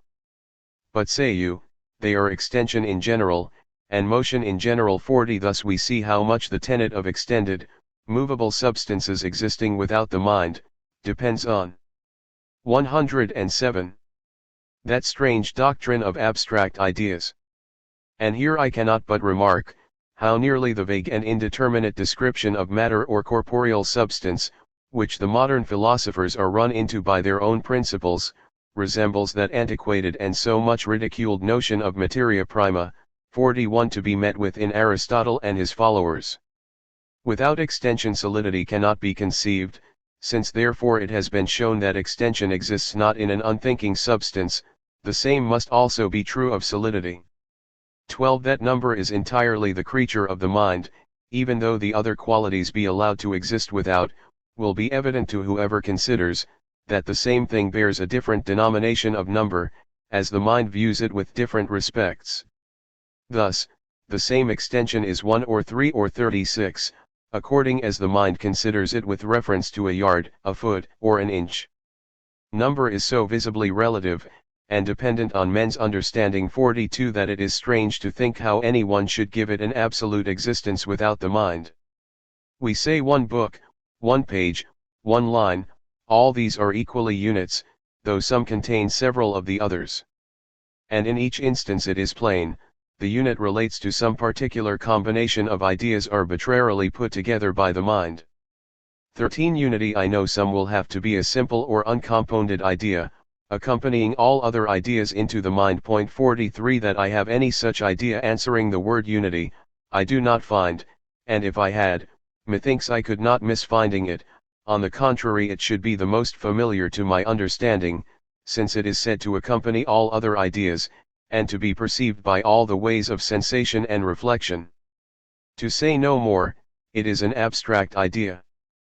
14 I shall farther add, that after the same manner, as modern philosophers prove certain sensible qualities to have no existence in matter, or without the mind, the same thing may be likewise proved of all other sensible qualities whatsoever. Point 44 Thus, for instance, it is said that heat and cold are affections only of the mind, and not at all patterns of real beings, existing in the corporeal substances which excite them, for that the same body which appears cold to one hand, seems warm to another. Now why may we not as well argue that figure and extension are not patterns or resemblances of qualities existing in matter, because to the same eye at different stations, or eyes of a different texture at the same station, they appear various, and cannot therefore be the images of anything settled and determinate without the mind. Again, it is proved that sweetness is not really in the sapid thing, because the thing remaining unaltered the sweetness is changed into bitter, as in case of a fever or otherwise vitiated palate. Is it? 108. Not as reasonable to say, that motion is not without the mind, since if the succession of ideas in the mind becomes swifter, the motion, it is acknowledged, shall appear slower without any alteration in any external object. 15 In short, let anyone consider those arguments, which are thought manifestly to prove that colors and tastes exist only in the mind, and he shall find they may with equal force, be brought to prove the same thing of extension, figure, and motion. Though it must be confessed this method of arguing doth not so much prove that there is no extension or color in an outward object, as that we do not know by sense which is the true extension or color of the object. 45 But the arguments foregoing plainly shew it to be impossible that any color or extension at all, or other sensible quality whatsoever, should exist in an unthinking subject without the mind, or in truth, that there should be any such thing as an outward object. 16 But let us examine a little the received opinion. It is said extension is a mode or accident of matter, and that matter is the substratum that supports it. Now I desire that you would explain what is meant by matters supporting extension. 46 Say you, I have no idea of matter, and therefore cannot explain it. I answer, though you have no positive, yet if you have any meaning at all, you must at least have a relative idea of matter, though you know not what it is, yet you must be supposed to know what relation it bears to accidents, and what is meant by its supporting them. It is evident support cannot here be taken in its usual or literal sense, as when we say that pillars support a building, in what sense therefore must it be taken? 17 If we inquire into what the most accurate philosophers declare themselves to mean by material substance, we shall find them acknowledge, they have no other meaning annexed to those sounds, but the idea of being in general, together with the relative notion of its supporting accidents. The general idea of being appeareth to me the most abstract and incomprehensible of all other, and as for its supporting accidents, this, as we have just now observed, cannot be understood in the common sense of those words, it must therefore be taken in some other sense, but what that is they do not explain. So that when I consider the two parts or branches which make the signification of the words material substance, I am convinced there is no distinct meaning annexed to them. But why should we trouble ourselves any farther, in discussing this material substratum or support of figure and motion, and other sensible qualities? Does it not suppose they have an existence without the mind? And is not this a direct repugnancy, and altogether inconceivable? 109. 18 But though it were possible that solid, figured, movable substances may exist without the mind, corresponding to the ideas we have of bodies, yet how is it possible for us to know this? 47 Either we must know it by sense, or by reason. As for our senses, by them we have the knowledge only of our sensations, ideas, or those things that are immediately perceived by sense, call them what you will, but they do not inform us that things exist without the mind, or unperceived, like to those which are perceived. This the materialists themselves acknowledge. It remains therefore that if we have any knowledge at all of external things, it must be by reason, inferring their existence from what is immediately perceived by sense. But what reason can induce us to believe the existence of bodies without the mind, from what we perceive, since the very patrons of matter themselves do not pretend there is any necessary connection betwixt them and our ideas? I say it is granted on all hands, and what happens in dreams, frenzies, and the like, puts it beyond dispute, that it is possible we might be affected with all the ideas we have now, though no bodies existed without, resembling them.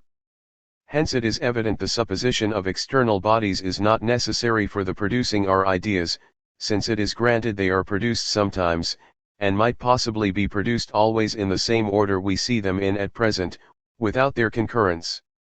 19. But though we might possibly have all our sensations without them, yet perhaps it may be thought easier to conceive and explain the manner of their production, by supposing external bodies in their likeness rather than otherwise, and so it might be at least probable there are such things as bodies that excite their ideas in our minds.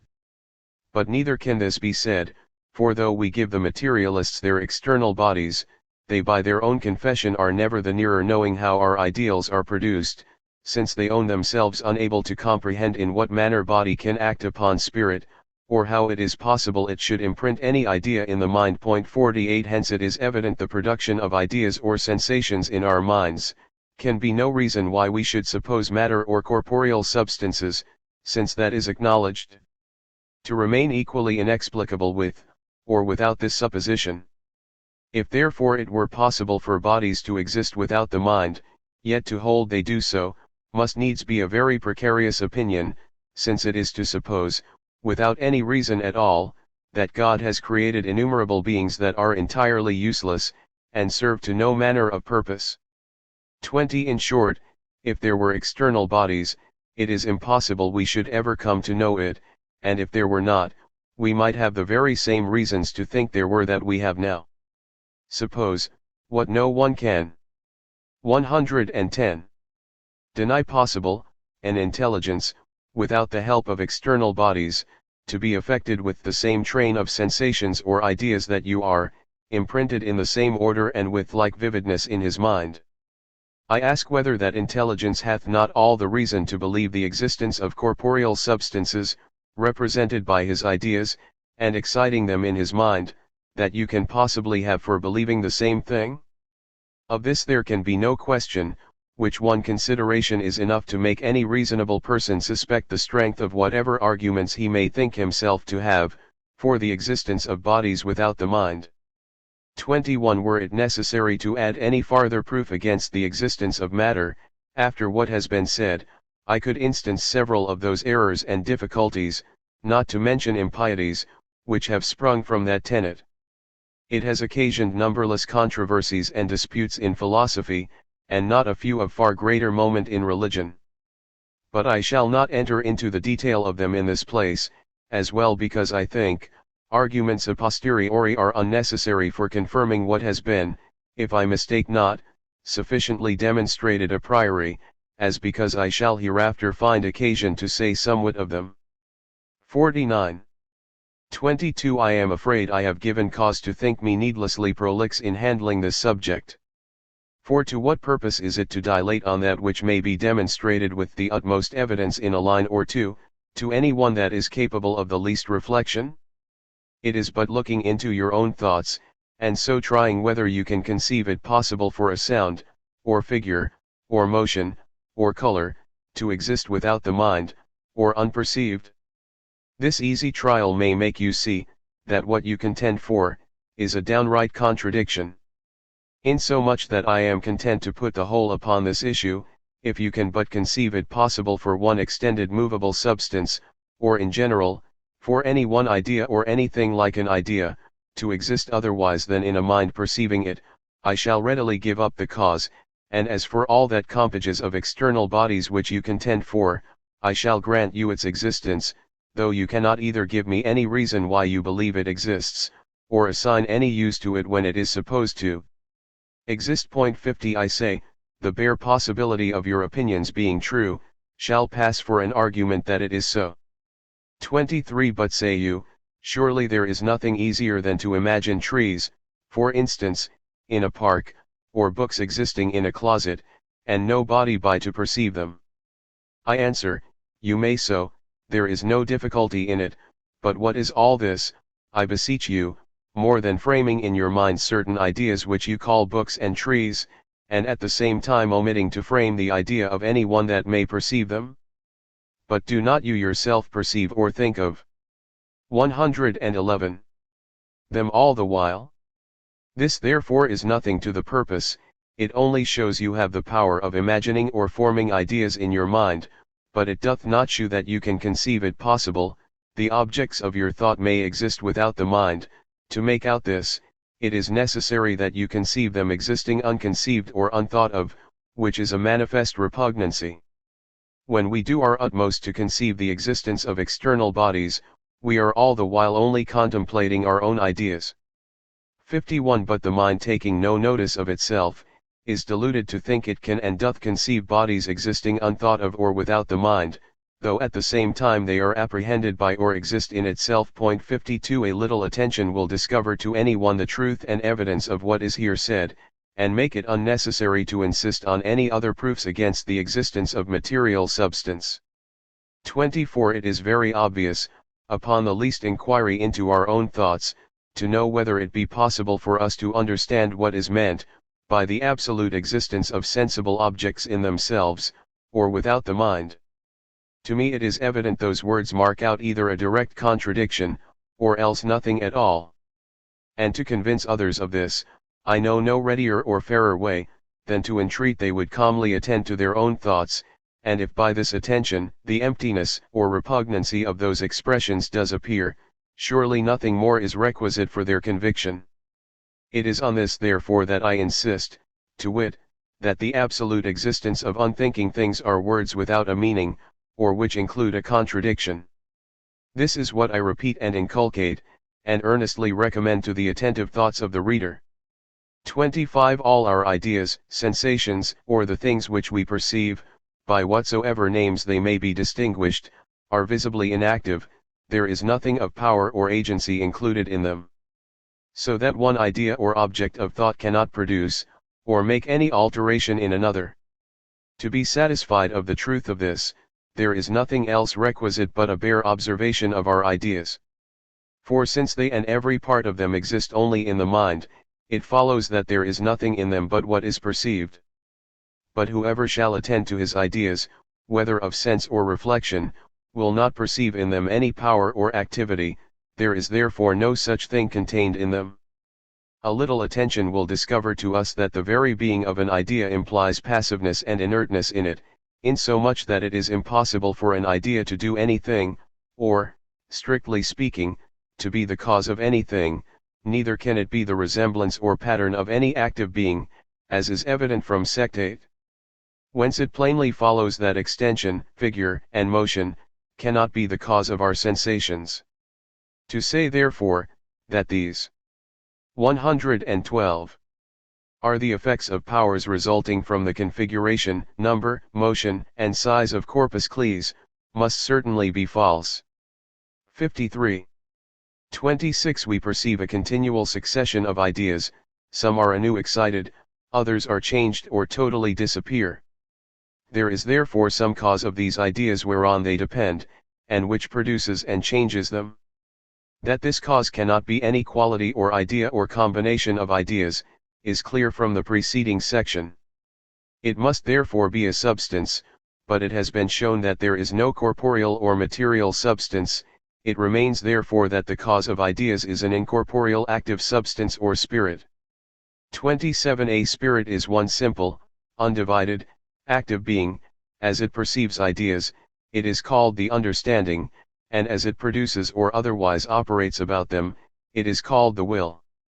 Hence there can be no idea formed of a soul or spirit, for all ideas whatever, being passive and inert, vide sect 25, they cannot represent unto us, by way of image or likeness, that which acts.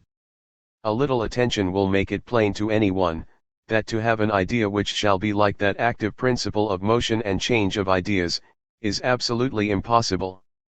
Such is the nature of spirit or that which acts, that it cannot be of itself perceived, but only by the effects which it produceth. If any man shall doubt of the truth of what is here delivered, let him but reflect and try if he can frame the idea of any power or active being, and whether he bath ideas of two principal powers, marked by the names will and understanding, distinct from each other as well as from a third idea of substance or being in general, with the relative notion of its supporting or being the subject of the aforesaid powers, which is signified by the name soul or spirit. This is what some hold, but so far as I can see, the words will, soul, spirit do not stand for different ideas, or in truth, for any idea at all, but for something which is very different from ideas, and which being an agent cannot be like unto, or represented by, any idea whatsoever. Though it must be owned at the same time, that we have some notion of soul, spirit, and the operations of the mind, such as willing, loving, hating, inasmuch as we know or understand the meaning of those words. D. 28 I find I can excite ideas in my mind at pleasure, and vary and shift the scene as oft as I think fit. It is no more than willing, and straightway this or that idea arises in my fancy, and by the same power it is obliterated, and makes way for another. This making and unmaking of ideas doth very properly denominate the mind active. Thus much is certain, and grounded. See the 1710 edition reads, will, understanding, mind, soul, spirit. D. Those words. Added in 1734 edition. 113. On experience, but when we talk of unthinking agents, or of exciting ideas exclusive of volition, we only amuse ourselves with words. 29 But whatever power I may have over my own thoughts, I find the ideas actually perceived by sense have not a like dependence on my will. When in broad daylight I open my eyes, it is not in my power to choose whether I shall see or know, or to determine what particular objects shall present themselves to my view, and so likewise as to the hearing and other senses, the ideas imprinted on them are not creatures of my will. There is therefore some other will or spirit that produces them. 30 The ideas of sense are more strong, lively, and distinct than those of the imagination, they have likewise a steadiness, order, and coherence, and are not excited at random, as those which are the effects of human wills often are, but in a regular train or series, the admirable connection whereof sufficiently testifies the wisdom and benevolence of its author.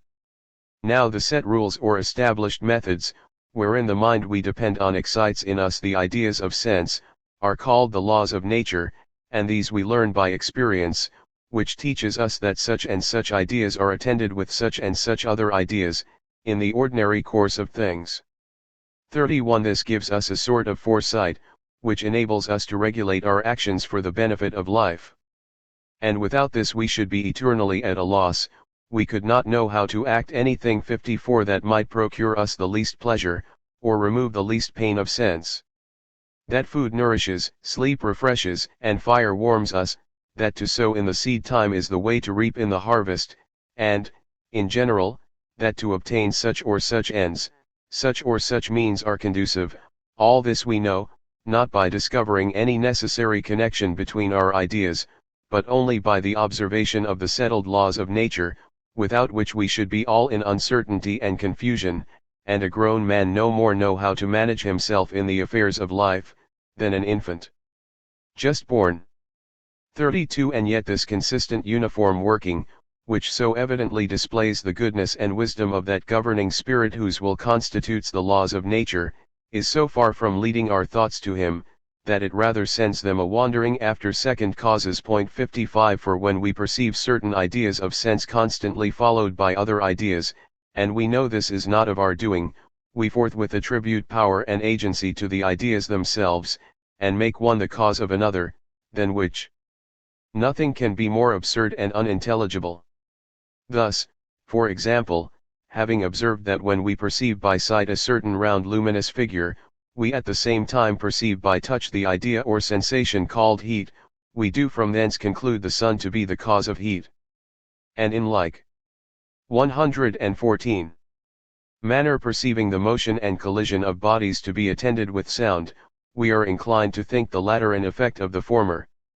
33 The ideas imprinted on the senses by the author of nature are called real things, and those excited in the imagination being less regular, vivid, and constant, are more properly termed ideas, or images of things, which they copy and represent. But then our sensations, be they never so vivid and distinct, are nevertheless ideas, that is, they exist in the mind, or are perceived by it, as truly as the ideas of its own framing. The ideas of sense are allowed to have more reality in them, that is, to be more strong, orderly, and coherent than the creatures of the mind, but this is no argument that they exist without the mind. They are also less dependent on the spirit, or thinking substance which perceives them, in that they are excited by the will of another and more powerful spirit. 56 Yet still they are ideas, and certainly no idea, whether faint or strong, can exist otherwise than in a mind perceiving it. 34 Before we proceed any farther, it is necessary to spend some time in answering objections which may probably be made against the principles hitherto laid down. 57 In doing of which, if I seem too prolix to those of quick apprehensions, I hope it may be pardoned, since all men do not equally apprehend things of this nature, and I am willing to be understood by every one. First then, it will be objected that by the foregoing principles, all that is real and substantial in nature is banished out of the world, and instead thereof a chimerical scheme of ideas takes place. All things that exist only in the mind, that is, they are purely notional. What therefore becomes of the sun, moon, and stars? What must we think of houses, rivers, mountains, trees, stones, nay, even of our own bodies? 58 Are all these but so many chimeras and illusions on the fancy? To all which, and whatever else of the same sort may be objected, I answer, that by the principles premised, we are not deprived of any one thing in nature. Whatever we see, feel, hear, or anywise conceive or understand, remains as secure as ever, and is as real as ever. There is a rerum natura, and the distinction between realities and chimeras retains its full force. This is evident from Sect 29, 30, and 33, where we have shown what is meant by real things in opposition to chimeras, or ideas of our own framing, but then they both equally exist in the mind, and in that sense are alike ideas. 35 I do not argue against the existence of any one thing that we can apprehend, either by sense or reflection. That the things I see with mine eyes and touch with my hands do exist, really exist, I make not the least question. The only thing whose existence we deny, is that which philosophers call matter or corporeal substance. And in doing of this, there is no 115 damage done to the rest of mankind, who, I dare say, will never miss it. The atheist indeed will want the color of an empty name to support his impiety. 59 And the philosophers may possibly find, they have lost a great handle for trifling and disputation. 36 If any man thinks this detracts from the existence or reality of things, he is very far from understanding what hath been premised in the plainest terms I could think of. Take here an abstract of what has been said. There are spiritual substances, minds, or human souls, which will or excite ideas in themselves at pleasure, but these are feigned, weak, and unsteady in respect of others they perceive by sense, which being impressed upon them according to certain rules or laws of nature, speak themselves the effects of a mind more powerful and wise than human spirits. These latter are said to have more reality in them than the former, by which is meant that they are more affecting, orderly, and distinct, and that they are not fictions of the mind perceiving them. And in this sense, the sun that I see by day is the real sun, and that which I imagine by night is the idea of the former. In the sense here given of reality, it is evident that every vegetable, star, mineral, and in general each part of the mundane system, is as much a real being by our principles as by any other. Whether others mean anything by the term reality different from what I do, I entreat them to look into their own thoughts and see. 37 It will be urged that thus much at least is true, to wit, that we take away all corporeal substances. To this my answer is, that if the word substance be taken in the vulgar sense, for a combination of sensible qualities, such as extension, solidity, weight, and the like, this we cannot be accused of taking away. But if it be taken in a philosophic sense, for the support of accidents or qualities without the mind, then indeed I acknowledge that we take it away, if one may be said to take away that which never had any existence, not even in the imagination. 38 But, say you, it sounds very harsh to say we eat and drink ideas, and are clothed with ideas. I acknowledge it does so, the word idea not being used in common discourse to signify the several combinations of sensible qualities, which are called things, and it is certain that any expression which varies from the familiar use of language, will seem harsh and ridiculous. But this doth not concern the truth of the proposition, which in other words is no more than to say, we are fed and clothed with those things which we perceive immediately by our senses. 60 The hardness or softness, the color, taste, warmth, figure, and such like qualities, which combined together constitute the several sorts of victuals and apparel, have been shown to exist only in the mind that perceives them, and this is all that is. 116. Meant by calling them ideas, which word, if it was as ordinarily used as thing, would sound no harsher nor more ridiculous than it. I am not for disputing about the propriety, but the truth of the expression. If therefore you agree with me that we eat and drink, and are clad with the immediate objects of sense which cannot exist unperceived or without the mind, I shall readily grant it is more proper or conformable to custom, that they should be called things rather than ideas. 39 If it be demanded why I make use of the word idea, and do not rather in compliance with custom call them things, I answer, I do it for two reasons. First, because the term thing, in contradistinction to idea, is generally supposed to denote somewhat existing without the mind. Secondly, because thing hath a more comprehensive signification than idea, including spirits or thinking things as well as ideas. Since therefore the objects of sense exist only in the mind, and are withal thoughtless and inactive, I chose to mark them by the word idea, which implies those properties. 40 But say what we can, some one perhaps may be apt to reply, he will still believe his senses, and never suffer any arguments, how plausible soever, to prevail over the certainty of them. Be it so, assert the evidence of sense as high as you please, we are willing to do the same.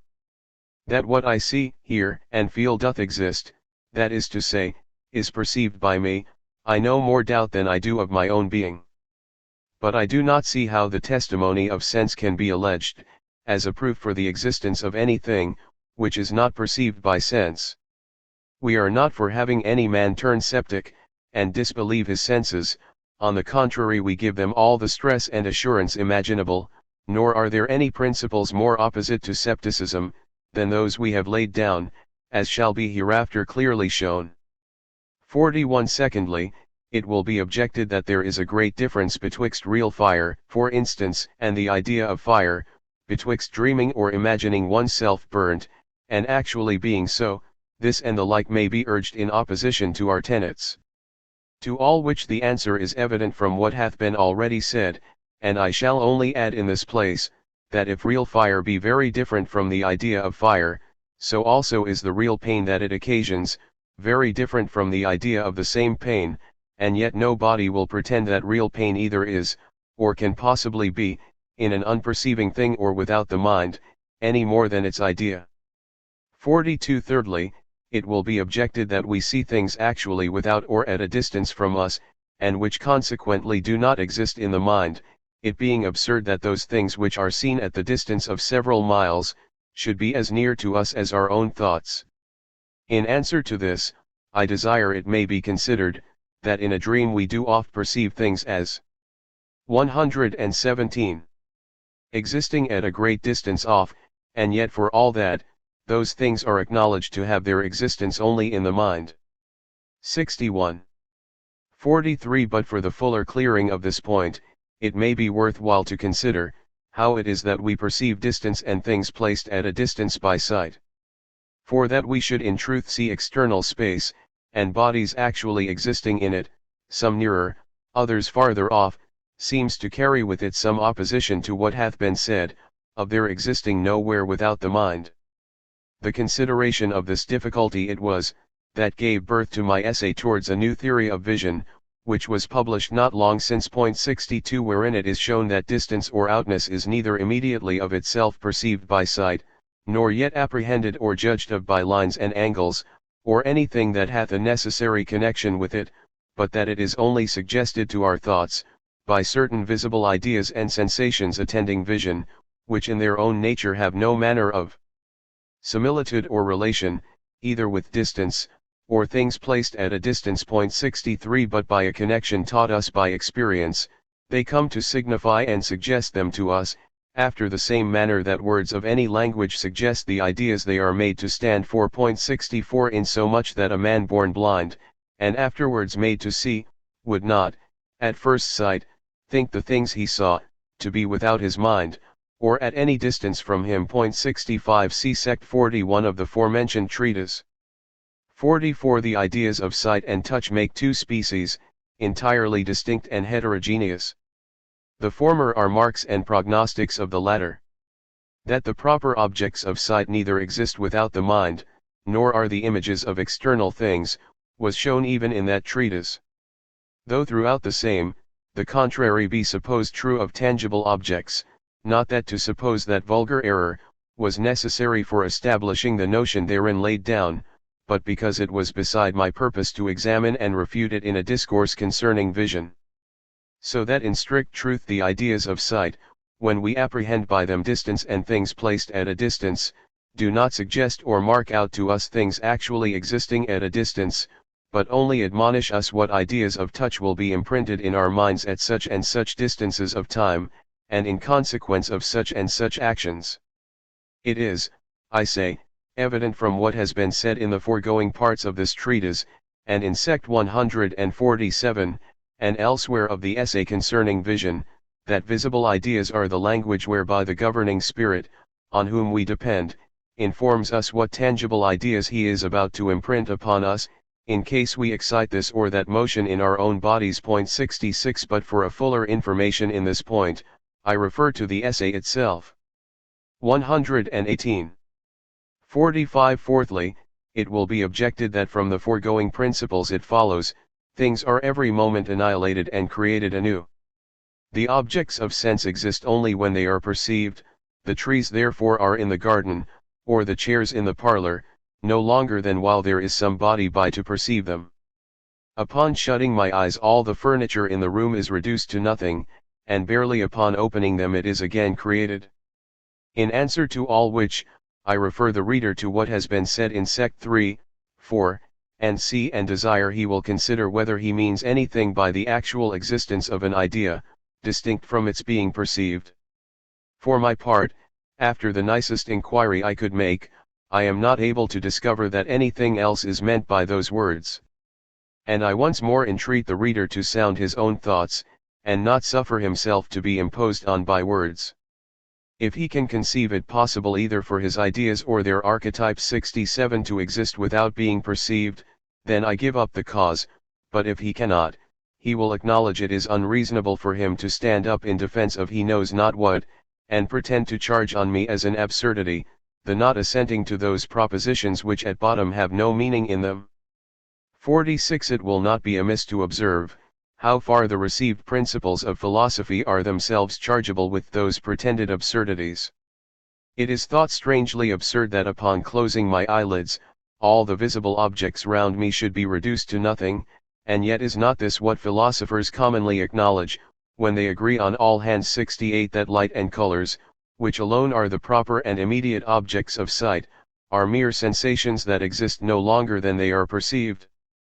Again, it may to some perhaps seem very incredible, that things should be every moment creating, yet this very notion is commonly taught in the schools. For the schoolmen, though they acknowledge the existence of matter, and that the whole mundane fabric is framed out of it, are nevertheless of opinion that it cannot subsist without the divine conservation, which by them is expounded to be a continual creation. 69.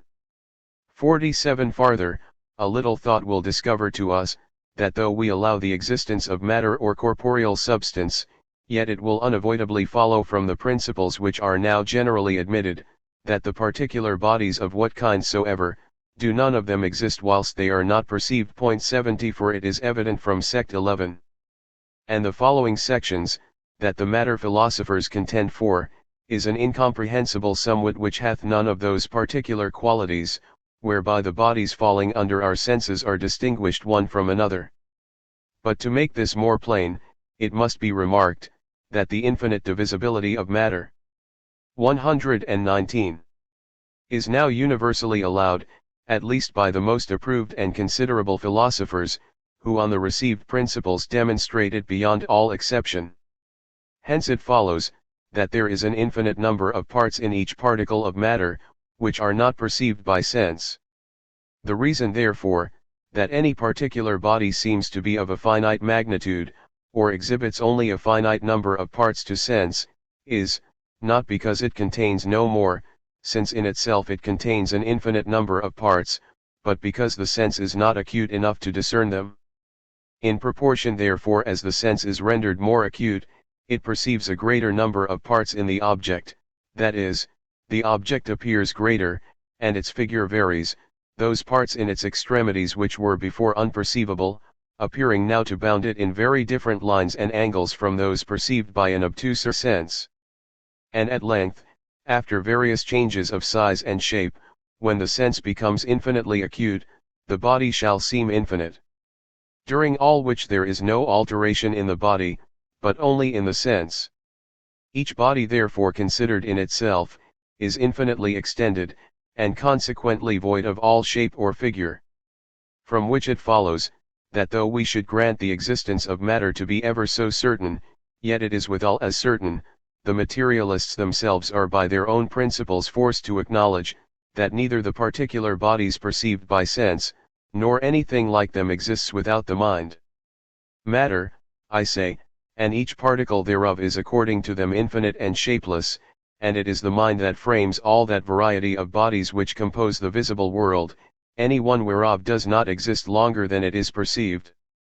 48 If we consider it, the objection proposed in Sect 45 will not be found reasonably charged on the principles we have premised, so as in truth to make any objection at all against our notions.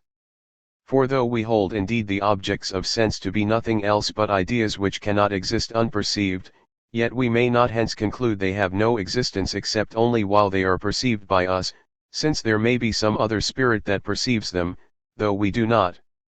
71 Wherever bodies are said to have no existence without the mind, I would not be understood to mean this or that particular mind, but all minds whatsoever. It does not therefore follow from the foregoing principles, that bodies are annihilated and created every moment, or exist not at all during the intervals between our perception of them. 49 Fifthly, it may perhaps be objected, that if extension and figure exist only in the mind, it follows that the mind is extended and figured, since extension is a mode or attribute, which, to speak with the schools, is predicated of the subject in which it exists. 72 I answer, those qualities are in 120. The mind only as they are perceived by it, that is, not by way of mode or attribute, but only by way of idea, and it no more follows, that the soul or mind is extended because extension exists in it alone, than it does that it is red or blue, because those colors are on all hands acknowledged to exist in it, and nowhere else. 73 As to what philosophers say of subject and mode, that seems very groundless and unintelligible. For instance, in this proposition, a die is hard, extended and square, they will have it that the word die denotes a subject or substance, distinct from the hardness, extension, and figure, which are predicated of it, and in which they exist. This I cannot comprehend. To me a die seems to be nothing distinct from those things which are termed its modes or accidents. And to say a die is hard, extended and square, is not to attribute those qualities to a subject distinct from and supporting them, but only an explication of the meaning of the word die. 74. 56thly, you will say there have been a great many things explained by matter and motion, take away these, and you destroy the whole corpuscular philosophy, and undermine those mechanical principles which have been applied with so much success to account for the phenomena. In short, whatever advances have been made, either by ancient or modern philosophers, in the study of nature, do all proceed on the supposition, that corporeal substance or matter doth really exist.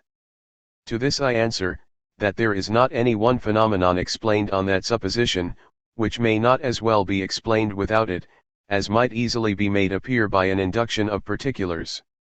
To explain the phenomena, is all one as to shew, why upon such and such occasions we are affected with such and such ideas. 75 But how matter should operate on a spirit, or produce any idea in it, is what no philosopher will pretend to explain. It is therefore evident, there can be no use of matter in natural philosophy. Besides, they who attempt to account for things, do it not by corporeal substance, but by figure, motion, and other qualities, which are in truth no more than mere ideas, and therefore cannot be the cause of anything, as hath been already shown. See Sect 25. 51. Seventhly, it will upon this be demanded whether it does not seem absurd to take away natural causes, and ascribe everything to the immediate operation of spirits?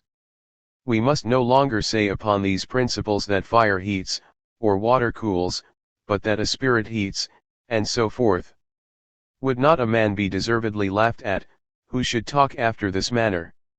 I answer, he would so.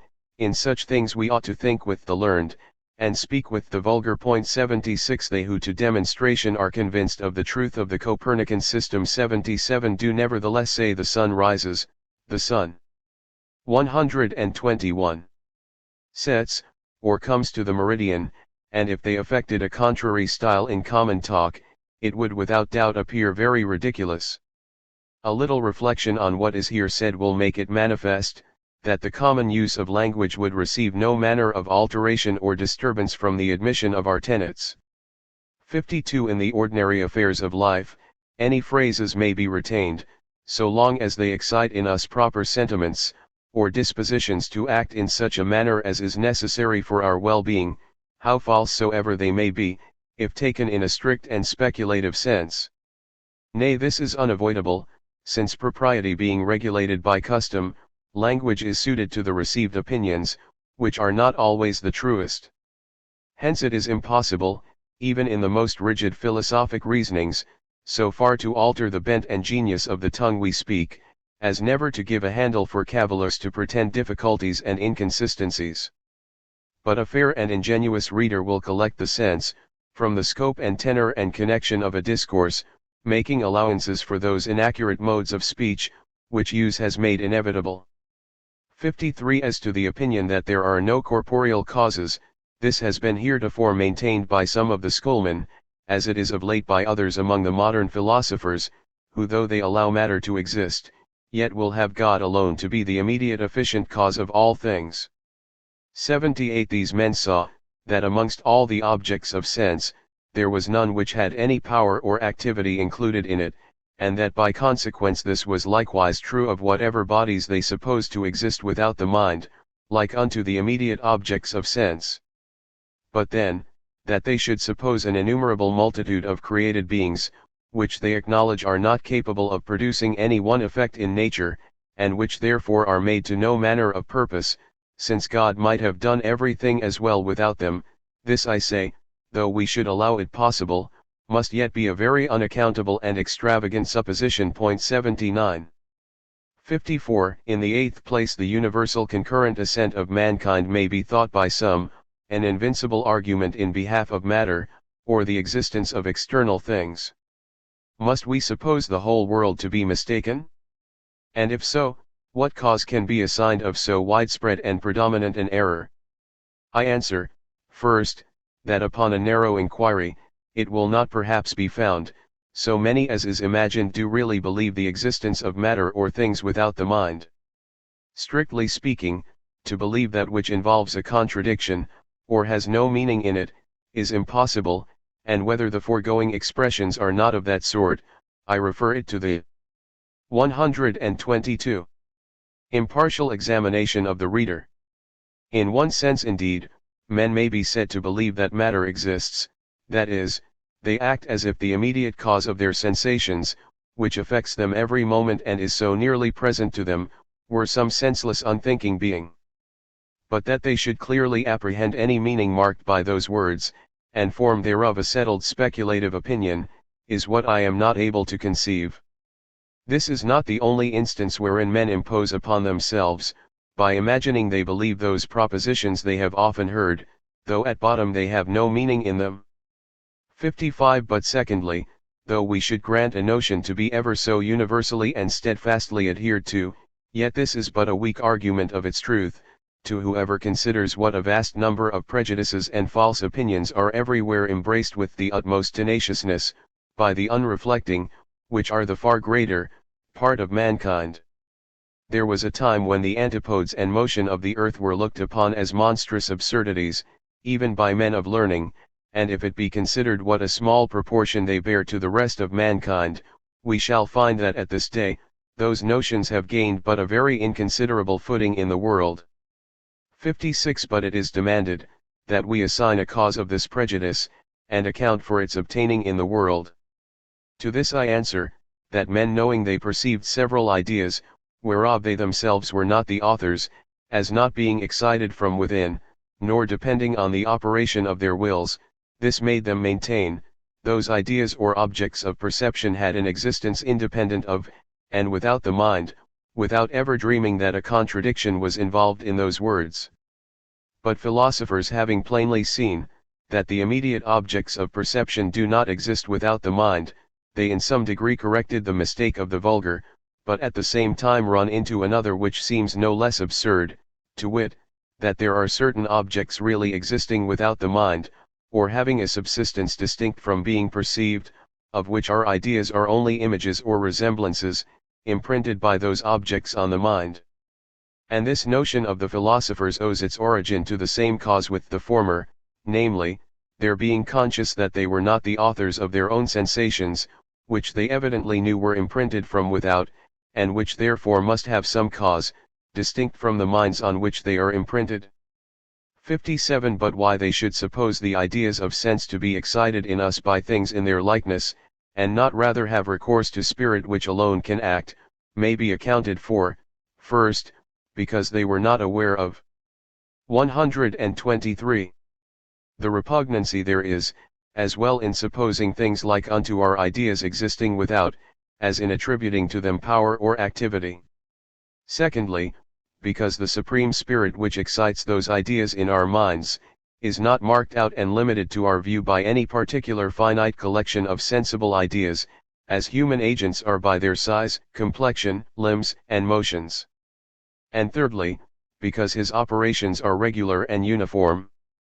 Whenever the course of nature is interrupted by a miracle, men are ready to own the presence of a superior agent.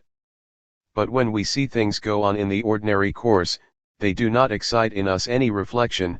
Their order and concatenation, though it be an argument of the greatest wisdom, power, and goodness in their Creator, is yet so constant and familiar to us, that we do not think them the immediate effects of a free spirit, especially since inconstancy and mutability in acting, though it be an imperfection, is looked on as a mark of freedom.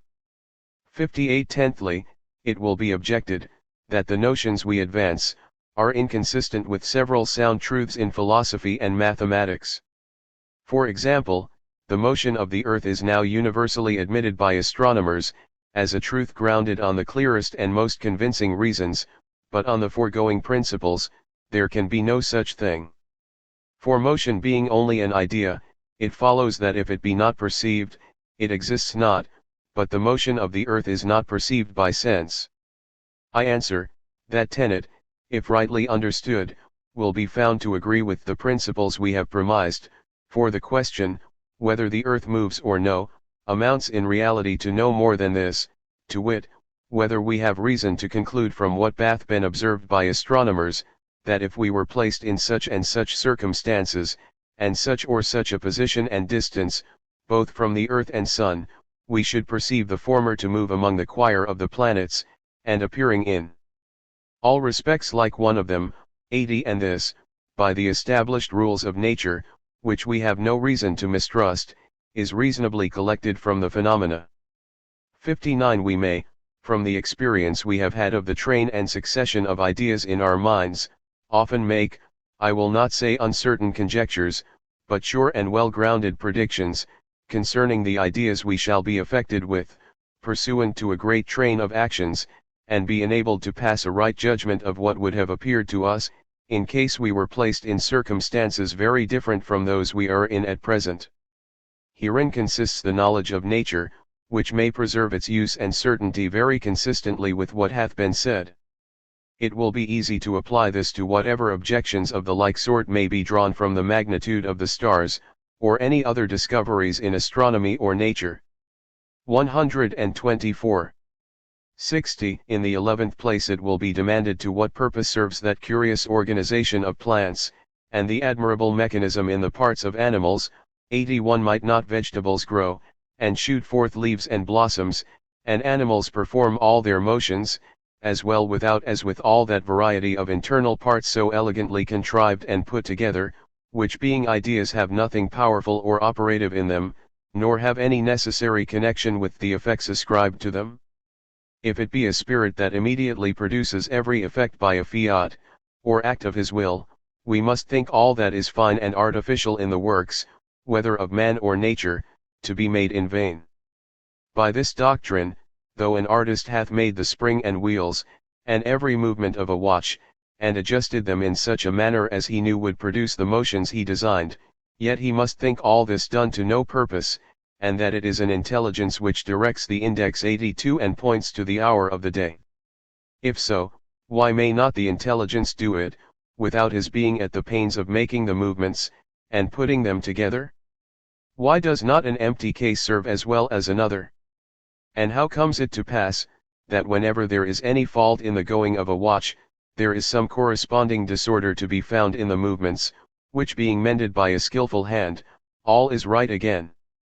The like may be said of all the clockwork of nature, great part whereof is so wonderfully fine and subtle, as scarce to be discerned by the best microscope.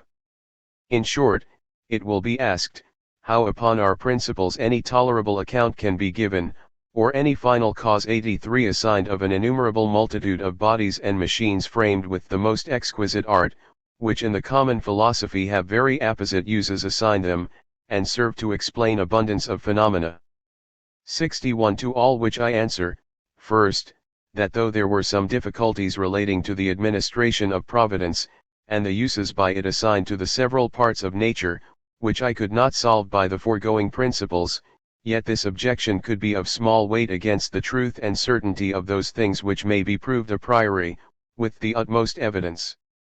Secondly, but neither are the received principles free from the like difficulties, for it may still be demanded, to what end God should take those roundabout methods of effecting things by instruments and machines, which no one can deny might have been effected by the mere command of his will, without all that apparatus.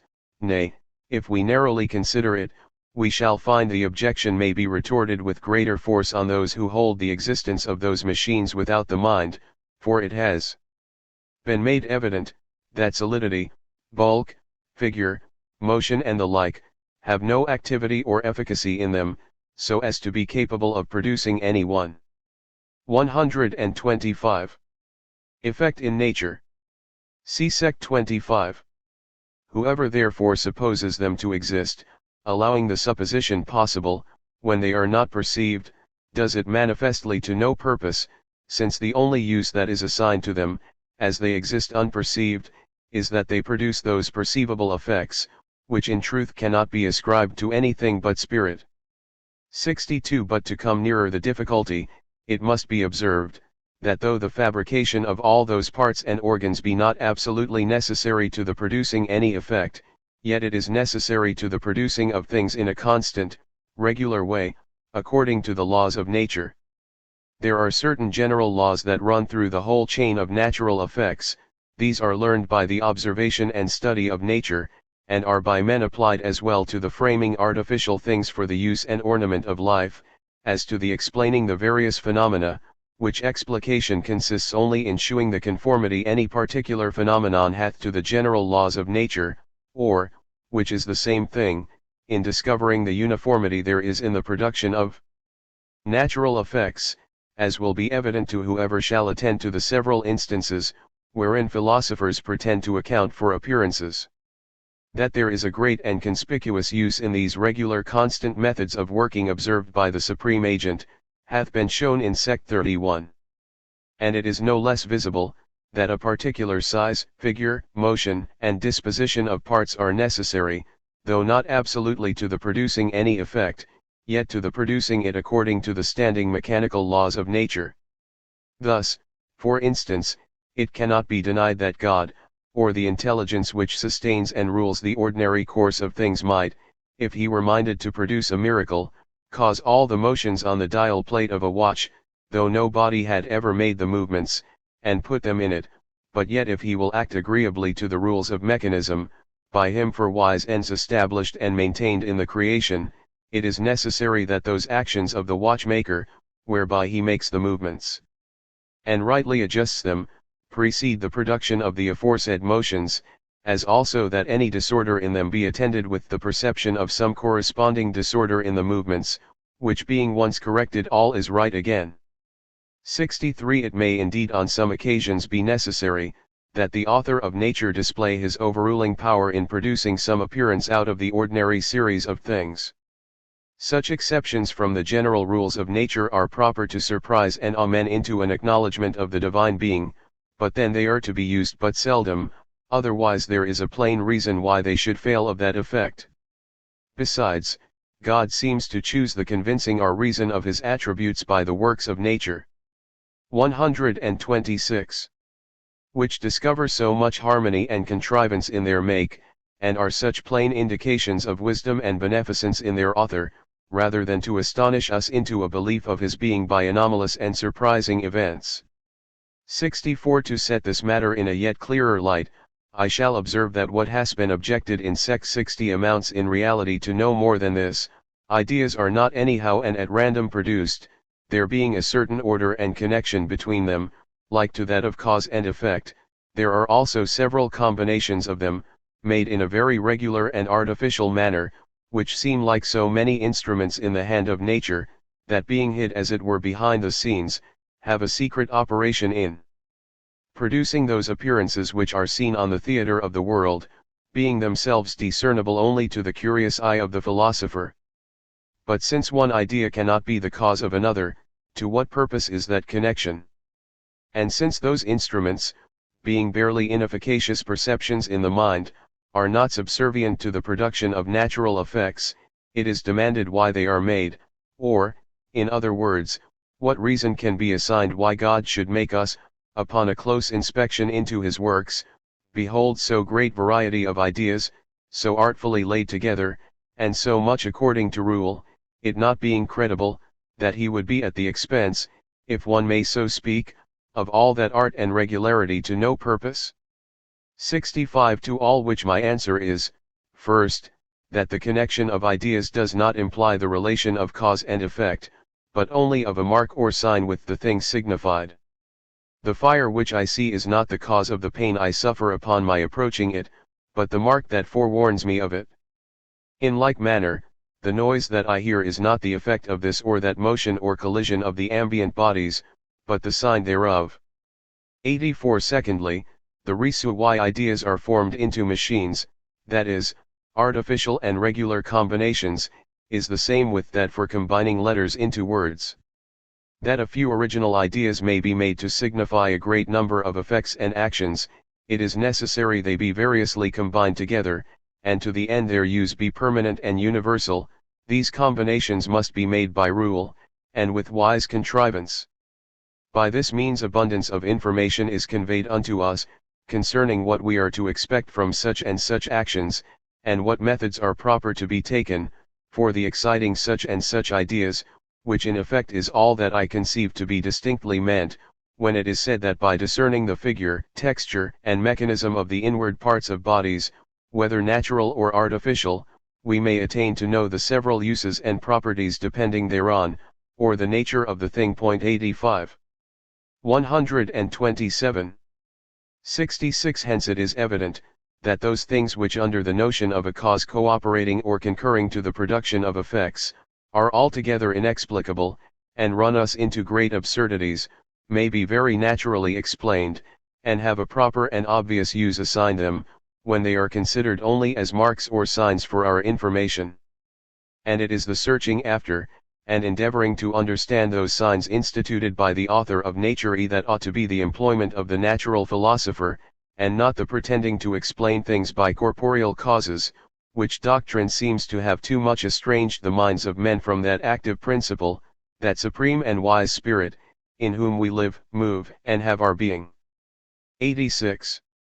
67. In the 12th place it may perhaps be objected, that though it be clear from what has been said, that there can be no such thing as an inert, senseless, extended, solid, figured, movable substance, existing without the mind, such as philosophers describe matter, yet if any man shall leave out of his idea of matter, the positive ideas of extension, figure, solidity, and motion, and say that he means only by that word, an inert senseless substance, that exists without the mind, or unperceived, which is the occasion of our ideas, or at the presence whereof God is pleased to excite ideas in us, it doth not appear, but that matter taken in this sense may possibly exist. 87. In answer to which I say, first, that it seems no less absurd to suppose a substance without accidents, than it is to suppose accidents without a substance.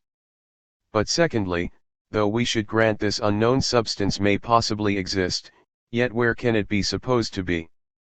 That it exists not in the mind is agreed, and that it exists not in place is no less certain, since all extension exists only in the mind, as bath been already proved. It remains therefore that it exists nowhere at all. 68. Let us examine a little the description that is here given us of matter. It neither acts, nor perceives, nor is perceived, for this is all that is meant by saying it is an inert, senseless, unknown substance, which is a definition entirely made up of negatives, excepting only the relative notion of its standing under or supporting, but then it must be observed, that it supports nothing at all, and how nearly this comes to the description of a non-entity, I desire may be considered. But, say you, it is the unknown occasion, at the presence of which, ideas are excited in us by the will of God. 88. Now I would fain know how anything can be present to us, which is neither perceivable by sense nor reflection, nor capable of producing any. The 1710 edition reads, to understand this language, if I may so call it, of the author of nature.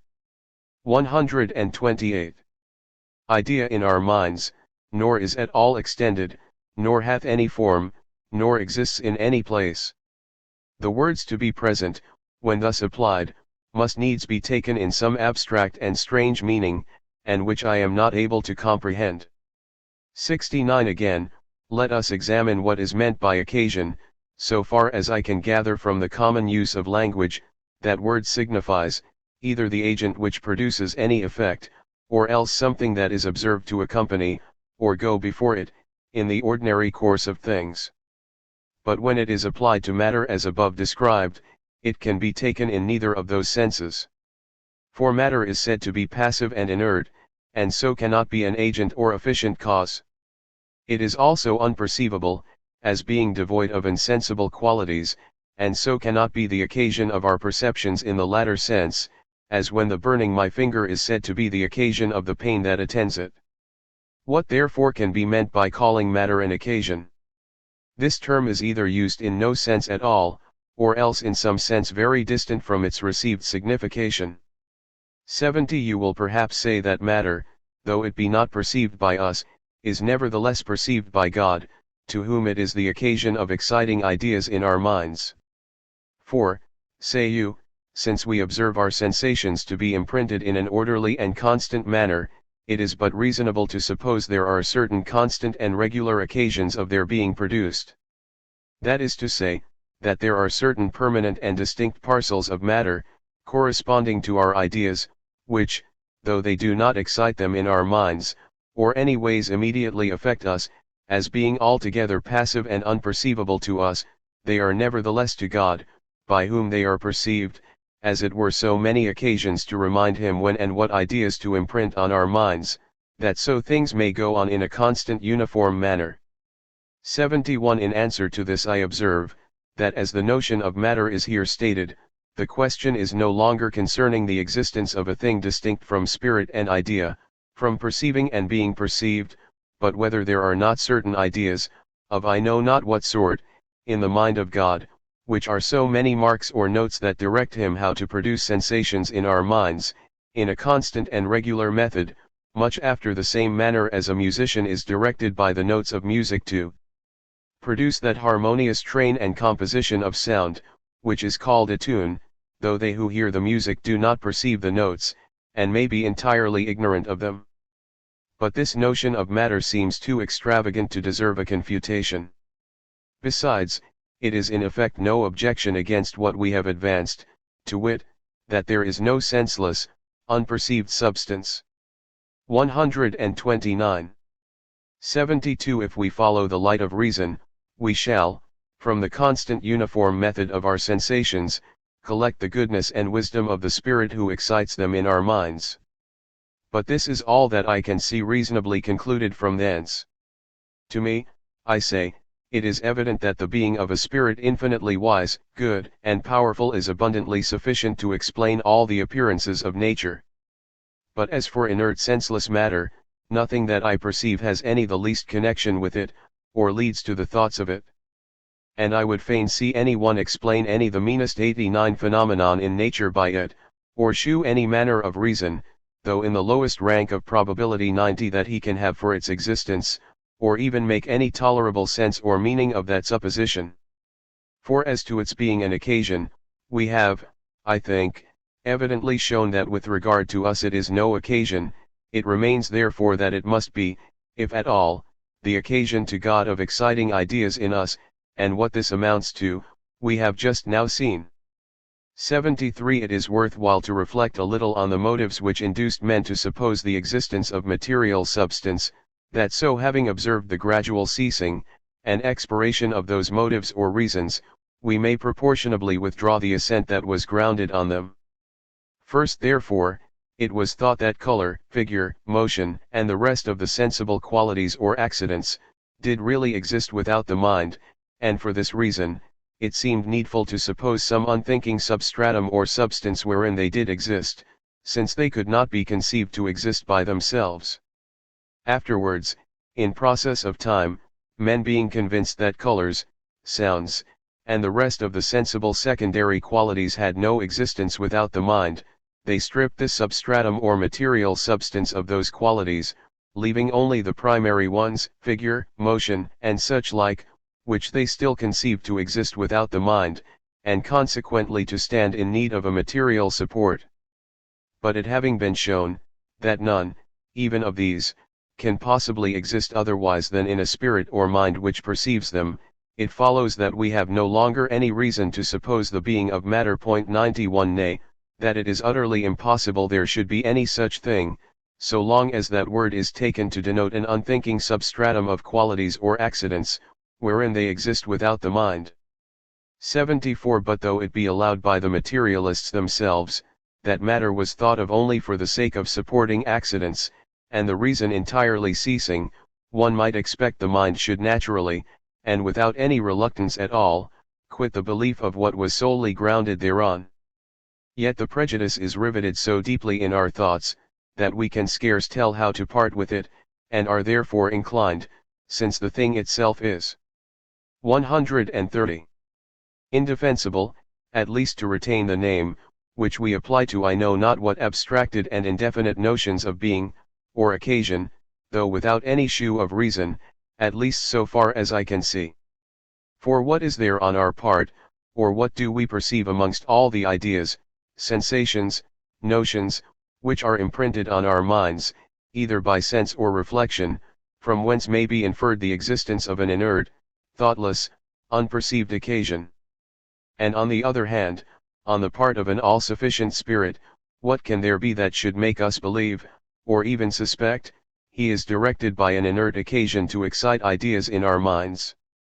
75. It is a very extraordinary instance of the force of prejudice, and much to be lamented, that the mind of man retains so great a fondness against all the evidence of reason, for a stupid thoughtless somewhat, by the interposition whereof it would, as it were, screen itself from the providence of God, and remove him farther off from the affairs of the world.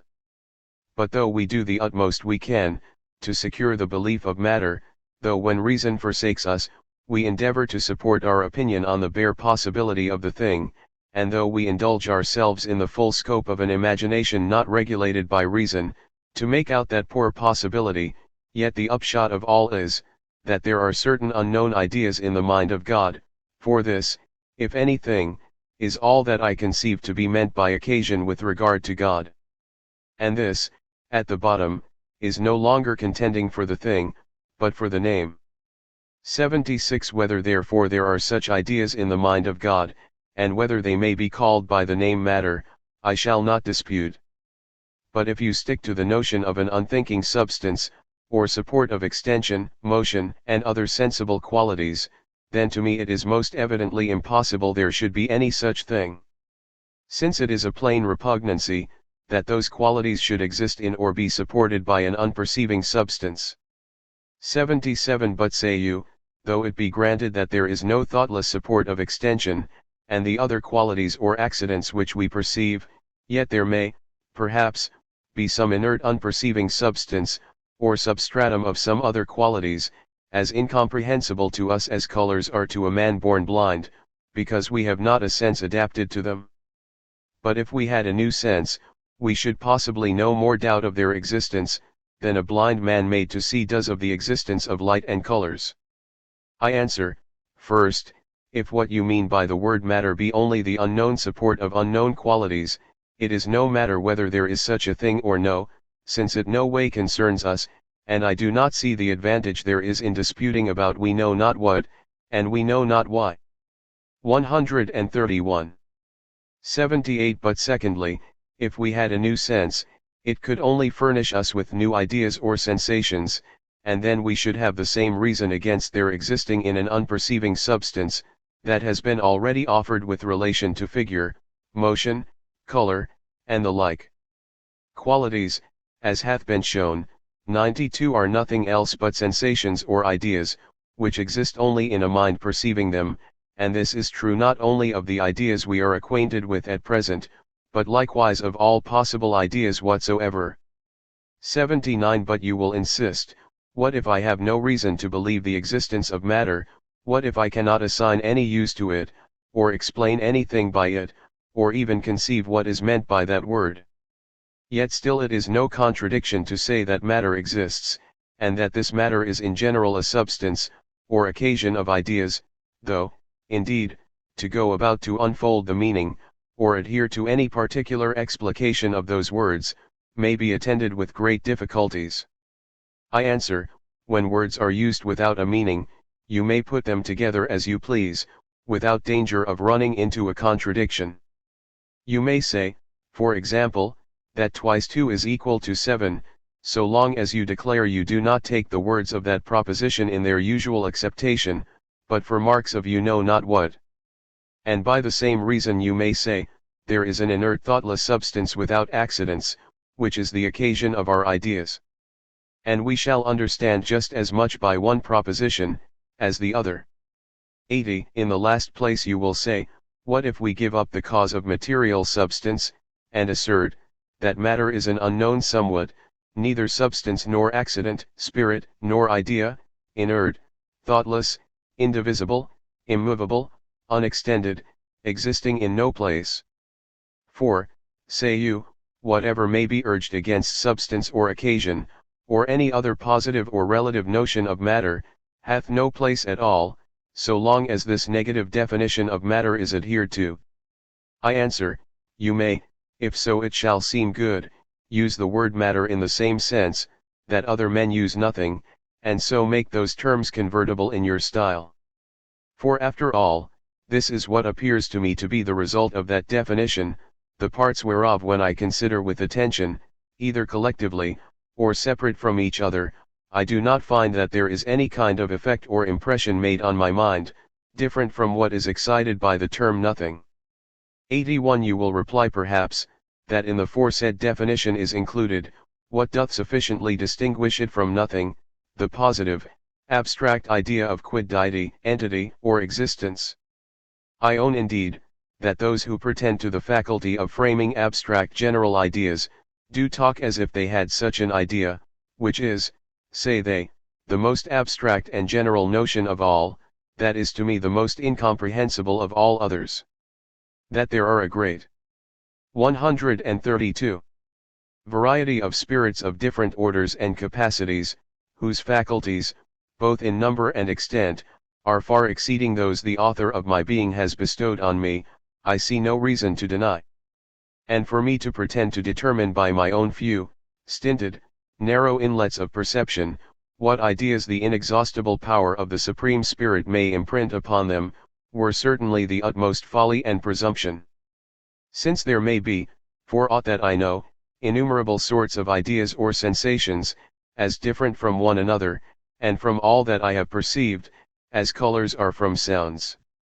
But how ready soever I may be, to acknowledge the scantiness of my comprehension, with regard to the endless variety of spirits and ideas, that might possibly exist, yet for any one to pretend to a notion of entity or existence, abstracted from spirit and idea, from perceiving and being perceived, is, I suspect, a downright repugnancy and trifling with words.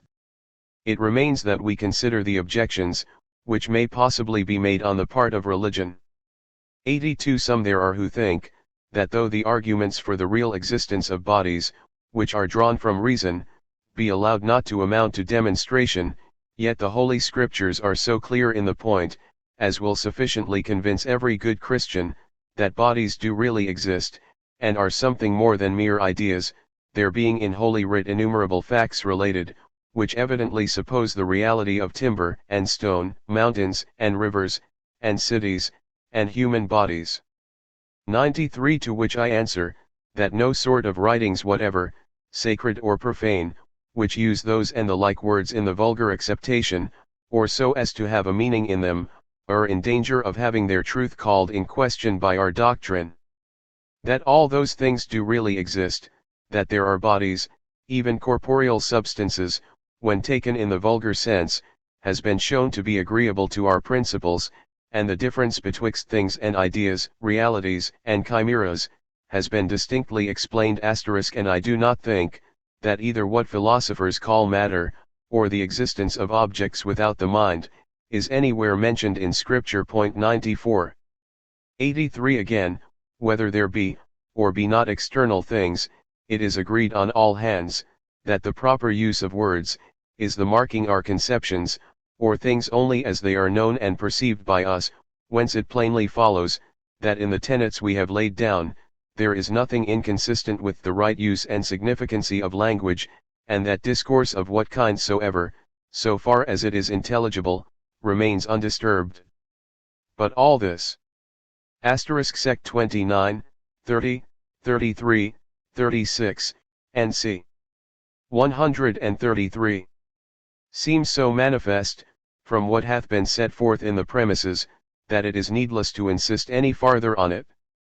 84 But, it will be urged, that miracles do, at least, lose much of their stress and import by our principles. What must we think of Moses's rod? Was it not really turned into a serpent, or was there only a change of ideas in the minds of the spectators? And can it be supposed, that our Savior did no more at the marriage feast in Cana, than impose on the sight, and smell, and taste of the guests, so as to create in them the appearance or idea only of wine? 95 The same may be said of all other miracles, which, in consequence of the foregoing principles, must be looked upon only as so many cheats, or illusion of fancy. To this I reply, that the rod was changed into a real serpent, and the water into real wine. That this doth not, in the least, contradict what I have elsewhere said, will be evident from sec 34, and 35. But this business of real and imaginary hath been already so plainly and fully explained, and so often referred to, and the difficulties about it are so easily answered from what hath gone before, that it were an affront to the reader's understanding, to resume the explication of it in this place. I shall only observe, that if at table all who were present should see, and smell, and taste, and drink wine, and find the effects of it, with me there could be no doubt of its reality. So that, at bottom, the scruple concerning real miracles hath no place at all on ours, but only on the received principles, and consequently maketh rather for, than against what hath been said. 85. Having done with the objections, which I endeavored to propose in the clearest light, and gave them all the force and weight I could, we proceed in the next place to take a view of our tenets in their consequences. 96. Some of these appear at first sight, as that several difficult and obscure questions, on which abundance of speculation hath been thrown away, are entirely banished from philosophy. Whether corporeal substance can think, whether matter be infinitely divisible, and how it operates on spirit. 97. These and the like inquiries have given infinite amusement to philosophers in all ages. But depending on the existence of matter, they have no longer any place on our principles. Many other advantages there are, as well with regard to religion as the sciences, which it is easy for any one to deduce from what hath been premised. But this will appear more plainly in the sequel. 98. 86. From the principles we have laid down, it follows, human knowledge may naturally be reduced to two heads, that of ideas, and that of spirits. Of each of these I shall treat in order. And first as to ideas, or 134. Unthinking things, our knowledge of these hath been very much obscured and confounded, and we have been led into very dangerous errors, by supposing a twofold existence of the objects of sense, the one intelligible, or in the mind, the other real and without the mind, whereby unthinking things are thought to have a natural subsistence of their own, distinct from being perceived by spirits. This which, if I mistake not, hath been shown to be a most groundless and absurd notion, is the very root of scepticism, for so long as men thought that real things subsisted without the mind, and that their knowledge was only so far forth real as it was conformable to real things, it follows, they could not be certain that they had any real knowledge at all. For how can it be known, that the things which are perceived, are conformable to those which are not perceived, or exist without the mind?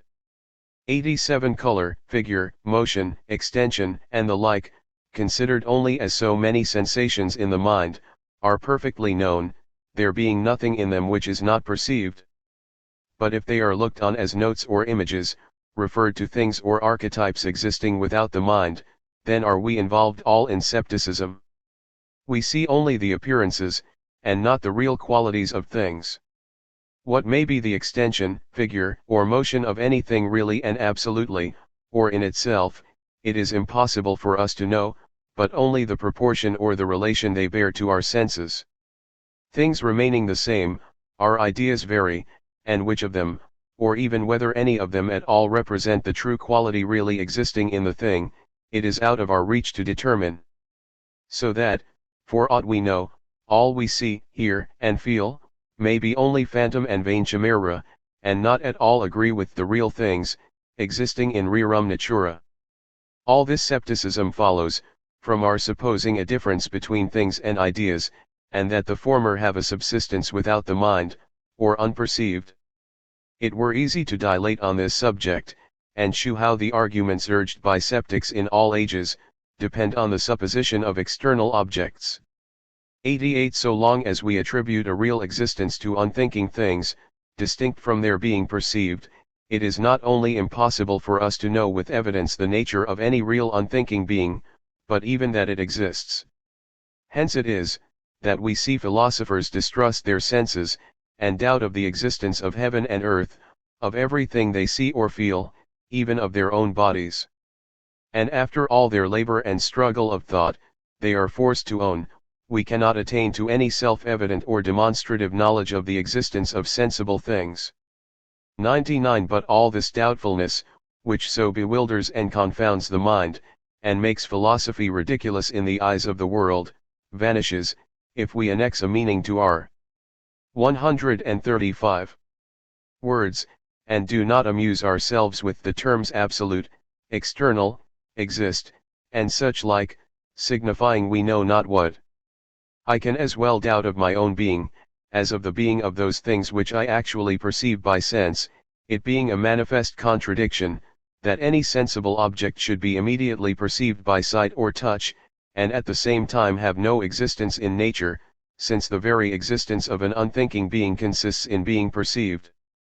89. Nothing seems of more importance, towards erecting a firm system of sound and real knowledge, which may be proof against the assaults of scepticism, than to lay the beginning in a distinct explication of what is meant by thing, reality, existence, for in vain shall we dispute concerning the real existence of things, or pretend to any knowledge thereof, so long as we have not fixed the meaning of those words. Thing or being is the most general name of all. It comprehends under it two kinds entirely distinct and heterogeneous, and which have nothing common but the name, to wit, spirits and ideas. The former are active, indivisible substances, the latter are inert, fleeting, dependent beings, which subsist not by themselves, but are supported by, or exist in minds or spiritual substances. 100. We comprehend our own existence by inward feeling or reflection, and that of other spirits by reason. We may be said to have some knowledge or notion of our own minds, of spirits and active beings, whereof in a strict sense we have not ideas. In like manner we know and have a notion of relations between things or ideas, which relations are distinct from the ideas or things related, inasmuch as the latter may be perceived by us without our perceiving the former. To me it seems that ideas, spirits, and relations are all in their respective kinds, the object of human knowledge and subject of discourse, and that the term idea would be improperly extended to signify everything we know or have any notion of. 90. Ideas imprinted on the senses are real things, or do really exist, this we do not deny, but we deny they can subsist without the minds which perceive them, or that they are resemblances of any archetypes existing without the mind, since the very being of a sensation or idea consists in being perceived, and an idea can be like nothing but an idea. Again, the things perceived by sense may be termed external, with regard to their origin, in that they are not generated from within, by the mind itself, but imprinted by a spirit distinct from that which perceives them. Sensible objects may likewise be said to be without the mind, in another sense. The remainder of this paragraph was added in the 1734 edition. 136.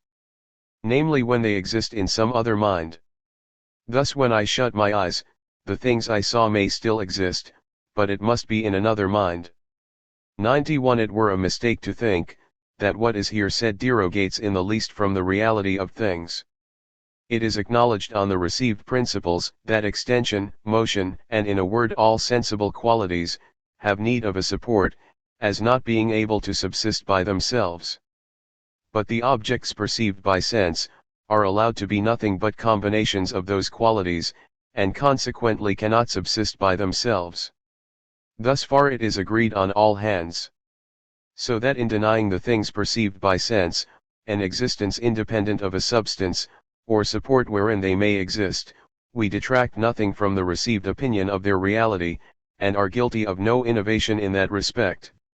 All the difference is, that according to us the unthinking beings perceived by sense, have no existence distinct from being perceived, and cannot therefore exist in any other substance, than those unextended, indivisible substances, or spirits, which act, and think, and perceive them, whereas philosophers vulgarly hold, that the sensible qualities exist in an inert, extended, unperceiving substance, which they call matter, to which they attribute a natural subsistence, exterior to all thinking beings, or distinct from being perceived by any mind whatsoever, even the eternal mind of the Creator, wherein they suppose only ideas of the corporeal substances created by Him, if indeed they allow them to be at all created.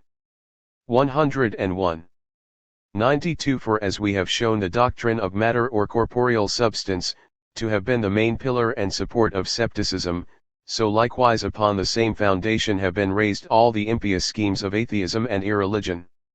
Nay, so great a difficulty hath it been thought, to conceive matter produced out of nothing, that the most celebrated among the ancient philosophers, even of these who maintain the being of a God, have thought matter to be uncreated and co-eternal with Him. 102. How great a friend material substance hath been to atheists in all ages, were needless to relate. All their monstrous systems have so visible and necessary a dependence on it, that when this cornerstone is once removed, the whole fabric cannot choose but fall to the ground, insomuch that it is no longer worth while, to bestow a particular consideration on the absurdities of every wretched sect of atheists. 93. That impious and profane persons should readily fall in with those systems which favor their inclinations, by deriding immaterial substance, and supposing the soul to be divisible and subject to corruption as the body, which exclude all freedom, intelligence, and design from the formation of things, and instead thereof make a self-existent, stupid, unthinking. 137. Substance the root and origin of all beings. That they should hearken to those who deny a providence, or inspection of a superior mind over the affairs of the world, attributing the whole series of events either to blind chance or fatal necessity, arising from the impulse of one body on another. All this is very natural. And on the other hand, when men of better principles observe the enemies of religion lay so great a stress on unthinking matter, and all of them use so much industry and artifice to reduce everything to it, methinks they should rejoice to see them deprived of their grand support, and driven from that only fortress, without which your Epicureans, Hobbyists, and the like, 103 have not even the shadow of a pretence, but become the most cheap and easy triumph in the world. 94. The existence of matter, or bodies unperceived, has not only been the main support of atheists and fatalists 104, but on the same principle doth idolatry likewise in all its various forms depend. Did men but consider that the sun, moon, and stars, and every other object of the senses, are only so many sensations in their minds, which have no other existence but barely being perceived, doubtless they would never fall down, and worship their own ideas, but rather address their homage to that eternal invisible mind which produces and sustains all things. 95. The same absurd principle, by mingling itself with the articles of our faith, hath occasioned no small difficulties to Christians. For example, about the resurrection, how many scruples and objections have been raised by Socinians and others, 105, but do not the most plausible of them depend on the supposition, that a body is denominated the same, with regard not to the form or that which is perceived by sense, but the material substance which remains the same under several forms. Take away this material substance, about the identity whereof all the dispute is, and mean by body what every plain ordinary person means by that word, to wit, that which is immediately seen and felt, which is only a combination of sensible qualities or ideas, and then their most unanswerable objections come to nothing. 96. Matter being once expelled out of nature, drags with it so many sceptical and impious notions, such an incredible number of disputes and puzzling questions, which have been thorns in the sides of divines, as well as philosophers, and made so much fruitless work for mankind, that if the arguments we have produced against it, are not found equal to demonstration, as to me they evidently seem, yet I am sure all friends to knowledge, peace, and religion, have reason to wish they were. 97. Beside the external existence of the objects of perception, another great source of errors and difficulties, with regard to ideal knowledge 106 is 138. The doctrine of abstract ideas, such as it hath been set forth in the introduction. The plainest things in the world, those we are most intimately acquainted with, and perfectly know, when they are considered in an abstract way, appear strangely difficult and incomprehensible. Time, place, and motion, taken in particular or concrete, are what every body knows, but having passed through the hands of a metaphysician, they become too abstract and fine, to be apprehended by men of ordinary sense. Bid your servant meet you at such a time, in such a place, and he shall never stay to deliberate on the meaning of those words, in conceiving that particular time and place, or the motion by which he is to get thither, he finds not the least difficulty. But if time be taken, exclusive of all those particular actions and ideas that diversify the day, merely for the continuation of existence, or duration in abstract, then it will perhaps gravel even a philosopher to comprehend it. 107. 98. Whenever I attempt to frame a simple idea of time, abstracted from the succession of ideas in my mind, which flows uniformly, and is participated by all beings, I am lost and embrangled in inextricable difficulties. I have no notion of it at all, only I hear others say, it is infinitely divisible, and speak of it in such a manner as leads me to entertain odd thoughts of my existence, since that doctrine lays one under an absolute necessity of thinking, either that he passes away innumerable ages without a thought 108 or else that he is annihilated every moment of his life 109, both which seem equally absurd. Time therefore 110 being nothing, abstracted from the succession of ideas in our minds 111, it follows that the duration of any finite spirit must be estimated by the number of ideas or actions succeeding each other in that same spirit or mind. Hence it is a plain consequence that the soul always thinks 112, and in truth whoever shall go about to divide in his thoughts, or abstract the existence of a spirit from its cogitation, will, I believe, find it no easy task. 99. So likewise, when we attempt to abstract extension and motion from all other qualities, and consider them by themselves, we presently lose sight of them, and run into great extravagancies. All which depend on a twofold abstraction. First, it is supposed that extension, for example, may be abstracted from all other sensible qualities, and secondly, that the entity of extension may be abstracted from its being perceived. 113. But whoever shall reflect, and take care to understand what he says, will, if I mistake not, acknowledge that all sensible qualities are alike sensations, and alike real, that where the extension is, there is the color too, to wit, in his mind, and that there archetypes can exist only in some other mind, and that the objects of sense are nothing but those sensations combined, blended. 139.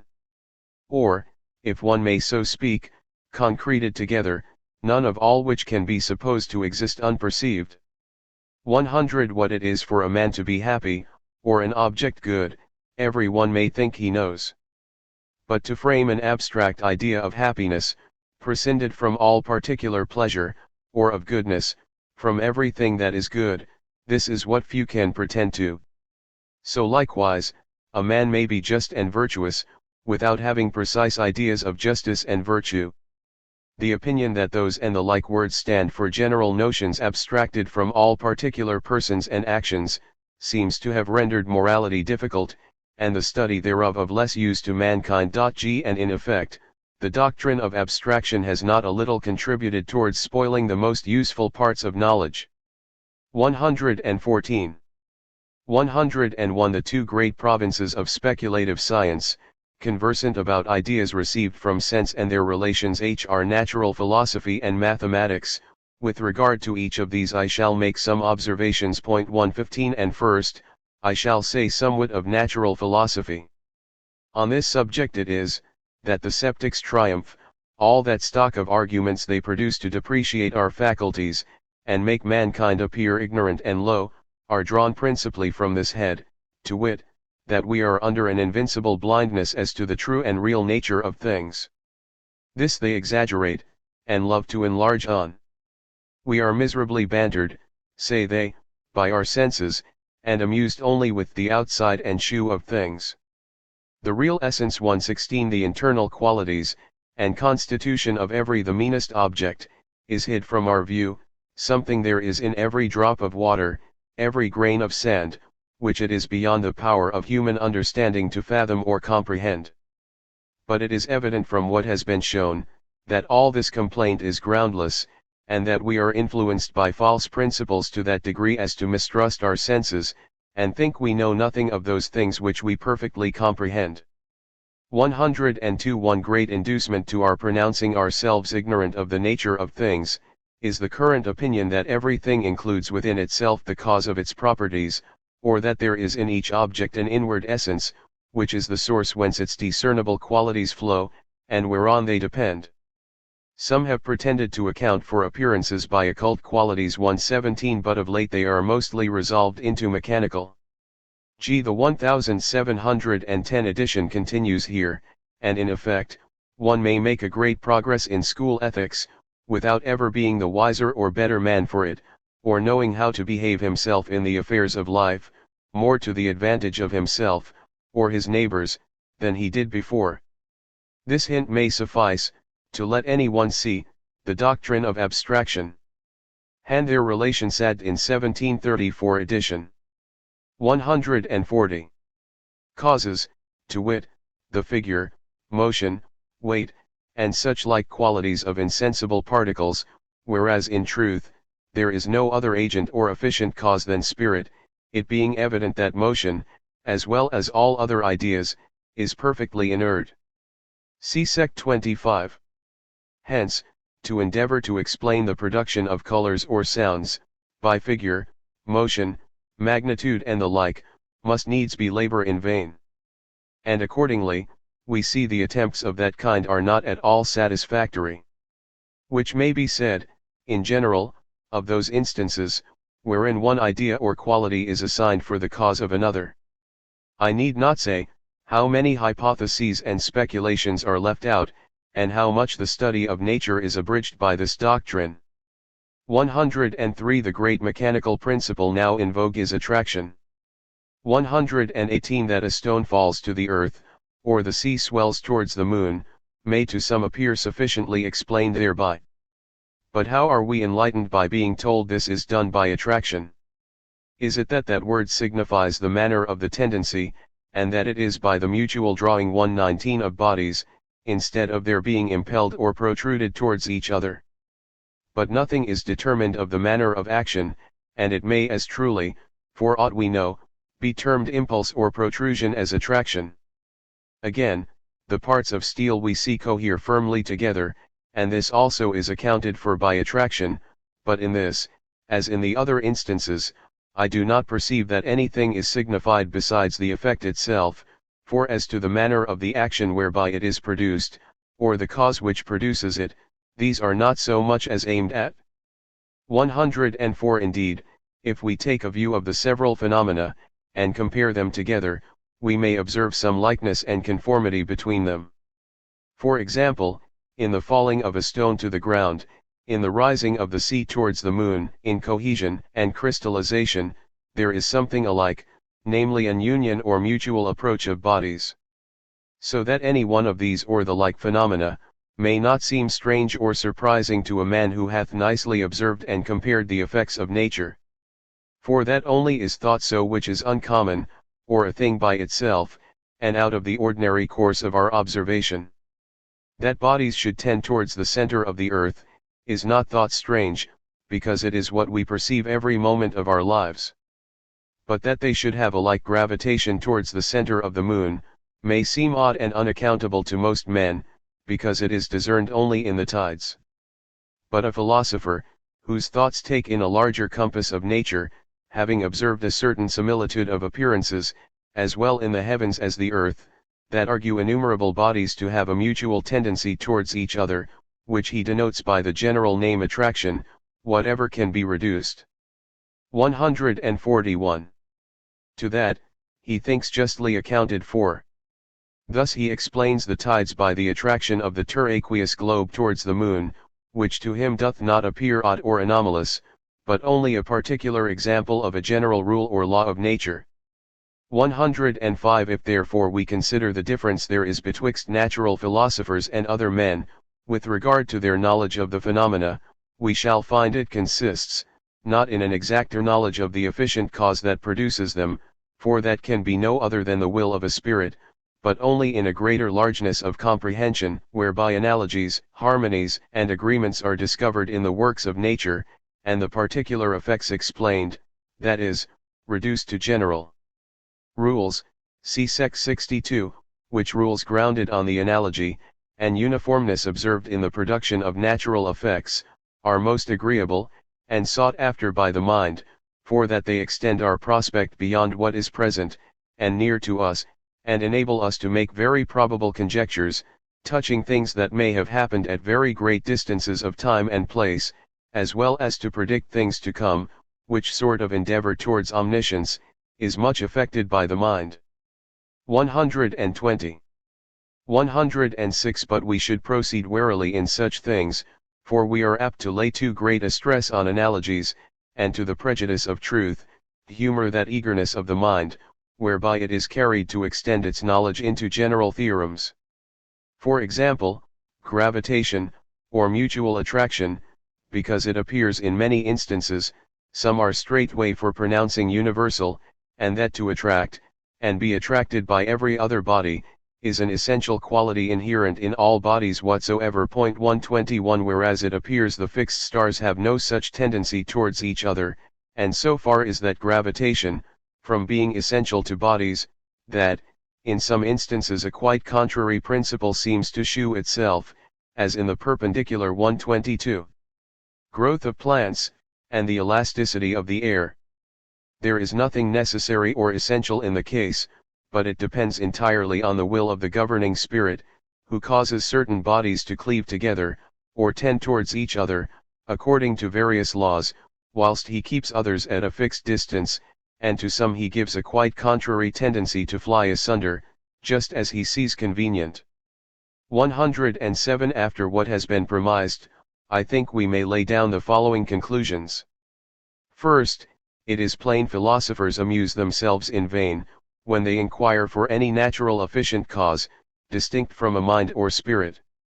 Secondly, considering the whole creation is the workmanship of a wise and good agent, it should seem to become 123 philosophers, to employ their thoughts, contrary to what some hold, about the final causes of 142 things, and I must confess, I see no reason, why pointing out the various ends, to which natural things are adapted, and for which they were originally with unspeakable wisdom contrived, should not be thought one good way of accounting for them, and altogether worthy a philosopher.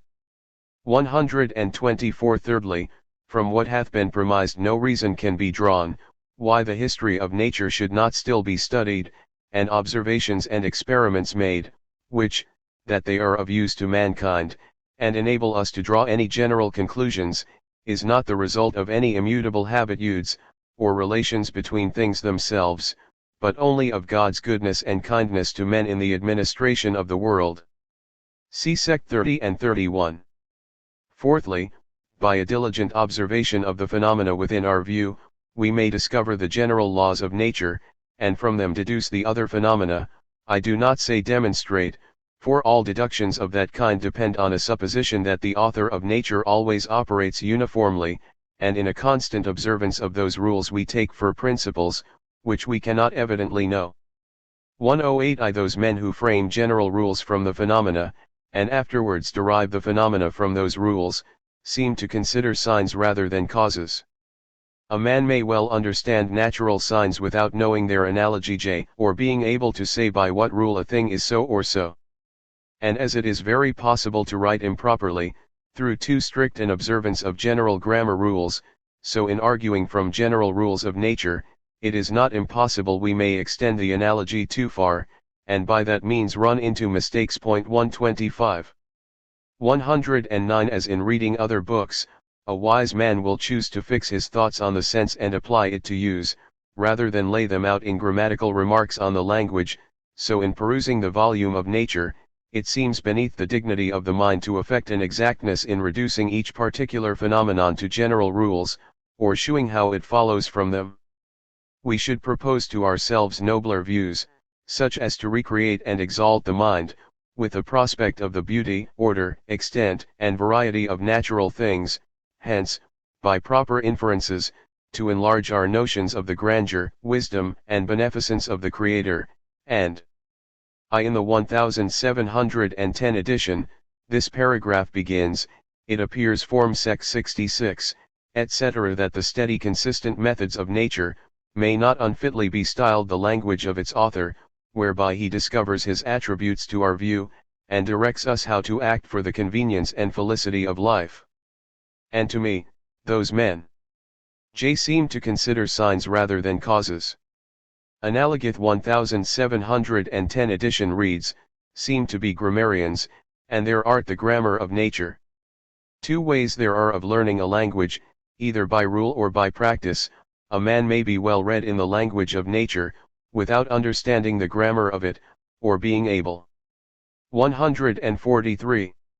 Lastly, to make the several parts of the creation, so far as in us lies, subservient to the ends they were designed for, God's glory, and the sustentation and comfort of ourselves and fellow creatures. 110k The best key for the aforesaid analogy, or natural science, will be easily acknowledged to be a certain celebrated treatise of mechanics, 126, in the entrance of which justly admired treatise, time, space, and motion, are distinguished into absolute and relative, true and apparent, mathematical and vulgar, which distinction, as it is at large explained by the author, doth suppose those quantities to have an existence without the mind, and that they are ordinarily conceived with relation to sensible things, to which nevertheless in their own nature, they bear no relation at all. 111 As for time, as it is there taken in an absolute or abstracted sense, for the duration or perseverance 127 of the existence of things, I have nothing more to add concerning it, after what hath been already said on that subject, Sect 97 and 98. For the rest 128 this celebrated author holds there is an absolute space, which, being unperceivable to sense, remains in itself similar and immovable, and relative space to be the measure thereof, which being movable, and defined by its situation in respect of sensible bodies, is vulgarly taken for immovable space. Place he defines to be that part of space which is occupied by any body. And according as the space is absolute or relative, so also is the place. Absolute motion is said to be the translation of a body from absolute place to absolute place, as relative motion is from one relative place to another.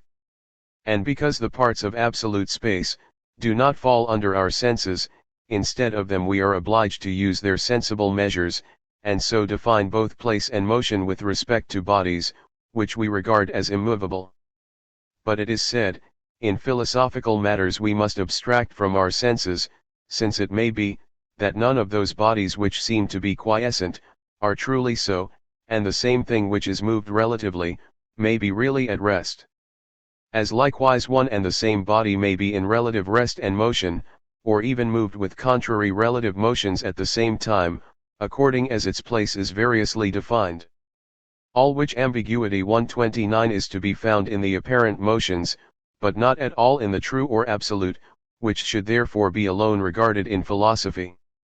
And the true, we are told, are k. In the 1710 edition, this paragraph begins, the best grammar of the kind we are speaking of, will be easily acknowledged to be a treatise of mechanics, demonstrated and applied to nature, by a philosopher of a neighboring nation whom all the world admire. I shall not take upon me to make remarks, on the performance of that extraordinary person, only some things he has advanced, so directly opposite to the doctrine we have hitherto laid down, that we should be wanting, in the regard due to the authority of so great a man, did we not take some notice of them. In the entrance of that justly admired treatise. 144. Distinguished from apparent or relative motions by the following properties. First, in true or absolute motion, all parts which preserve the same position with respect to the whole, partake of the motions of the whole. Secondly, the place being moved, that which is placed therein is also moved, so that a body moving in a place which is in motion, doth participate the motion of its place. Thirdly, true motion is never generated or changed, otherwise than by force impressed on the body itself. Fourthly, true motion is always changed by force impressed on the body moved. Fifthly, in circular motion barely relative, there is no centrifugal force, which nevertheless in that which is true or absolute, is proportional to the quantity of motion. 112 But notwithstanding what hath been said, it doth not appear to me, that there can be any motion other than relative, so that to conceive motion, there must be at least conceived two bodies, whereof the distance or position in regard to each other is varied. Hence if there was one only body in being, it could not possibly be moved. This seems evident, in that the idea I have of motion doth necessarily include relation. 113 But though in every motion it be necessary to conceive more bodies than one, yet it may be that one only is moved, namely that on which the force causing the change of distance is impressed, or in other words, that to which the action is applied. For however some may define relative motion, so as to term that body moved, which changes its distance from some other body, whether the force or action causing that change were applied to it, or no, yet as relative motion is that which is perceived by sense, and regarded in the ordinary affairs of life, it should seem that every man of common sense knows what it is, as well as the best philosopher. Now I ask any one, whether in his sense of motion as he walks along the streets, the stones he passes over may be said to move, because they change distance with his feet?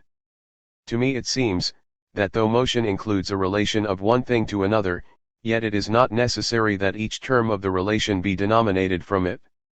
130 As a man may think of somewhat which doth not think, so a body may be moved to or from another body, which is not therefore itself in motion. L. 114 As the place happens to be variously defined, the motion which is related to it varies.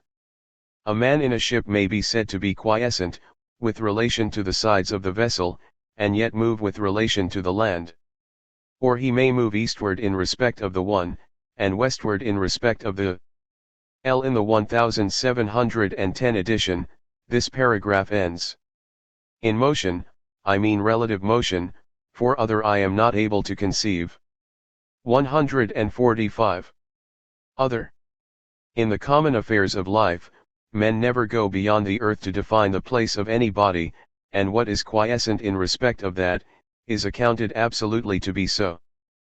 But philosophers, who have a greater extent of thought, and juster notions of the system of things, discover even the earth itself to be moved. In order therefore to fix their notions, they seem to conceive the corporeal world as finite, and the utmost unmoved walls or shell thereof to be the place, whereby they estimate true motions. If we sound our own conceptions, I believe we may find all the absolute motion we can frame an idea of, to be at bottom no other than relative motion thus defined. For as hath been already observed, absolute motion exclusive of all external relation is incomprehensible, and to this kind of relative motion, all the above-mentioned properties, causes, and effects ascribed to absolute motion, 131 will, if I mistake not, be found to agree. As to what is said of the centrifugal force, that it doth not at all belong to circular relative motion, I do not see how this follows from the experiment which is brought to prove it. See Philosophiae Naturalis Principia Mathematica, in Scholl. Def. 8. For the water in the vessel, at that time wherein it is said to have the greatest relative circular motion, hath, I think, no motion at all, as is plain from the foregoing section. 132. 115 For to denominate a body moved, it is requisite, first, that it change its distance or situation with regard to some other body, and secondly, that the force or action occasioning that change be applied to it. If either of these be wanting, I do not think that agreeably to the sense of mankind, or the propriety of language, a body can be said to be in motion. I grant indeed, that it is possible for us to think a body, which we see change its distance from some other, to be moved, though it have no force applied to it, in which sense there may be apparent motion, but then it is, because the force causing the change of distance, is imagined by us to be applied or impressed on that body thought to move. Which indeed shews we are capable of mistaking a thing to be in motion which is not and that is all. In the 1710 edition this sentence ends, which is not, but does not prove that, in the common acceptation of motion, a body is moved merely because it changes distance from another, since as soon as we are undeceived, and find that the moving force was not communicated to it, we no longer hold it to be moved. So on the other hand, when one only body, the parts whereof preserve a given position between themselves, is imagined to exist, some there are who think that it can be moved all manner of ways, though without any change of distance or situation to any other bodies, which we shall not deny, if they meant only that it might have an impressed force, which, upon the bare creation of other bodies, would produce a motion of some certain quantity and determination. But that an actual motion, distinct from the impressed force, or power productive of change of place in case there were bodies present whereby to define it, can exist in such a single body, I must confess I am not able to comprehend. 146. 116 From what hath been said, it follows that the philosophic consideration of motion doth not imply the being of an absolute space, distinct from that which is perceived by sense, and related to bodies, which that it cannot exist without the mind, is clear upon the same principles, that demonstrate the like of all other objects of sense. And perhaps, if we inquire narrowly, we shall find we cannot even frame an idea of pure space, exclusive of all body. This I must confess seems impossible, as being a most abstract idea. When I excite a motion in some part of my body, if it be free or without resistance, I say there is space, but if I find a resistance, then I say there is body, and in proportion as the resistance to motion is lesser or greater, I say the space is more or less pure. So that when I speak of pure or empty space, it is not to be supposed, that the word space stands for an idea distinct from, or conceivable without body and motion. Though indeed we are apt to think every noun substantive stands for a distinct idea, that may be separated from all others, which hath occasioned infinite mistakes. 133 When therefore supposing all the world to be annihilated besides my own body, I say there still remains pure space, thereby nothing else is meant, but only that I conceive it possible, for the limbs of my body to be moved on all sides without the least resistance, but if that too were annihilated, then there could be no motion, and consequently no space. Some perhaps may think the sense of seeing doth furnish them with the idea of pure space. 134 But it is plain from what we have elsewhere shown, that the ideas of space and distance are not obtained by that sense. See the essay concerning vision. 135. 117 What is here laid down, seems to put an end to all those disputes and difficulties, which have sprung up amongst the learned concerning the nature of pure space. But the chief advantage arising from it, is, that we are freed from that dangerous dilemma, to which several who have employed their thoughts on this subject, imagine themselves reduced, to wit, of thinking either that real space is God, or else that there is something beside God which is eternal, uncreated, infinite, indivisible, immutable. 136 Both which may justly be thought pernicious and absurd notions. It is certain that not a few divines, as well as philosophers of great note, have, from the difficulty they found in conceiving either limits or annihilation of space, concluded it must be divine. And some of late have set themselves particularly to shew, that the incommunicable attributes of God agree to it. 137 Which doctrine, how unworthy soever it may seem of the divine nature, yet I do not see how we can get clear of it, so long as we adhere to the received opinions. 118 Hitherto of natural philosophy, we come now to make some. 147.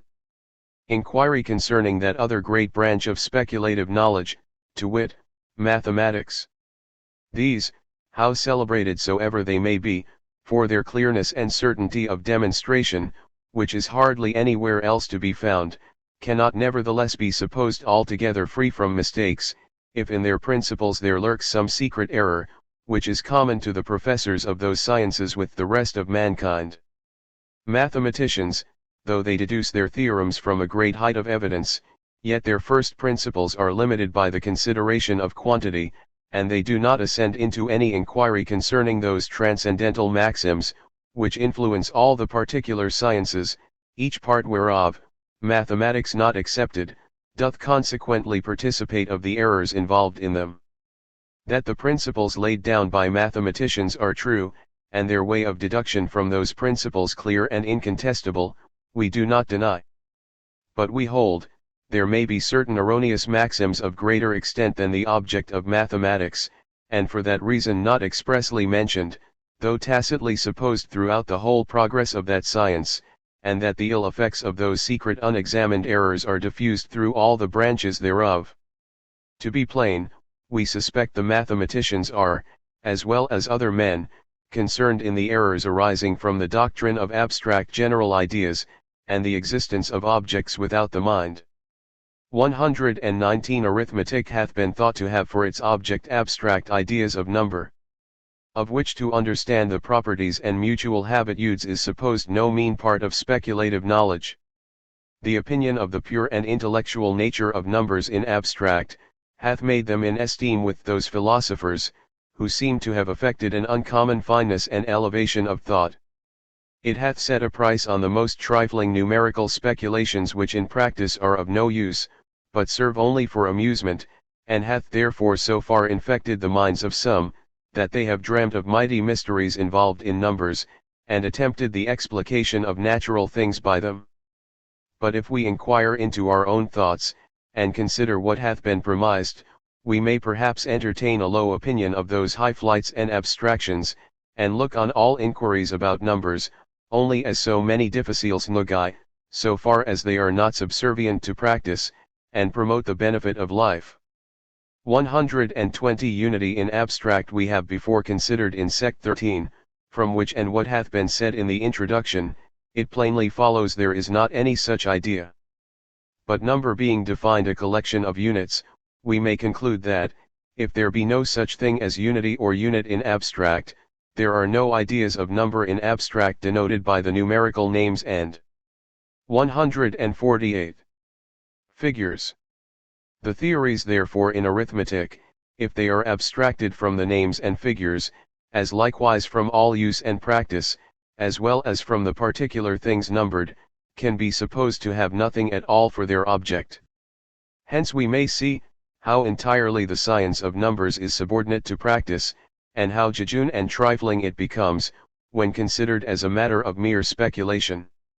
121 However, since there may be some, who, deluded by the specious shew of discovering abstracted verities, waste their time in arithmetical theorems and problems, which have not any use, it will not be amiss, if we more fully consider, and expose the vanity of that pretense, and this will plainly appear, by taking a view of arithmetic in its infancy, and observing what it was that originally put men on the study of that science, and to what scope they directed it.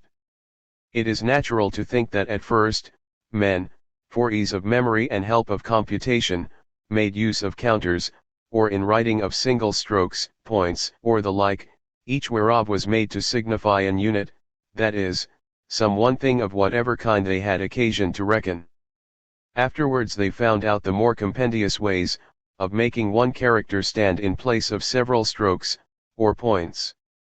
And lastly, the notation of the Arabians or Indians 138 came into use, wherein by the repetition of a few characters or figures, and varying the signification of each figure according to the place it obtains, all numbers may be most aptly expressed, which seems to have been done in imitation of language, so that an exact analogy is observed betwixt the notation by figures and names, the 9 simple figures answering the 9 first numeral names and places in the former, corresponding to denominations in the latter. And agreeably to those conditions of the simple and local value of figures, were contrived methods of finding from the given figures or marks of the parts, what figures and how placed, are proper to denote the whole or vice versa. And having found the sought figures, the same rule or analogy being observed throughout, it is easy to read them into words, and so the number becomes perfectly known. For then the number of any particular things is said to be known, when we know the name or figures, with their due arrangement, that according to the standing analogy belong to them. For these signs being known, we can by the operations of arithmetic, know the signs of any part of the particular sum signified by them, and thus computing in signs, because of the connection established betwixt them and the distinct multitudes 139 of things, whereof one is taken for a unit, we may be able rightly to sum up, divide, and proportion the things themselves that we intend to number. 149. 122 In arithmetic therefore we regard not the things but the signs, which nevertheless are not regarded for their own sake, but because they direct us how to act with relation to things, and dispose rightly of them. Now agreeably to what we have before observed, of words in general, Sect 19. Introd, it happens here likewise, that abstract ideas are thought to be signified by numeral names or characters, while they do not suggest ideas of particular things to our minds.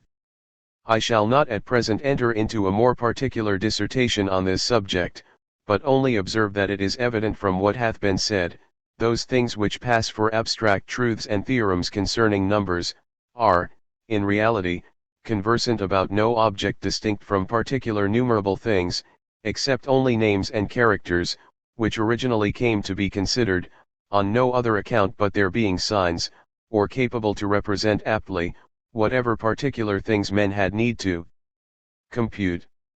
Whence it follows, that to study them for their own sake would be just as wise, and to as good purpose, as if a man, neglecting the true use or original intention and subserviency of language, should spend his time in impertinent criticisms upon words, or reasonings and controversies purely verbal.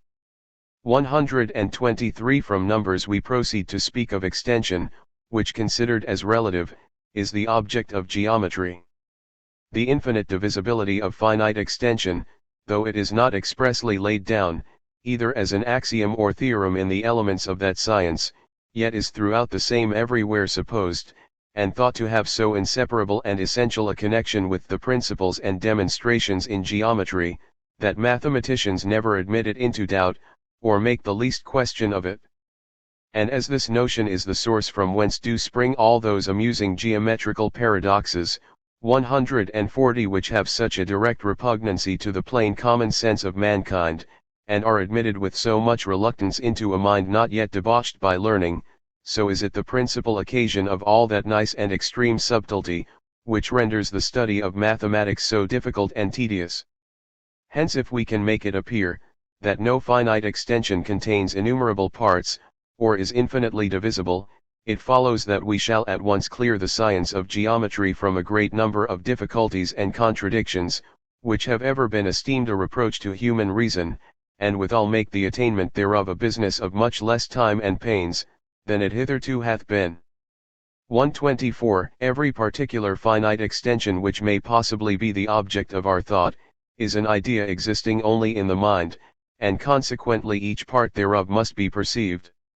If therefore I cannot perceive innumerable parts in any finite extension that I consider, it is certain they 150 are not contained in it, but it is evident, that I cannot distinguish innumerable parts in any particular line, surface, or solid, which I either perceive by sense, or figure to myself in my mind, wherefore I conclude they are not contained in it. Nothing can be plainer to me, than that the extensions I have in view are no other than my own ideas, and it is no less plain, that I cannot resolve any one of my ideas into an infinite number of other ideas, that is, that they are not infinitely divisible. If by finite extension be meant something distinct from a finite idea, I declare I do not know what that is, and so cannot affirm or deny anything of it. But if the terms extension, parts, and the like, are taken in any sense conceivable, that is, for ideas, then to say a finite quantity or extension consists of parts infinite in number, is so manifest a contradiction, that every one at first sight acknowledges it to be so. And it is impossible it should ever gain the assent of any reasonable creature, who is not brought to it by gentle and slow degrees, as a converted Gentile to the belief of transubstantiation. 141. Ancient and rooted prejudices do often pass into principles, and those propositions which once obtain the force and credit of a principle, are not only themselves, but likewise whatever is deducible from them, thought privileged from all examination. And there is no absurdity so gross, which by this means the mind of man may not be prepared to swallow. 125. He whose understanding is prepossessed with the doctrine of abstract general ideas, may be persuaded, that, whatever be thought of the ideas of sense, extension in abstract is infinitely divisible.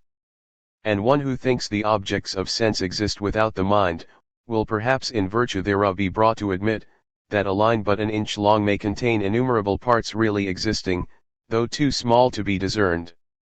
These errors are grafted as well in the minds of geometric eons, as of other men, and have a like influence on their reasonings, and it were no difficult thing, to shew how the arguments from geometry made use of to support the infinite divisibility of extension, are bottomed on them. At present we shall only observe in general, Whence it is that the mathematicians are all so fond and tenacious of this doctrine. 126 It hath been observed in another place, that the theorems and demonstrations in geometry are conversant about universal ideas. Sect 15. Introd.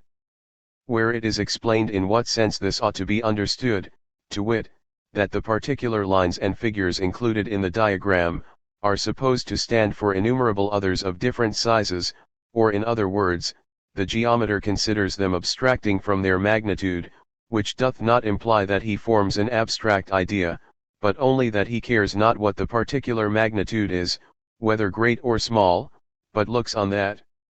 151.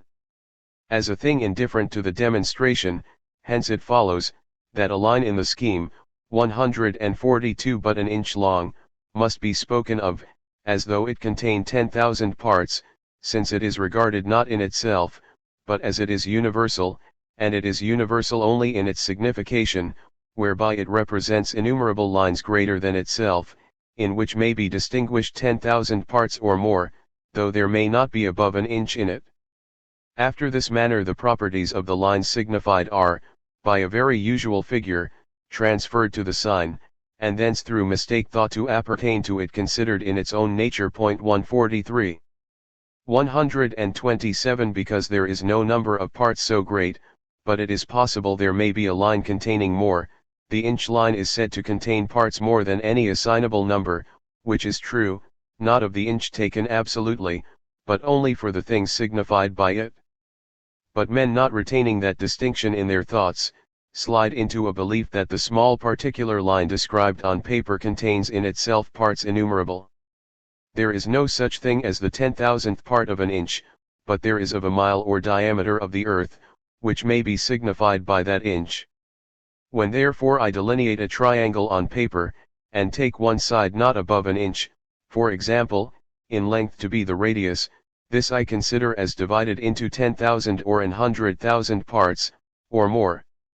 For though the 10,000th part of that line considered in itself, is nothing at all, and consequently may be neglected without any error or inconveniency, yet these described lines being only marks standing for greater quantities, whereof it may be the 10,000th part is very considerable, it follows, that to prevent notable errors in practice, the radius must be taken of 10,000 parts, or more. 144. 128 From what hath been said the reason is plain why, to the end any theorem may become universal in its use, it is necessary we speak of the lines described on paper, as though they contained parts which really they do not. In doing of which, if we examine the matter thoroughly, we shall perhaps discover that we cannot conceive an inch itself as consisting of, or being divisible into 1,000 parts, but only some other line which is far greater than an inch, and represented by it. And that when we say a line is infinitely divisible, we must mean a line which is infinitely great. What we have here observed seems to be the chief cause, why to suppose the infinite divisibility of finite extension hath been thought necessary in geometry. 129 The several absurdities and contradictions which flowed from this false principle might, one would think, have been esteemed so many demonstrations against it.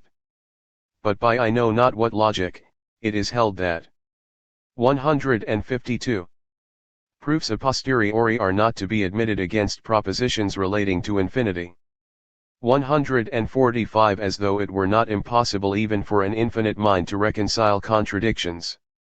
Or as if anything absurd and repugnant could have a necessary connection with truth, or flow from it. But whoever considers the weakness of this pretense, will think it was contrived on purpose to humor the laziness of the mind, which had rather acquiesce in an indolent scepticism, than be at the pains to go through with a severe examination of those principles it hath ever embraced for true. 130 Of late the speculations about infinites have run so high, and grown to such strange notions, as have occasioned no small scruples and disputes among the geometers of the present age. Some there are of great note, who not content with holding that finite lines may be divided into an infinite number of parts, do yet farther maintain, that each of those infinitesimals is itself subdivisible into an infinity of other parts, or infinitesimals of a second order, and so on ad infinitum. These, I say, assert there are infinitesimals of infinitesimals of infinitesimals, without ever coming to an end. So that according to them an inch doth not barely contain an infinite number of parts, but an infinity of an infinity of an infinity ad infinitum of parts. Others there be who hold all orders of infinitesimals below the first to be nothing at all, thinking it with good reason absurd, to imagine there is any positive quantity or part of extension, which though multiplied infinitely, can never equal the smallest given extension. And yet on the other hand it seems no less absurd, to think the square, cube, or other power of a positive real root 146 should itself be nothing at all, which they who hold infinitesimals of the first order, denying all of the subsequent orders, are obliged to maintain. 131 Have we not therefore reason to conclude, that they are both in the wrong, and that there is in effect no such thing as parts infinitely small, or an infinite number of parts contained in any finite quantity? But you will say, that if this doctrine obtains, it will follow the very foundations of geometry are destroyed, and those great men who have raised that science to so astonishing an height, have been all the while building a castle in the air. To this it may be replied, that whatever is useful in geometry and promotes the benefit of human life, doth still remain firm and unshaken on our principles. That science considered as practical, will rather receive advantage than any prejudice from what hath been said. But to set this in a due light, may be the subject of a distinct inquiry. For the rest, though it should follow that some of the more intricate and subtle parts of speculative mathematics may be paired off without any prejudice to truth, yet I do not see what damage will be thence derived to mankind. On the contrary. 153. It were highly to be wished, that men of great abilities and obstinate application would draw off their thoughts from those amusements, and employ them in the study of such things as lie nearer the concerns of life, or have a more direct influence on the manners. 132 If it be said that several theorems undoubtedly true, are discovered by methods in which infinitesimals are made use of, which could never have been, if their existence included a contradiction in it, I answer, that upon a thorough examination it will not be found, that in any instance it is necessary to make use of or conceive infinitesimal parts of finite lines, or even quantities less than the minimum sensibile. 147 Nay, it will be evident this is never done, it being impossible. N. 133 By what we have premised, it is plain that very numerous and important errors have taken their rise from those false principles, which were impugned in the foregoing parts of this treatise. And the opposites of those erroneous tenets at the same time appear to be most fruitful principles, from whence do flow innumerable consequences highly advantageous to true philosophy as well as to religion. Particularly, matter or the absolute existence of corporeal objects, hath been shown to be that wherein the most avowed and pernicious enemies of all knowledge, whether human or divine, have ever placed their chief strength and confidence. And surely, if by distinguishing the real existence of unthinking things from their being perceived, and allowing them a subsistence of their own out of the minds of spirits, no one thing is explained in nature, but on the contrary a great many inexplicable difficulties arise, if the supposition of matter is barely precarious, as not being grounded on so much as one single reason, if its consequences cannot endure the light of examination and free inquiry, but screen themselves under the dark and general pretence of infinites being incomprehensible. 148 If withal the removal of this matter be not attended with the least evil consequence, if it be not even missed in the world, but everything as well, nay much easier conceived without it, if lastly, both sceptics and atheists are forever silenced upon supposing only spirits and ideas, and this scheme of things is perfectly agreeable both to reason and religion, methinks we may expect it should be admitted and firmly embraced. Though it were proposed only as an. And the 1710 edition continues, and whatever mathematicians may think of flux ions or the differential calculus and the like, a little reflection will shew them, that in working by those methods, they do not conceive or imagine lines or surfaces less than what are perceivable to sense. They may, indeed, call those little and almost insensible quantities infinitesimals or infinitesimals of infinitesimals, if they please, but at bottom this is all, they being in truth finite, nor does the solution of problems require the supposing any other. But this will be more clearly made out hereafter. 154. Hypothesis, and the existence of matter had been allowed possible, which yet I think we have evidently demonstrated that it is not. 134. True it is, that in consequence of the foregoing principles, several disputes and speculations, which are esteemed no mean parts of learning, are rejected as useless. But how great a prejudice soever against our notions, this may give to those who have already been deeply engaged, and made large advances in studies of that nature, yet by others, we hope it will not be thought any just ground of dislike to the principles and tenets herein laid down, that they abridge the labor of study, and make human sciences more clear, compendious, and attainable, than they were before.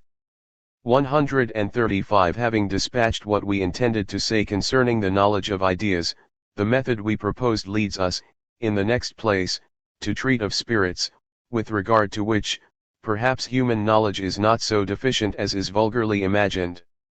The great reason that is assigned for our being thought ignorant of the nature of spirits, is, our not having an idea of it.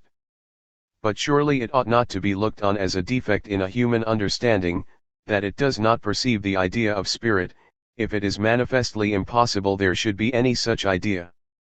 149. And this, if I mistake not, has been demonstrated in Sect 27, to which I shall here add that a spirit has been shown to be the only substance or support, wherein the unthinking beings or ideas can exist, but that this substance which supports or perceives ideas should itself be an idea or like an idea, is evidently absurd. 136. It will perhaps be said, that we want a sense, as some have imagined, proper to know substances withal, which if we had, we might know our own soul, as we do a triangle. To this I answer, that in case we had a new sense bestowed upon us, we could only receive thereby some new sensations or ideas of sense. But I believe nobody will say, that what he means by the term soul and substance, is only some particular sort of idea or sensation.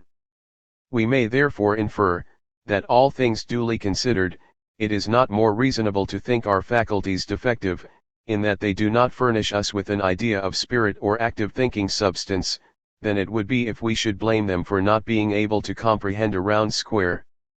137. From the opinion that spirits are to be known after the manner of an idea or sensation, have risen many absurd and heterodox tenets, and much scepticism about the nature of the soul. It is even probable, that this opinion may have produced a doubt in some, whether they had any soul at all distinct from their body, since upon inquiry they could not find they had an idea of it. That an idea which is inactive, and the existence whereof consists in being perceived, should be the image or likeness of an agent sub.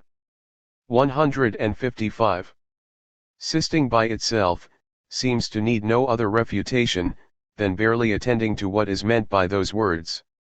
But perhaps you will say, that though an idea cannot resemble a spirit, in its thinking, acting, or subsisting by itself, yet it may in some other respects, and it is not necessary that an idea or image be in all respects like the original. 138. I answer, if it does not in those mentioned, it is impossible it should represent it in any other thing. Do but leave out the power of willing, thinking, and perceiving ideas, and there remains nothing else wherein the idea can be like a spirit. For by the word spirit we mean only that which thinks, wills, and perceives. This, and this alone, constitutes the signification of that term. If therefore it is impossible that any degree of those powers should be represented in an idea, it is evident there can be no ideo of a spirit. 150. 139. But it will be objected, that if there is no idea signified by the terms soul, spirit, and substance, they are wholly insignificant, or have no meaning in them.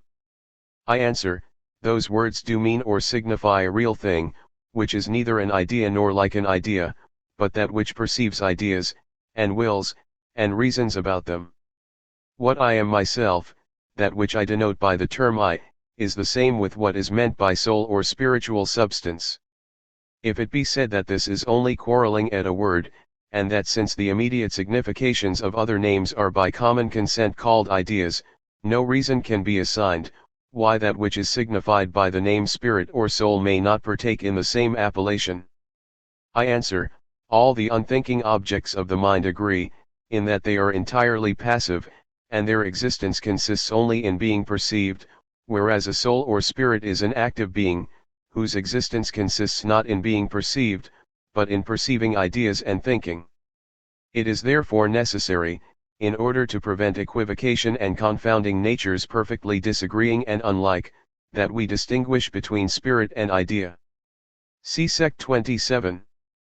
140. In a large sense indeed, we may be said to have an idea, or rather a notion of spirit, that is, we understand the meaning of the word, otherwise we could not affirm or deny anything of it. Moreover, as we conceive the ideas that are in the minds of other spirits by means of our own, which we suppose to be resemblances of them, so we know other spirits by means of our own soul, which in that sense is the image or idea of them, it having a like respect to other spirits, that blueness or heat by me perceived hath to those ideas perceived by another. 151. In this sentence, where the 1734 edition reads idea, the 1710 edition reads idea or notion. Or rather a notion added in 1734 edition. 156. 141. It must not be supposed, that they who assert the natural immortality of the soul are of opinion, that it is absolutely incapable of annihilation even by the infinite power of the Creator who first gave it being, but only that it is not liable to be broken or dissolved by the ordinary laws of nature or motion. They indeed, who hold the soul of man to be only a thin vital flame, or system of animal spirits, make it perishing and corruptible as the body, since there is nothing more easily dissipated than such a being, which it is naturally impossible should survive the ruin of the tabernacle, wherein it is enclosed. And this notion hath been greedily embraced and cherished by the worst part of mankind, as the most effectual antidote against all impressions of virtue and religion. But it hath been made evident, that bodies of what frame or texture soever, are barely passive ideas in the mind, which is more distant and heterogeneous from them, than light is from darkness.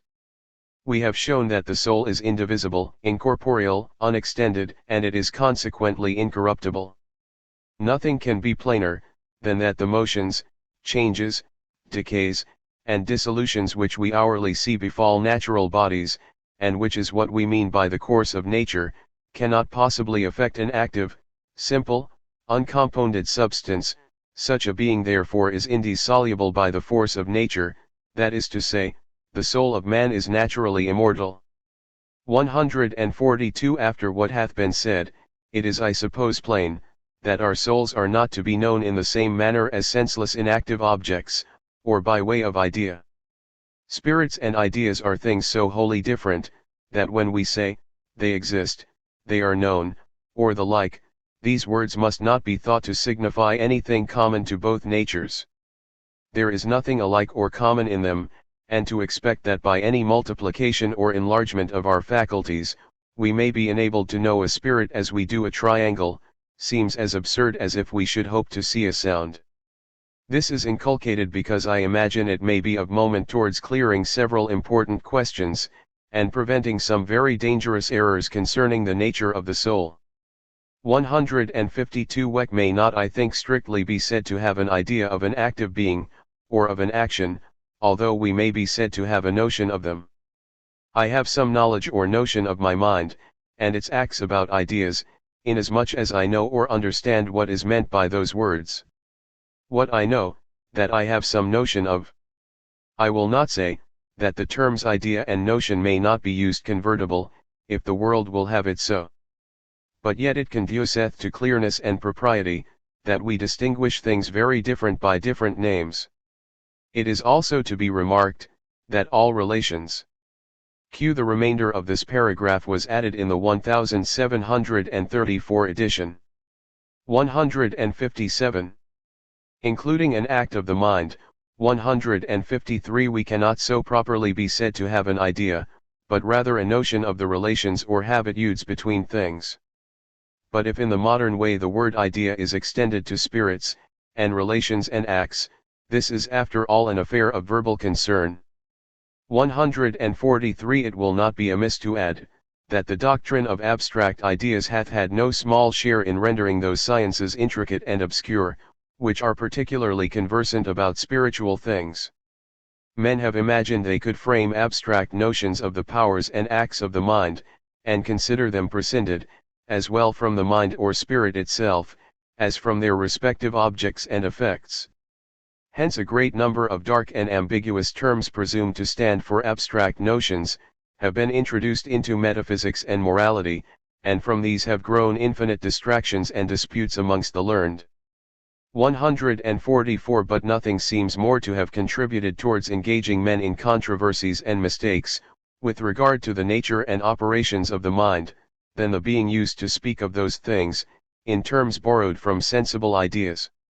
For example, the will is termed the motion of the soul. 154. This infuses a belief, that the mind of man is as a ball in motion, impelled and determined by the objects of sense, as necessarily as that is by the stroke of a racket. Hence arise endless scruples and errors of dangerous consequence in morality. All which I doubt not may be cleared, and truth appear plain, uniform, and consistent, could but philosophers be prevailed on to retire into themselves, and attentively consider their own meaning. R. 145. From what hath been said, it is plain that we cannot know the existence of other spirits, otherwise than by their operations, or the ideas by them excited in us. I perceive several motions, changes, and combinations of ideas, that inform me there are certain particular agents like myself, which accompany them, and concur in their production. Hence the knowledge I have of other spirits is not immediate, as is the knowledge of my ideas, but depending on the intervention of ideas, by me referred to agents or spirits distinct from myself, as effects or concomitant signs. 146. But though there be some things which convince us, human agents are concerned in producing them, yet it is evident to every one, that those things which are called the works of nature, that is, the far greater part of the ideas or sensations perceived by us, are not produced by, or are in the 1710 edition, this paragraph ends, be prevailed on to depart from some received prejudices and modes of speech, and retiring into themselves attentively consider their own meaning. But the difficulties arising on this head, demand a more particular disquisition, than suits with the design of this treatise. 158. Dependent on the wills of men. There is therefore some other spirit that causes them, since it is repugnant that they should subsist by themselves. See Sect 29. But if we attentively consider the constant regularity, order, and concatenation of natural things, the surprising magnificence, beauty, and perfection of the larger, and the exquisite contrivance of the smaller parts of the creation, together with the exact harmony and correspondence of the whole, but above all, the never enough admired laws of pain and pleasure, and the instincts or natural inclinations, appetites, and passions of animals, I say if we consider all these things, and at the same time attend to the meaning and import of the attributes, 1. Eternal, infinitely wise, good, and perfect, we shall clearly perceive that they belong to the aforesaid Spirit, who works all in all, and by whom all things consist. 155. 147. Hence it is evident, that God is known as certainly and immediately as any other mind or spirit whatsoever, distinct from ourselves. 156. We may even assert, that the existence of God is far more evidently perceived than the existence of men, because the effects of nature are infinitely more numerous and considerable, than those ascribed to human agents. There is not any one mark that denotes a man, or effect produced by him, which doth not more strongly evince the being of that Spirit who is the author of nature. For it is evident that in affecting other persons, the will of man hath no other object, than barely the motion of the limbs of his body. 157. But that such a motion should be attended by, or excite any idea in the mind of another, depends wholly on the will of the Creator. He alone it is who, upholding all things by the word of his power. 158. Maintains that intercourse between spirits, whereby they are able to perceive the existence of each other. And yet this pure and clear light which enlightens every one, is itself invisible. 148 It seems to be a general pretense of the unthinking herd, that they cannot see God. Could we but see him, say they, as we see a man, we should believe that he is, and believing obey his commands. But alas, we need only open our eyes to see the sovereign Lord of all things with a more full and clear view, than we do any one of our fellow creatures. Not that I imagine we see God, as some will have it, by a direct and immediate view, or see corporeal things, not by themselves, but by seeing that which represents them in the essence of God, which doctrine is, I must confess, to me incomprehensible. 159 But I shall explain my meaning. A human spirit or person is not perceived by sense, as not being an idea. When therefore we see the color, size, figure, and motions of a man, we perceive only certain sensations or ideas excited in our own minds, and these being exhibited to our view in sundry distinct collections, serve to mark out unto us the excess. 159. Of finite and created spirits like ourselves. Hence it is plain, we do not see a man, if by man is meant that which lives, moves, perceives, and thinks as we do, but only such a certain collection of ideas, as directs us to think there is a distinct principle of thought and motion like to ourselves, accompanying and represented by it. And after the same manner we see God. All the difference is, that whereas some one finite and narrow assemblage of ideas denotes a particular human mind, whithersoever we direct our view, we do at all times and in all places perceive manifest tokens of the divinity. Everything we see, hear, feel, or anywise perceive by sense, being a sign or effect of the power of God, as is our perception of those very motions, which are produced by men. 149 It is therefore plain that nothing can be more evident to any one that is capable of the least reflection, than the existence of God, or a spirit who is intimately present to our minds, producing in them all that variety of ideas or sensations, which continually affect us, on whom we have an absolute and entire dependence, in short, in whom we live, and move, and have our being. 160 That the discovery of this great truth which lies so near and obvious to the mind, should be attained to by the reason of so very few, is a sad instance of the stupidity and inattention of men, who, though they are surrounded with such clear manifestations of the deity, are yet so little affected by them, that they seem as it were blinded with excess of light. 150 But you will say, hath nature no share in the production of natural things, and must they be all ascribed to the immediate and sole operation of God? I answer, if by nature is meant only the visible series of effects, or sensations imprinted on our minds according to certain fixed and general laws, then it is plain, that nature taken in this sense cannot produce anything at all. But if by nature is meant some being distinct from God, as well as from the laws of nature, and things perceived by sense, I must confess that word is to me an empty sound, without any intelligible meaning annexed to it. Nature in this acceptation is a vain chimera introduced by those heathens, who had not just notions of the omnipresence and infinite perfection of God.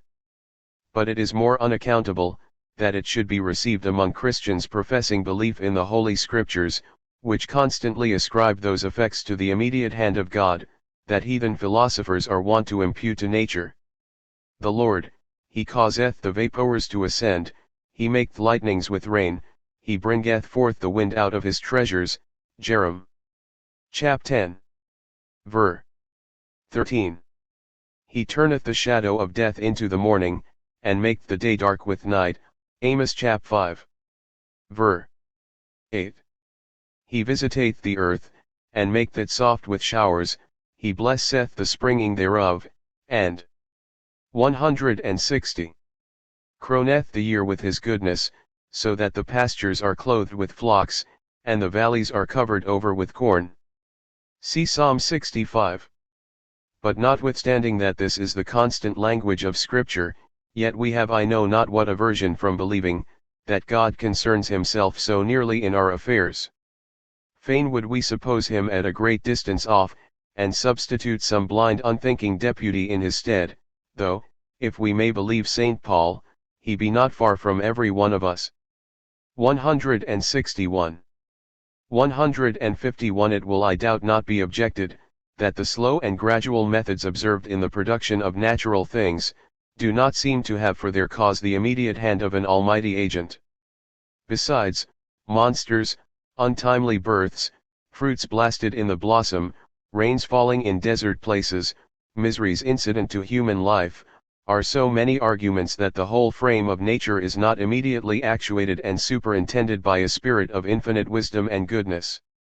But the answer to this objection is in a good measure plain from Sect 62, it being visible, that the aforesaid methods of nature are absolutely necessary, in order to working by the most simple and general rules, and after a steady and consistent manner, which argues both the wisdom and goodness of God. Such is the artificial contrivance of this mighty machine of nature, that whilst its motions and various phenomena strike on our senses, the hand which actuates the whole is itself unperceivable to men of flesh and blood. Verily, saith the prophet, Thou art a God that hidest thyself, Isaiah chap 45. Ver. 15. But though God conceal himself from the eyes of the sensual and lazy, who will not be at the least expense of thought, yet to an unbiased and attentive mind, nothing can be more plainly legible 162 than the intimate presence of an all-wise Spirit, who fashions, regulates, and sustains the whole system of being. It is clear from what we have elsewhere observed, that the operating according to general and stated laws, is so necessary for our guidance in the affairs of life, and letting us into the secret of nature, that without it, all reach and compass of thought, all human sagacity and design could serve to no manner of purpose, it were even impossible there should be any such faculties or powers in the mind. See Sect 31. Which one consideration abundantly outbalances whatever particular inconveniences may thence arise. 152. We should further consider, that the very blemishes and defects of nature are not without their use, in that they make an agreeable sort of variety, and augment the beauty of the rest of the creation, as shades in a picture serve to set off the brighter and more enlightened parts. We would likewise do well to examine, whether our taxing the waste of seeds and embryos, and accidental destruction of plants and animals, before they 161. Come to full maturity, as an imprudence in the author of nature, be not the effect of prejudice contracted by our familiarity with impotent and saving mortals. In man indeed a thrifty management of those things, which he cannot procure without much pains and industry, may be esteemed wisdom. But we must not imagine, that the inexplicably fine machine 163 of an animal or vegetable, costs the great Creator any more pains or trouble in its production than a pebble doth, nothing being more evident, than that an omnipotent Spirit can indifferently produce everything by a mere fiat or act of his will. Hence it is plain, that the splendid profusion of natural things should not be interpreted, weakness or prodigality in the agent who produces them, but rather be looked on as an argument of the riches of his power. 153. As for the mixture of pain or uneasiness which is in the world, pursuant to the general laws of nature, and the actions of finite imperfect spirits, this, in the state we are in at present, is indispensably necessary to our well-being. But our prospects are too narrow. We take, for instance, the idea of some one particular pain into our thoughts, and account it evil, whereas if we enlarge our view, so as to comprehend the various ends, connections, and dependencies of things, on what occasions and in what proportions we are affected with pain and pleasure, the nature of human freedom, and the design with which we are put into the world, we shall be forced to acknowledge that those particular things, which considered in themselves appear to be evil, have the nature of good, when considered as linked with the whole system of beings. 164. 154. From what hath been said it will be manifest to any considering person, that it is merely for want of attention and comprehensiveness of mind, that there are any favorers of atheism or the Manichaean heresy to be found. 165. Little and unreflecting souls may indeed burlesque the works of Providence, the beauty and order whereof they have not capacity, or will not be at the pains to comprehend. But those who are masters of any justness and extent of thought, and are withal used to reflect, can never sufficiently admire the divine traces of wisdom and goodness that shine throughout the economy of nature. But what truth is there which shineth so strongly on the mind, that by an aversion of thought, a wilful shutting of the eyes, we may not escape seeing it? Is it therefore to be wondered at, if the generality of men, who are ever intent on business or pleasure, and little used to fix or open the eye of their mind, should not have all that conviction and evidence of the being of God, which might be expected in reasonable creatures? 155. We should rather wonder, that men can be found so stupid as to 162. Neglect, than that neglecting they should be unconvinced of such an evident and momentous truth. And yet it is to be feared that too many of parts and leisure, who live in Christian countries, are merely through a supine and dreadful negligence sunk into a sort of atheism. Since it is downright impossible, that a soul pierced and enlightened with a thorough sense of the omnipresence, holiness, and justice of that Almighty Spirit, should persist in a remorseless violation of His laws. We ought therefore earnestly to meditate and dwell on those important points, that so we may attain conviction without all scruple, that the eyes of the Lord are in every place beholding the evil and the good. 166. That He is with us and keepeth us in all places whither we go, and giveth us bread to eat, and raiment to put on, that He is present and conscious to our innermost thoughts, and that we have a most absolute and immediate dependence on Him. A clear view of which great truths cannot choose but fill our hearts with an awful circumspection and holy fear, which is the strongest incentive to virtue, and the best guard against vice. 156. For after all, what deserves the first place in our studies, is the consideration of God, and our duty, which to promote, as it was the main drift and design of my labors, so shall I esteem them altogether useless and ineffectual, if by what I have said I cannot inspire my readers with a pious sense of the presence of God, and having shown the falseness or vanity of those barren speculations, which make the chief employment of learned men, the better dispose them to reverence and embrace the salutary truths of the gospel, which to know and to practice is the highest perfection of human nature. 163. The Berkeley-Johnson Correspondence. 165. Johnson to Berkeley. Stratford, September 10, 1729. Rev. Sir. 271. The kind invitation you gave me to lay before you any difficulties that should occur to me in reading those excellent books which you was pleased to order into my hands, is all the apology I shall offer for the trouble I now presume to give you. But nothing could encourage me to expose to your view my low and mean way of thinking and writing, but my hopes of an interest in that candor and tenderness which are so conspicuous both in your writings and conversation. These books, for which I stand humbly obliged to you, contain speculations the most surprisingly ingenious I have ever met with, and I must confess that the reading of them has almost convinced me that matter as it has been commonly defined for an unknown quiddity is but a mere non-entity. That it is a strong presumption against the existence of it, that there never could be conceived any manner of connection between it and our ideas. That the esse of things is only their percipi, and that the rescuing us from the absurdities of abstract ideas and the gross notion of matter that have so much obtained, deserves well of the learned world, in that it clears away very many difficulties and perplexities in the sciences. And I am of opinion that this way of thinking can't fail of prevailing in the world, because it is likely to prevail very much among us in these parts, several ingenious men having entirely come into it. But there are many others on the other hand that cannot be reconciled to it, though of these there are some who have a very good opinion of it and plainly see many happy consequences attending it, on account of which they are well inclined to embrace it, but think they find some difficulties in their way which they can't get over, and some objections not sufficiently answered to their satisfaction. And since you have condescended to give me leave to do so, I will make bold to lay before you sundry things, which yet remain in the dark either to myself or to others, and which I can't account for either to my own, or at least to their satisfaction. 272.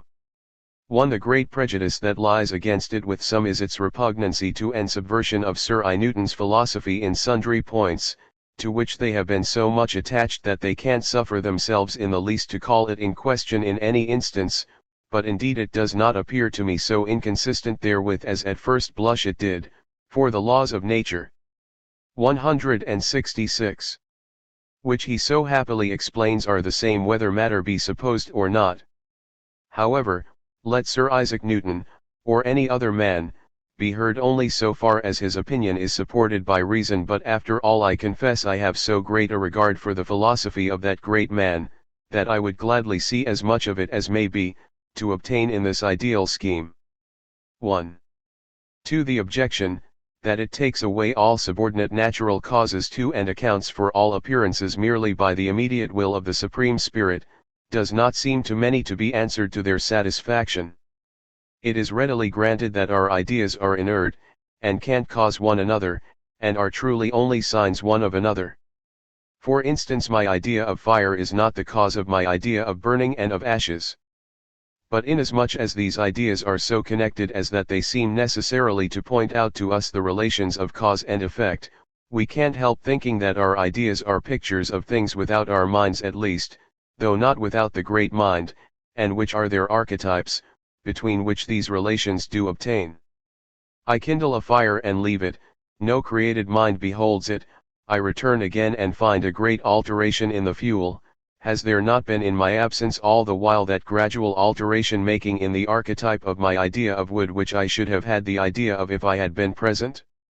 And is there not some archetype of my idea of the fire, which under the agency of the divine will has gradually caused this alteration? 3. And so in all other instances, our ideas are so connected, that they seem necessarily to refer our minds to some originals which are properly, though subordinate, causes and effects one of another, insomuch that unless they be so, we can't help thinking ourselves under a perpetual delusion. 4. 273. 3. That all the phenomena of nature, must ultimately be referred to the will of the infinite Spirit, is what must be allowed, but to suppose his immediate energy in the production of every effect, does not seem to impress so lively and great a sense of his power and wisdom upon our minds, as to suppose a subordination of causes and effects among the archetypes of our ideas, as he that should make a watch or clock of ever so beautiful an appearance and that should measure the time ever so exactly. Yet if he should be obliged to stand by it and influence and direct all its motions, he would seem but very deficient in both his ability and skill in comparison with him who should be able to make one that would regularly keep on its motion and measure the time for a considerable while without the intervention of any immediate force of its author or any one else impressed upon it. 5. 4. And as this tenet seems thus to abate our sense of the wisdom and power of God, so there are some that cannot be persuaded that it is suffi. 167. Sciently cleared from bearing hard on his holiness, those who suppose that the corrupt affections of our souls and evil practices consequent to them, are occasioned by certain irregular mechanical motions of our bodies, and that these motions come to have an habitual irregular bias and tendency by means of our own voluntary indulgence to them, which we might have governed to better purpose, do in this way of thinking, sufficiently bring the guilt of those ill habits and actions upon ourselves. But if in an habitual sinner every object and motion be but an idea, and every wicked appetite the effect of such a set of ideas, and these ideas, the immediate effect of the Almighty upon his mind, it seems to follow, that the immediate cause of such ideas must be the cause of those immoral appetites and actions, because he is borne down before them seemingly, even in spite of himself. At first indeed they were only occasions, which might be withstood, and so, proper means of trial, but now they become causes of his immoralities. 6. When therefore a person is under the power of a vicious habit, and it can't but be foreseen that the suggestion of such and such ideas will unavoidably produce those immoralities, how can it consist with the holiness of God to suggest them? 7. 274. 5. It is, after all that has been said on that head, still something shocking to many to think that there should be nothing but a mere show in all the art and contrivance appearing in the structure, for instance, of a human body, particularly of the organs of sense. The curious structure of the eye, what can it be more than merely a fine show, if there be no connection more than you admit of, between that and vision? It seems from the make of it to be designed for an instrument or means of conveying the images of external things to the perceptive faculty within, and if it be not so, if it be really of no use in conveying visible objects to our minds, and if our visible ideas are immediately created in them by the will of the Almighty, why should it be made to seem to be an instrument or medium as much as if indeed it really were so? 8. It is evident, from the conveying of images into a dark room through a lens, that the eye is a lens, and that the images of things are painted on the bottom of it. But to what purpose is all this, if there be no connection between this fine apparatus and the act of vision? Can it be thought a sufficient argument that there is no connection between them because we can't discover it, or conceive how it should be? 6. There are some who say, that if our sensations don't depend on any bodily organs, they don't see how death can be supposed to make any alteration in the manner of our perception, or indeed how there should be, properly speaking, any separate state of the soul at all.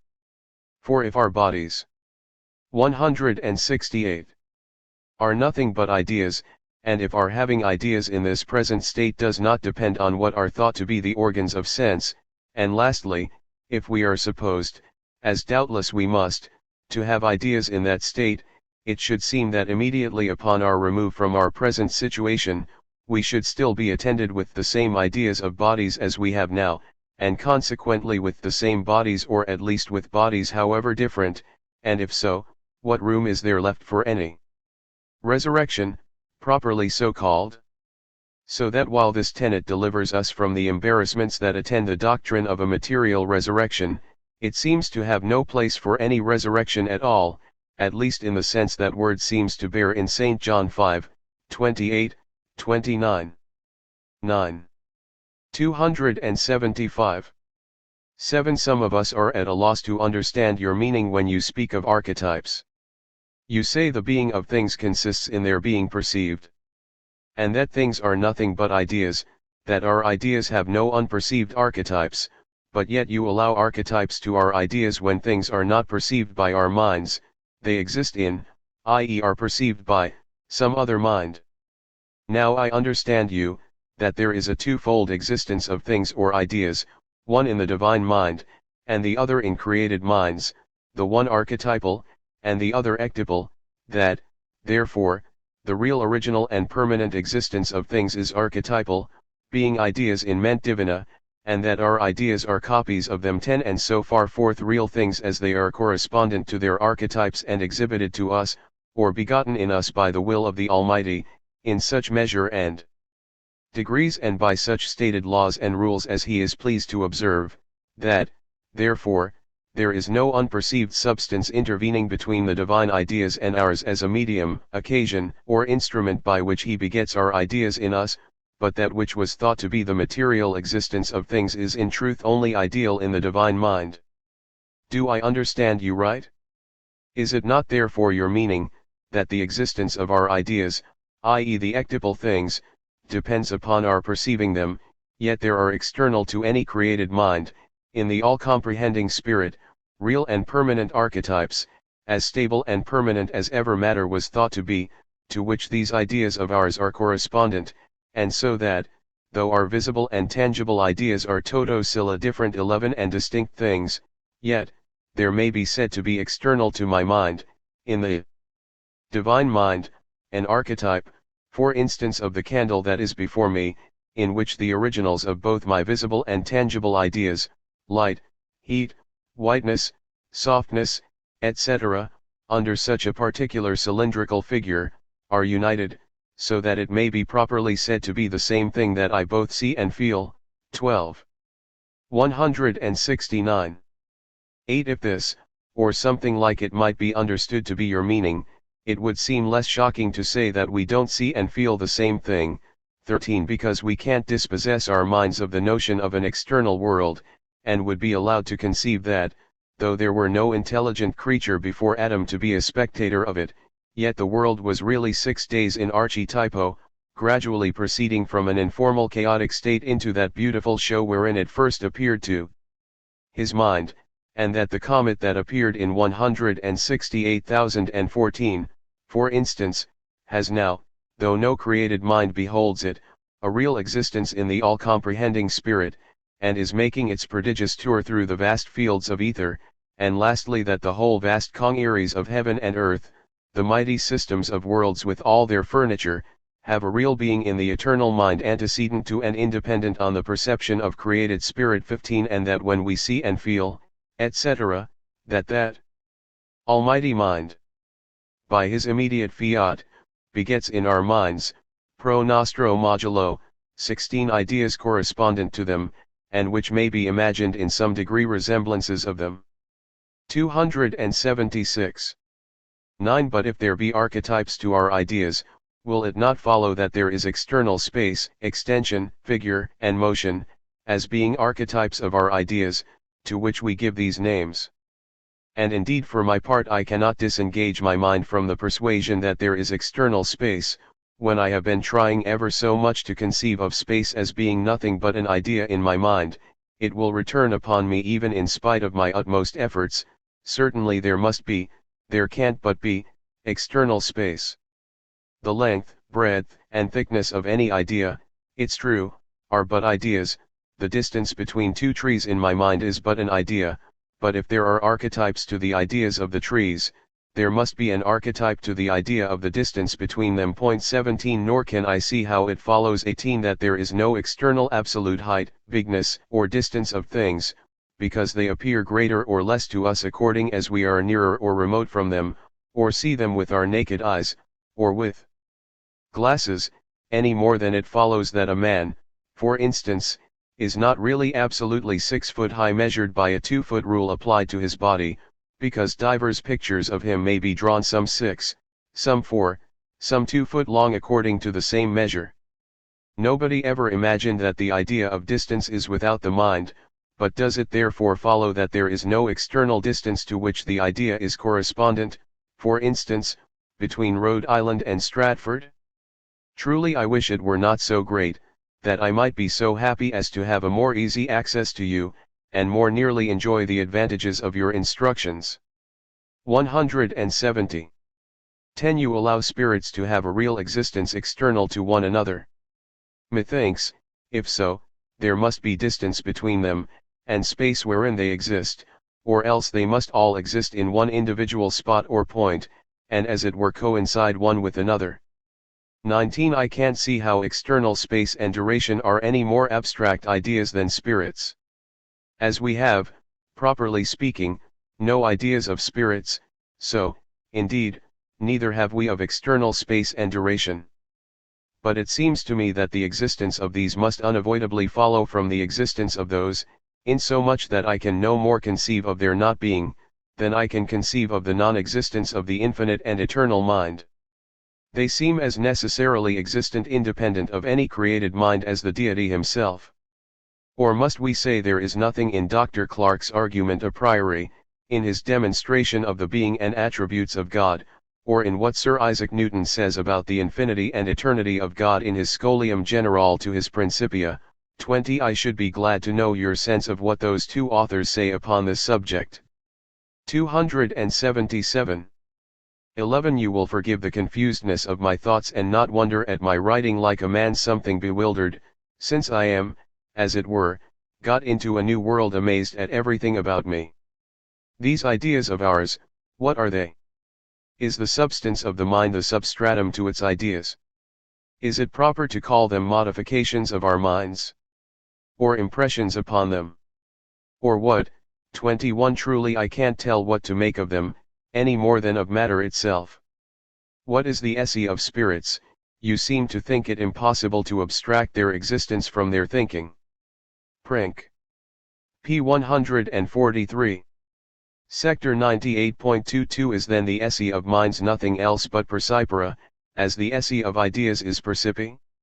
Certainly, methinks there must be an unknown somewhat that thinks and acts, as difficult to be conceived of as matter, and the creation of which, as much beyond us as the creation of matter. Can actions be the esse of anything? Can they exist or be exerted without some being who is the agent? And may not that being be easily imagined to exist without acting, e.g. without thinking? And consequently, for you are there speaking of duration, may he not be said durari, etsi non cogitet 23 to persist in being, though thinking were intermit for a while? And is not this sometimes fact? The duration of the eternal mind, must certainly imply something besides an eternal succession of ideas. May I not then conceive that, though I get my idea of duration by observing the succession of ideas in my mind, yet there is a perseverare in existendo 24 a duration of my being, and of the being of other spirits distinct from, and independent of, this succession of ideas? But, sir, I doubt I have more than tired your patience with so many, and I fear you will think them impertinent, questions, for though they are diffy. 171. 278. Culties with me, or at least with some in my neighborhood, for whose sake, in part, I write, yet I don't imagine they can appear such to you, who have so perfectly digested your thoughts upon this subject. And perhaps they may vanish before me upon a more mature consideration of it. However, I should be very thankful for your assistance, if it were not a pity you should waste your time, which would be employed to much better purposes, in writing to a person so obscure and so unworthy of such a favor as I am. But I shall live with some impatience till I see the second part of your design accomplished, wherein I hope to see these, if they can be thought such, or any other objections, that may have occurred to you since your writing the first part, obviated, and the usefulness of this doctrine more particularly displayed in the further application of it to the arts and sciences. May we not hope to see logic, mathematics, and natural philosophy, pneumatology, theology and morality, all in their order, appearing with a new luster under the advantages they may receive from it? You have at least given us to hope for a geometry cleared of many perplexities that render that sort of study troublesome, which I shall be very glad of, who have found that science more irksome to me than any other, though, indeed, I am but very little versed in any of them. But I will not trespass any further upon your patience. My very humble service to Mr. James and Mr. Dalton, 25, and I am with the greatest veneration. Rev. Sir, your most obliged and most obedient humble servant, Samuel Johnson. 172. Berkeley to Johnson. November 25, 1729. 279. Reverend Sir, the ingenious letter you favored me with found me very much indisposed with a gathering or imposthummation in my head, which confined me several weeks, and is now, I thank God, relieved. The objections of a candid thinking man to what I have written will always be welcome, and I shall not fail to give all the satisfaction I am able, not without hopes of convincing or being convinced. It is a common fault for men to hate opposition, and be too much wedded to their own opinions. I am so sensible of this in others that I could not pardon it to myself if I considered mine any further than they seem to me to be true, which I shall the better be able to judge of when they have passed the scrutiny of persons so well qualified to examine them as you and your friends appear to be, to whom my illness must be an apology for not sending this answer sooner. 280. 1. The true use and end of natural philosophy is to explain the phenomena of nature, which is done by discovering the laws of nature, and reducing particular appearances to them. This is Sir Isaac Newton's method, and such method or design is not in the least inconsistent with the principles I lay down. This mechanical philosophy doth not assign or suppose any one natural efficient cause in the strict and proper sense, nor is it, as to its use, concerned about matter, nor is matter connected therewith, nor doth it infer the being of matter. It must be owned, indeed, that the mechanical philosophers do suppose, though unnecessarily, the being of matter. 26. They do even pretend to demonstrate that matter is proportional to gravity, which, if they could, this indeed would furnish an unanswerable objection. But let us examine their demonstration. It is laid down in the first place, that the momentum of any body is the product of its quantity by its velocity, moles in celeritatem ducta. 27. If, therefore, the velocity is given, the momentum will be as its quantity. But it is observed that bodies of all kinds descend in vacuo with the same velocity, therefore the momentum of descending bodies is as the quantity or moles, i.e. gravity is as matter. But this argument concludes nothing, and is a mere circle. For, I ask, when it is premised that the momentum is equal to the moles in celeritatem ducta, how the moles or quantity of matter is estimated? If you say, by extent, the proposition is not true. If by weight, then you suppose that the quantity of matter is proportional to matter, i.e. the conclusion is 173. Taken for granted in one of the premises. As for absolute space and motion, which are also supposed without any necessity or use, I refer you to what I have already published, 28 particularly in a Latin treatise, De Motu, which I shall take care to send to you. Two causes taken in different senses. A proper active efficient cause I can conceive none but spirit, nor any action, strictly speaking, but where there is will. But this doth not hinder the allowing occasional causes, which are in truth but signs, and more is not requisite in the best physics, i.e. the mechanical philosophy.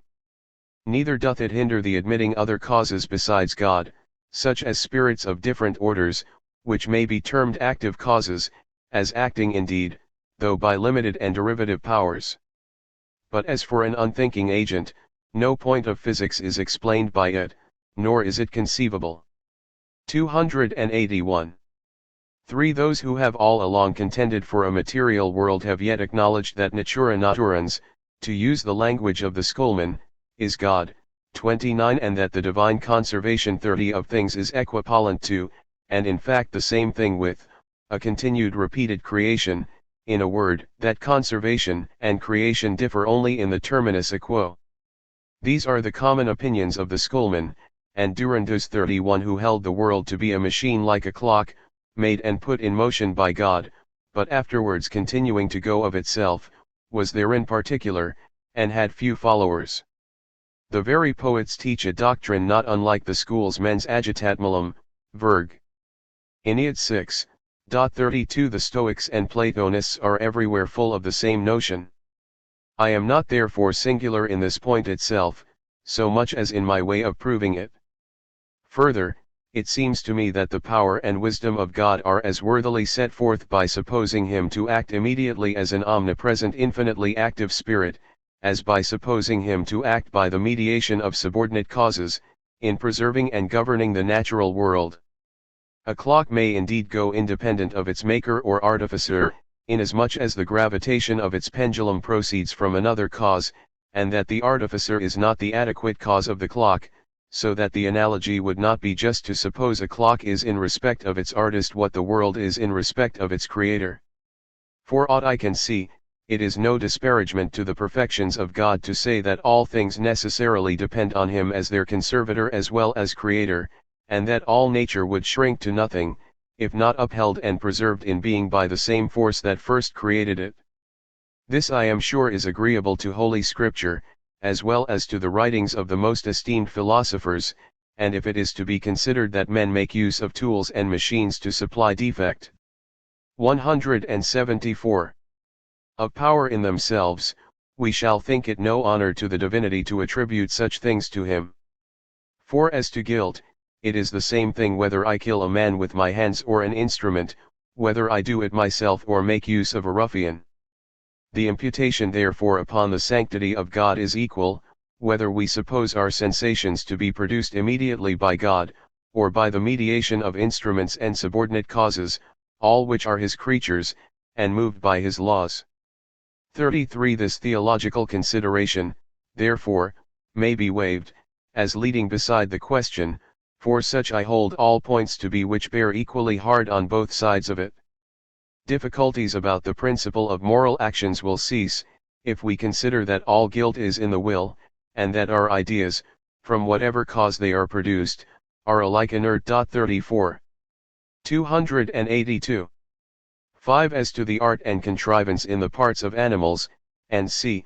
I have considered that matter in the principles of human knowledge 35 and, if I mistake not, sufficiently shown the wisdom and use thereof, considered as signs and means of information. I do not indeed wonder that on first reading what I have written, men are not thoroughly convinced. On the contrary, I should very much wonder if prejudices, which have been many years taking root, should be extirpated in a few hours' reading. I had no inclination to trouble the world with large volumes. What I have done was rather with a view of giving hints to thinking men, who have leisure and curiosity to go to the bottom of things, and pursue them in their own minds. 2 or 3 times reading these small tracts, and making what is read the occasion of thinking, would, I believe, render the whole familiar and easy to the mind, and take off that shocking appearance which hath often been observed to attend speculative truths. 6. I see no difficulty in conceiving a change of state, such as is vulgarly called death, as well without as with material substance. It is sufficient for that purpose that we allow sensible bodies, i.e. such as are immediately perceived by sight and touch, the existence of which I am so far from questioning, as philosophers are used to do, that I establish it, I think, upon evident principles. Now, it seems very easy to conceive the soul to exist in a separate state, i.e. divested from those limits and laws of motion and perception with which she is embarrassed here, and to exercise herself on new ideas, without the intervention of these tangible things we call bodies. It is even very possible to apprehend how the soul may have ideas of color without an eye, or of sounds without an ear. And now, sir, I submit these hints, which I have hastily thrown together as soon as my illness gave me leave, to your own maturer thoughts, which after all you will find the best instructors. What you have seen of mine was 175. Published when I was very young, and without doubt hath many defects. For though the notions should be true, as I verily think they are, yet it is difficult to express them clearly and consistently, language being framed to common use and received prejudices. I do not therefore pretend that my books can teach truth. All I hope for is, that they may be an occasion to inquisitive men of discovering truth, by consulting their own minds, and looking into their own thoughts.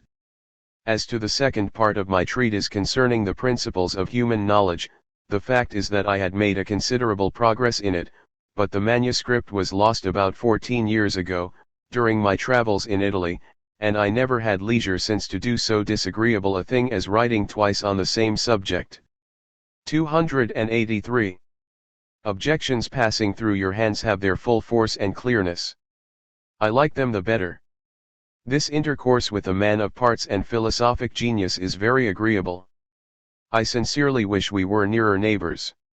In the meantime, whenever either you or your friends favor me with their thoughts, you may be sure of a punctual correspondence on my part. Before I have done I will venture to recommend these points. 1. To consider well the answers I have already given in my books to several objections. 2. To consider whether any new objection that shall occur doth not suppose the doctrine of abstract general ideas. 3. Whether the difficulties proposed in objection to my scheme can be solved by the contrary, for if they cannot, it is plain they can be no objections to mine. I know not whether you have got my treatise concerning the principles of human knowledge. I intend to send it to you with my tract de motu. My humble service to your friends, to whom I understand I am indebted for some part of your letter. I am your faithful humble servant, George Berkeley. 176. Johnson to Berkeley. 284. Rev. Sir. Yours of November 25th, I received not till January 17th, and this being the first convenient opportunity one now return you my humblest thanks for it. I am very sorry to understand that you have labored under the illness you mention, but am exceeding glad and thankful for your recovery. I pray God preserve your life and health, that you may have opportunity to perfect these great and good designs for the advancement of learning and religion wherewith your mind labors. I am very much obliged to you for the favorable opinion you are pleased to express at what I made bold to write to you, and that you have so kindly vouchsafed so large and particular an answer to it. But you have done me too great an honor in putting any value on my judgment, for it is impossible my thoughts on this subject should be of any consequence, who have been bred up under the greatest disadvantages, and have had so little ability and opportunity to be instructed in things of this nature. And therefore I should be very vain to pretend anything else but to be a learner, 'Tis merely with this view that I give you this trouble. I am sensible that the greatest part of what I wrote was owing to not sufficiently attending to those three important considerations you suggest at the end of your letter, and I hope a little more time and a more careful attention to an application of them, will clear up what difficulties yet lie in the way of our entirely coming into your sentiments. Indeed, I had not had opportunity sufficiently to digest your books, for no sooner had I just read them over, but they were greedily demanded by my friends, who live much scattered up and down, and who expected I would bring them home with me, because I had told them before that if the books were to be had in Boston, I intended to purchase a set of them, and indeed they have not yet quite finished their tour. The theory of vision is still at New York and the dialogues just gone to Long Island. But I am the better content to want them because I know they are doing good. 285. For my part I am content to give up the cause of matter, glad to get rid of the absurdities thereon depending if it be defensible. I am sure, at least, it is not in my power to defend it. And being spoiled of that sandy foundation, I only want now to be thoroughly taught how and where to set down my foot again and make out a clear and consistent scheme without it. And 177. Of all the particulars I troubled you with before, there remain only these that I have any difficulty about, viz., archetypes, space and duration, and the esse of spirits. And indeed these were the chief of my difficulties before. 36. Most of the rest were such objections American Samoa I found by conversation among my acquaintance, did not appear to them sufficiently answered. But I believe upon a more mature consideration of the matter, and especially of this kind reply, they will see reason to be better satisfied. They that have seen it, especially my friend Mr. Wetmore, join with me in thankfully acknowledging your kindness, and return their very humble service to you. 1. As to those difficulties that yet remain with me, I believe all my hesitation about the first of them, and very likely the rest, is owing to my dullness and want of attention so as not rightly to apprehend your meaning. I believe I expressed myself uncouthly about archetypes in my 7th and 8th articles, but upon looking back upon your dialogues, and comparing again 3 or 4 passages, I can't think I meant anything different from what you intended. You allow, Dial. p. 74, that things have an existence distinct from being perceived by us, i.e., any created spirits, and that they exist in, i.e. are perceived by, the infinite and omnipresent mind who contains and supports this sensible world as being perceived by him. And p. 109, that things have an existence exterior to our minds, and that during the intervals of their being perceived by us, they exist in another, i.e. the infinite, mind, from whence you justly and excellently infer the certainty of his existence, who knows and comprehends all things and exhibits them to our view in such manner and according to such rules as he himself has ordained. And p. 113, that, e.g. a tree, when we don't perceive it, exists without our minds in the infinite mind of God. And this exterior existence of things, if I understand you right, is what you call the archetypal state of things, p. 150.37. 286.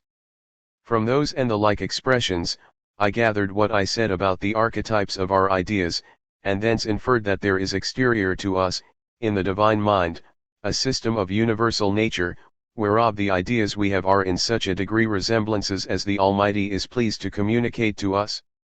And I cannot yet see but my inference was just, because according to you, the ideas we see are not in the divine mind, but in our own. 38 When, therefore, you say sensible things exist in, as being perceived by, the infinite mind, I humbly conceive you must be understood that the originals or archetypes of our sensible things or ideas exist independent of us in the infinite mind, or that sensible things exist in archetypo in the divine mind. 178. The divine idea, therefore, of a tree I suppose, or a tree in the divine mind, must be the original or archetype of ours, and ours a copy or image of his, our ideas images of his, in the same sense as our souls are images of him, of which there may be several, in several created minds, like so many several pictures of the same original to which they are all to be referred. When therefore, Several people are said to see the same tree or star, etc., whether at the same or at so many several distances from it. It is, if I understand you, unum et idem in archetype, though multiplex et diversum in ectypo. 39 For it is as evident that your idea is not mine nor mine yours when we say we both look on the same tree, as that you are not I, nor I you. But in having each our idea, we being dependent upon and impressed upon by the same almighty mind, wherein you say this tree exists, while we shut our eyes, and doubtless you mean the same also, while they are open, our several trees must, I think, be so many pictures, if I may so call them, of the one original, the tree in the infinite mind, and so of all other things. Thus I understand ye not indeed that our ideas are in any measure adequate resemblances of the system in the divine mind, but however that they are just and true resemblances or copies of it, so far as he is pleased to communicate his mind to us. 40. 2. As to space and duration, I do not pretend to have any other notion of their exterior existence than what is necessarily implied in the notion we have of God. 41. I do not suppose they are anything distinct from, or exterior to, the infinite and eternal mind, for I conclude with you that there is nothing exterior to my mind but God and other spirits with the attributes or properties belonging to them and ideas contained in them. 287. External space and duration therefore I take to be those properties or attributes in God, to which our ideas, which we signify by those names, are correspondent, and of which they are the faint shadows. This I take to be Sir Isaac Newton's meaning when he says, Shoal. General. Deus durat semper et atus ubique et existendo semper et ubique, durationem et spatium, eternitatem et infinitatem constituit. 42 And in his optics calls space as it were God's boundless sensorium. 43 Nor can I think you have a different notion of these attributes from that great philosopher, though you may differ in your ways of expressing or explaining yourselves. However it be, when you call the deity infinite and eternal, and in that most beautiful and charming description, dial.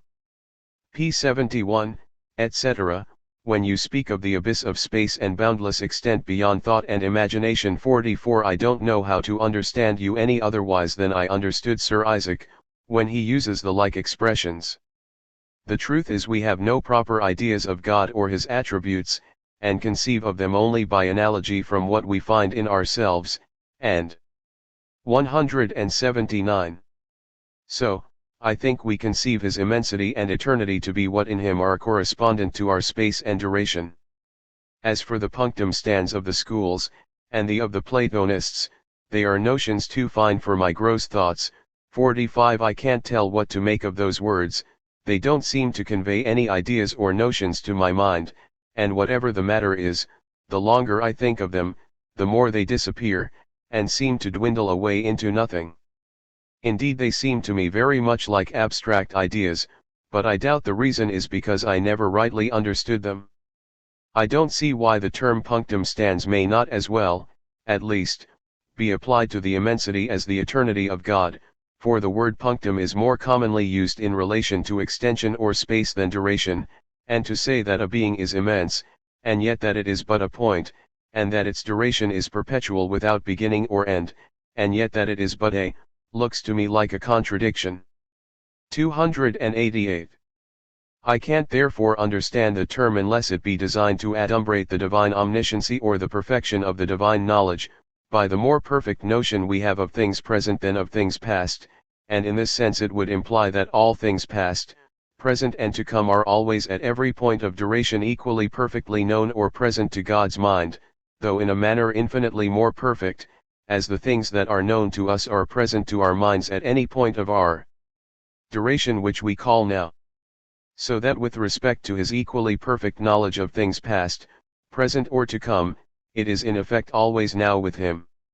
To this purpose it seems well applied and intelligible enough, but his duration I take to be a different thing from this, as that point of our duration which we call now, is a different thing from our actual knowledge of things, as distinguished from our remembrance.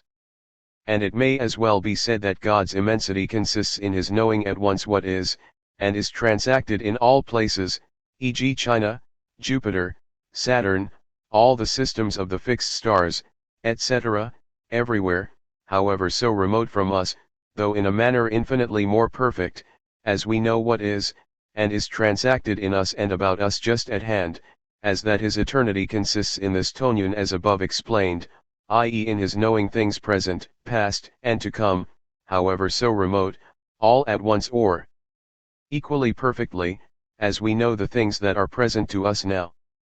In short, our ideas expressed by the terms immensity and eternity are only space and duration considered as boundless or with the negation of any limits, and I can't help thinking there is something analogous to them without us, being in and belonging to, or attributes of, that glorious mind, whom for that reason we call immense and eternal, in whom we and all 180 other spirits, live, move and have our being, not all in a point, but in so many different points, places or olicubus, and variously situated with respect one to another, or else as I said before, it seems as if we should all coincide one with another. I conclude, if I am wrong in my notion of external space, and duration, it is owing to the revet prejudices of abstract ideas, but really when I have thought it over and over again in my feeble way of thinking, I can't see any connection between them, as I understand them, and that doctrine. 46. They don't seem to be any more abstract ideas than spirits, for, as I said, I take them to be attributes of the necessarily existing spirit, and consequently the same reasons that convince me of his existence, bring with them the existence of these attributes. So that of the ways of coming to the knowledge of things that you mention, it is that of inference or deduction by which I seem to know that there is external infinite space and duration, because there is without me a mind infinite and eternal. 289. 3. As to the esse of spirits, I know Descartes held the soul always thinks, but I thought Mr. Locke had sufficiently confused this notion, which he seems to have entertained only to serve an hypothesis. The schoolmen, it is true, call the soul actus and God actus purus, 47, but I confess I never could well understand their meaning, perhaps because I never had opportunity to be much versed in their writings. I should have thought the schoolmen to be of all sorts of writers the most unlikely to have had recourse to for the understanding of your sentiments, because they of all others, deal the most in abstract ideas, though to place the very being of spirits in the mere act of thinking, seems to me very much like making abstract ideas of them. There is certainly something passive in our souls, we are purely passive in the reception of our ideas, and reasoning and willing are actions of something that reasons and wills, and therefore must be only modalities of that something.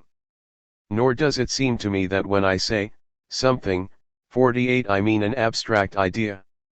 It is true I have no idea of it, but I feel it, I feel that it is, because I feel or am conscious of the exertions of it, but the exertions of it are not the thing but the modalities of it, distinguished from it as actions from an agent, which seem to me distinguishable without having recourse to abstract ideas.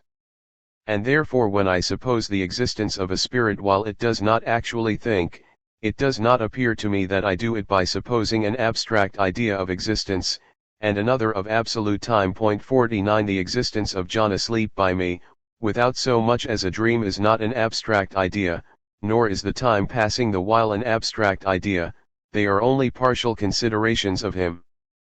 Perseverare in existendo 50 in general, without reflecting on any par. 181.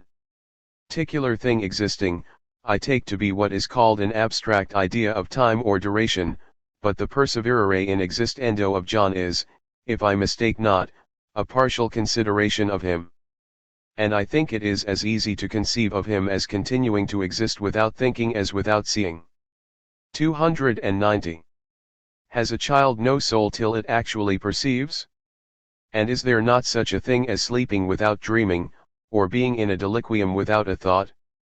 If there be, and yet at the same time the esse of a spirit be nothing else but its actual thinking, the soul must be dead during those intervals, and if ceasing or intermitting to think be the ceasing to be, or death of the soul, it is many times and easily put to death.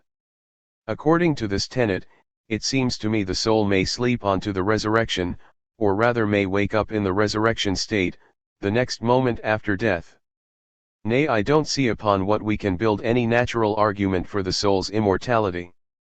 I think I once heard you allow a principle of perception and spontaneous motion in beasts.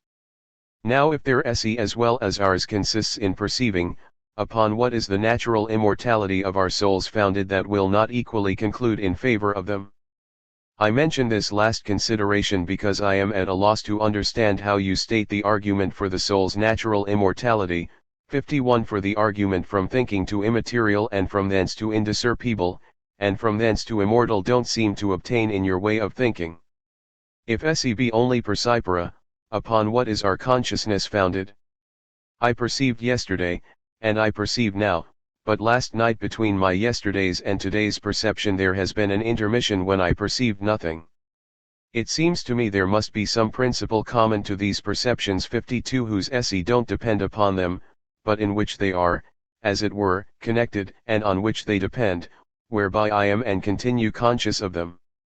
Lastly, Mr. Locke's argument, B2. Ch. 19.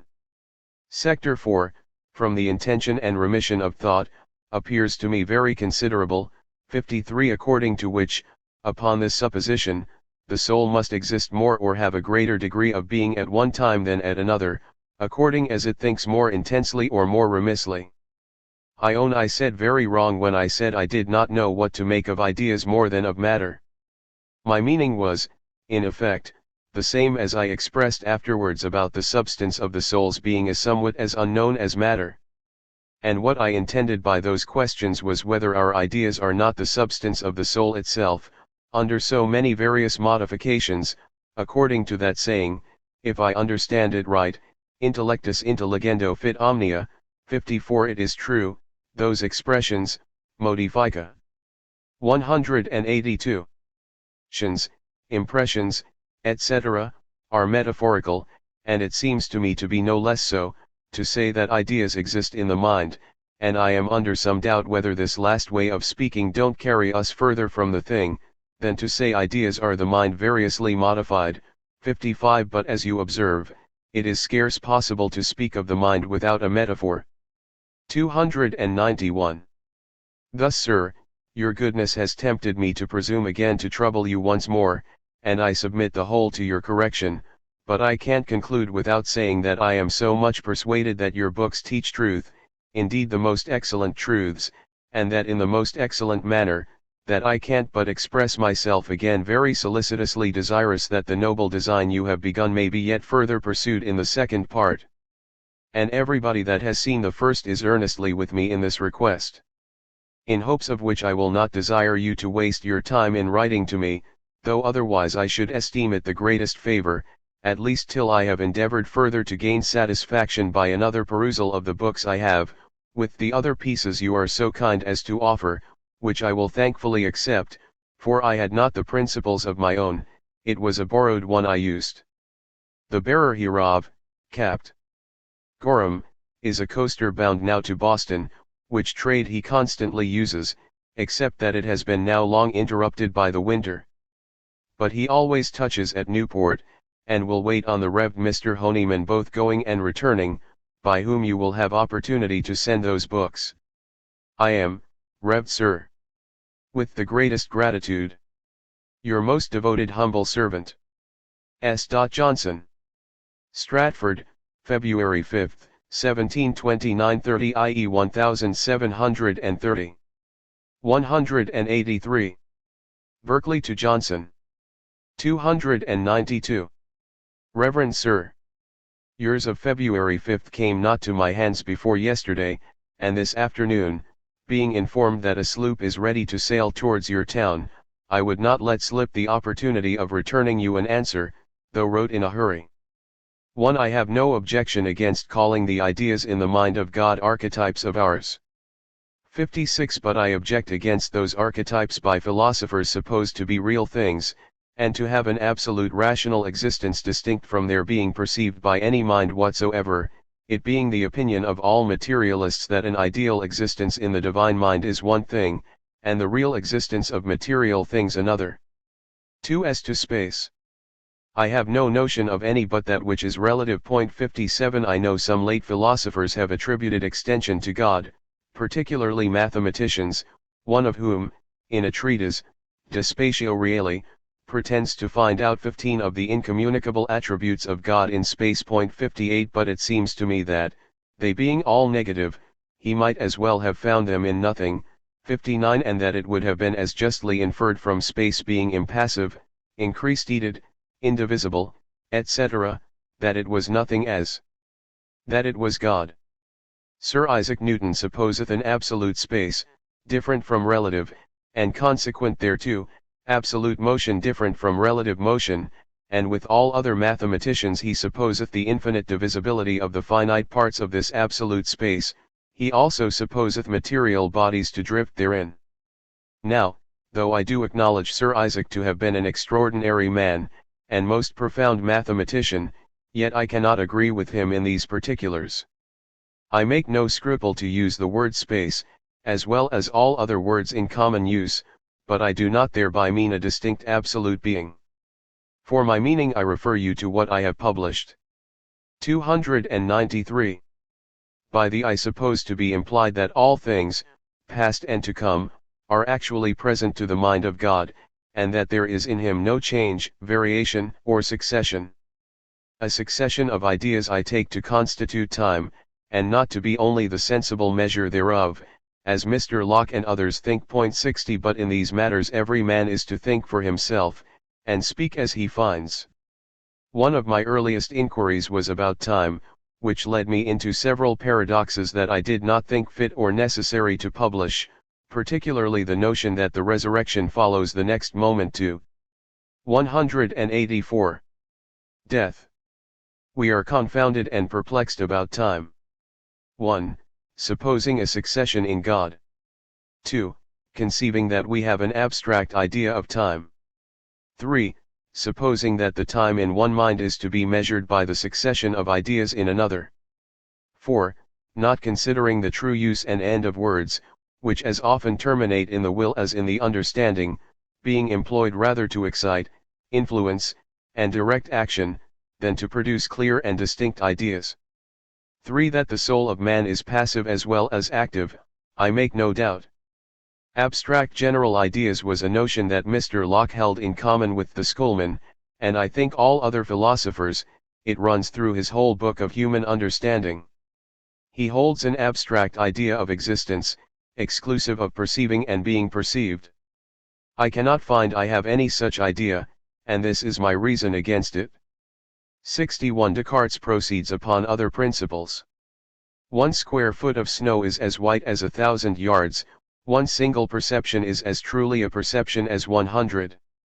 Now, any degree of perception being sufficient to existence, it will not follow that we should say one existed more at one time than another, any more than we should say 1,000 yards of snow are whiter than 1 yard. 62 But, after all, this comes to a verbal dispute. I think it might prevent a good deal of obscurity and dispute to examine well what I have said about abstraction, and about the true sense and significance of words, in several parts of these things that I have published, though much remains to be said on that subject. You say you agree with me that there is nothing within your mind 63 but God and other spirits, with the attributes or properties belonging to them, and the ideas contained in them. 294. This is a principal or main point, from which, and from what I had laid down about abstract ideas, much may be deduced. But if in every inference we should not agree, so long as the main points are settled and well understood, I should be less solicitous about particular conjectures. I could wish that all the things I have published on these philosophical subjects were read in the order wherein I published them, once, to take in the design and connection of them, and a second time with a critical eye, adding your own thought and observation upon every part as you went along. I send you here with the bound books and one unbound. You will take yourself what you have not already. You will give the principles, the theory, and the dialogues, one of each, with my service, to the gentleman who is fellow of Newhaven College, whose compliments you brought to me. What remains you will give as you please. 185. If at any time your affairs should draw you into these parts, you shall be very welcome to pass as many days as you can spend at my house. 4 or 5 days' conversation would set several things in a fuller and clearer light than writing could do in as many months. In the meantime, I shall be glad to hear from you or your friends, whenever you please to favor. Reverend Sir, your very humble servant, George Berkeley. Pray let me know whether they would admit the writings of Hooker and Chillingworth into the library of the college in New Haven. 64. Rhode Island, March 24, 1730.